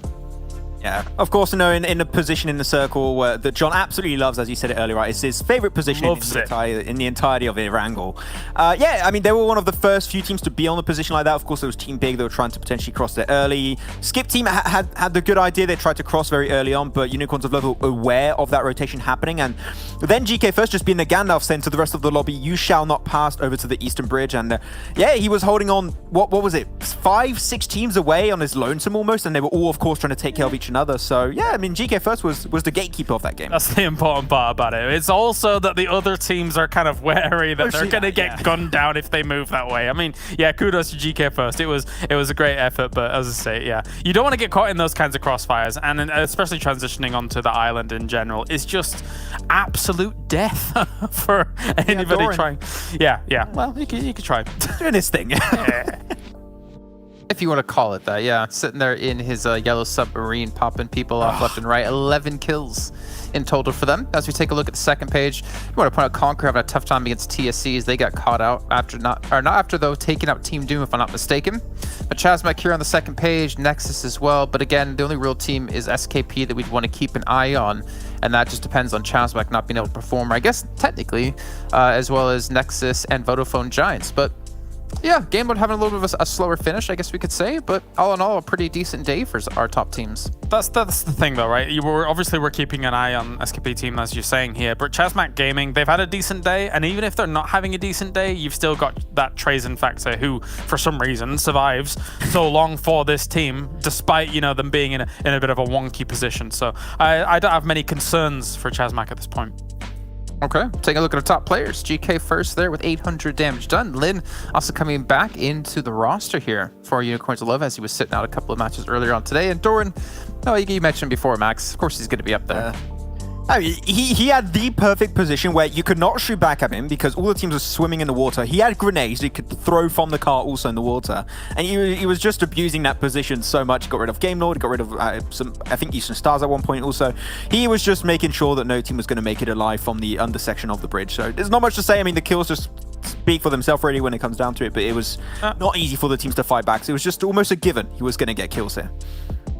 All right, well, we're going to look at our damage in the last game as well here. An idea of Unicorns Love just decimated everyone. 2,500 damage done. And the rest of the team's just barely scraping up about 1,000. But for Romanian Boys, pretty much Dorn, I would say, gets him above the 1,000 mark. But that was such a tough zone shift, as we were talking about, and such a tough zone to play out, right? That bridge position you're talking about, GK first holding on to, like so many teams were coming from that like southeastern, eastern side that inevitably someone was just you were just gonna die just because of too many angles to watch.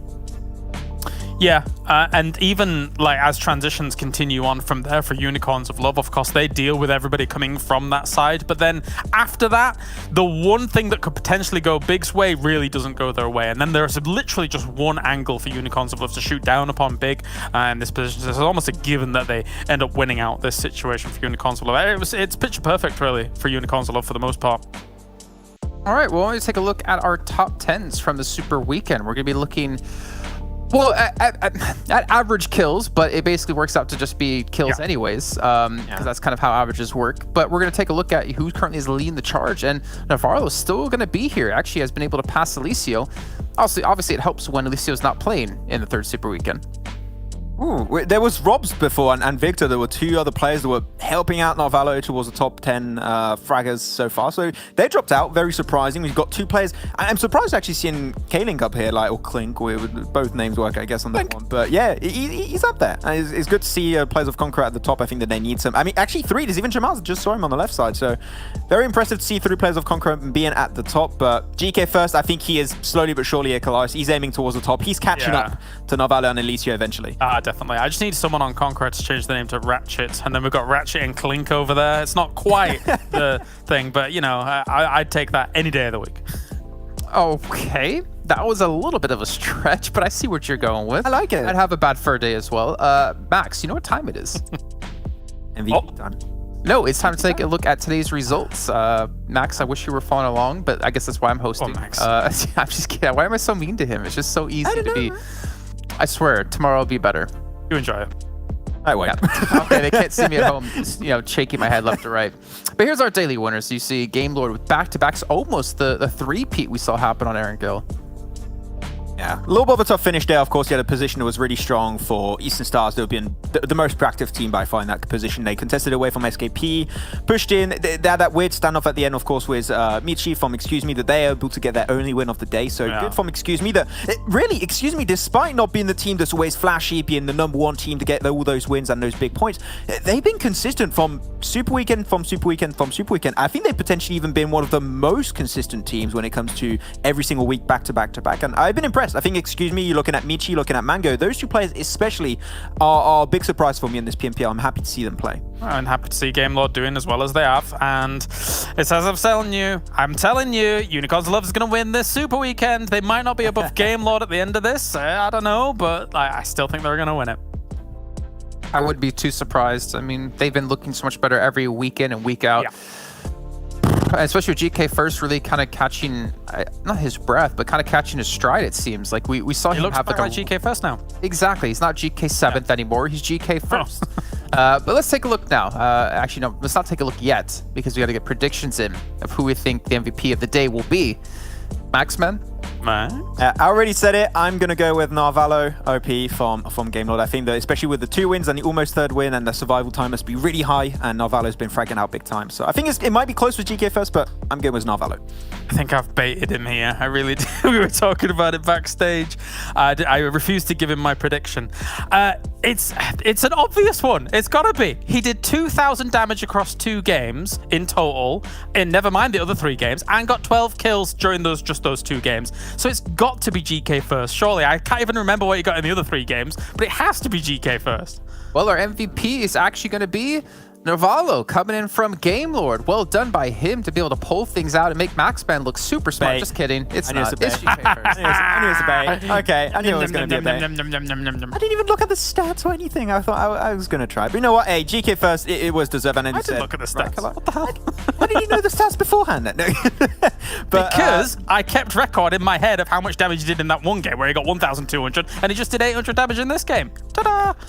As I said, right, GK First is really feeling a lot more like the GK First we have from PMPL Western Europe. Yeah. It's good to see. He seems more free in these games. Like, he's not sometimes I think you could weigh a little bit more for his team. In general, he feels unleashed, and he's unleashing hell upon the rest of the lobby. And for example, this fight here, he put on the perfect angles underneath the party bus onto Chazmak Gaming. He just feels a lot more comfortable in this game, and with his team especially, that to rebuild the synergy, he feels like he's getting to that point now. It's the perfect way to describe it, Max. Unleashed. Because quite honestly, in week 1.5, it did feel like there was some overthinking from this team maybe about how they were going to approach this league, how they were going to approach this games, but it does feel now, as you say, unleashed. Here is GK first, and I'm scared for the rest of the lobby. Yeah, I am too. The beast has been unleashed, and it's only a matter of time before someone can maybe stop him. But let's be honest, it probably won't be happening anytime soon. Let's get an idea, though, of where standings are at the moment for all these teams. Remember, we only have 16 teams getting through into the finals from the Super Weekend. It's our top 16 teams, and you get $1,000 per chicken dinner. So Game Lord now sitting $4,000 richer. Eastern Stars 5,000. As you look down, Exquisite Decode has still yet to move out of their 4th position. I guess really sporting how big that gap was between 4th and 5th place.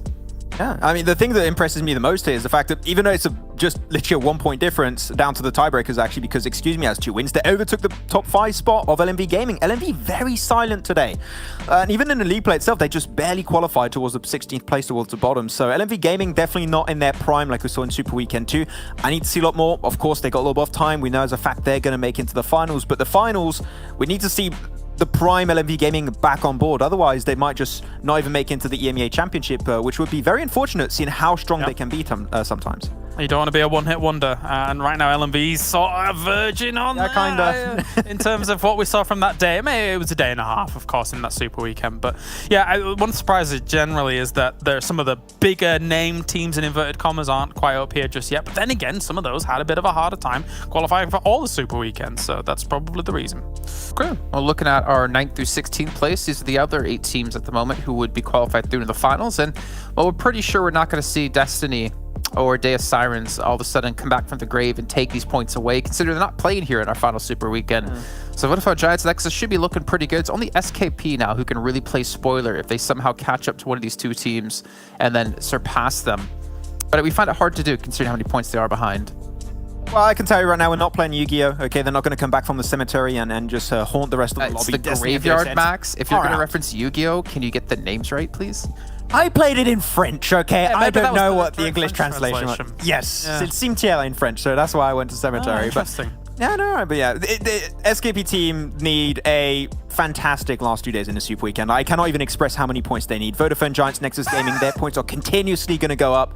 I know because I can't do the math, but also because I can't calculate right now. It's not possible. But they need 2 great days, that's for sure. That's a fact.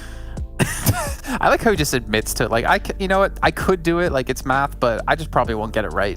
But you're very something I can't though. do, you know? There you go. Exactly. That's honestly way too many, or not way too many points. You did see SKP on the final day of league play in week 3 look good, but they'd have to look good for these last 2 days and hope Vodafone Giants aren't able to pick up many points as well. What are you guys laughing at? What are you chuckling at? Did I say something funny? It's just at me. Just Max. Yeah, I'm laughing at myself. It's fine. Well, we like to laugh at you as well, to be fair, Max. But anyways, for all of you at home who haven't watched, we hope you've been enjoying the show yet again. But that does end out our first day of our final Super Week. And we'll be back tomorrow, though, at the exact same time to kick off a day 2 with 2 days left to go. There's still a lot of money to be won, 10,000 in total. We'll find out what teams will do it and what teams can maintain their positions here in the leaderboard coming up tomorrow with for some more PUBG Mobile action.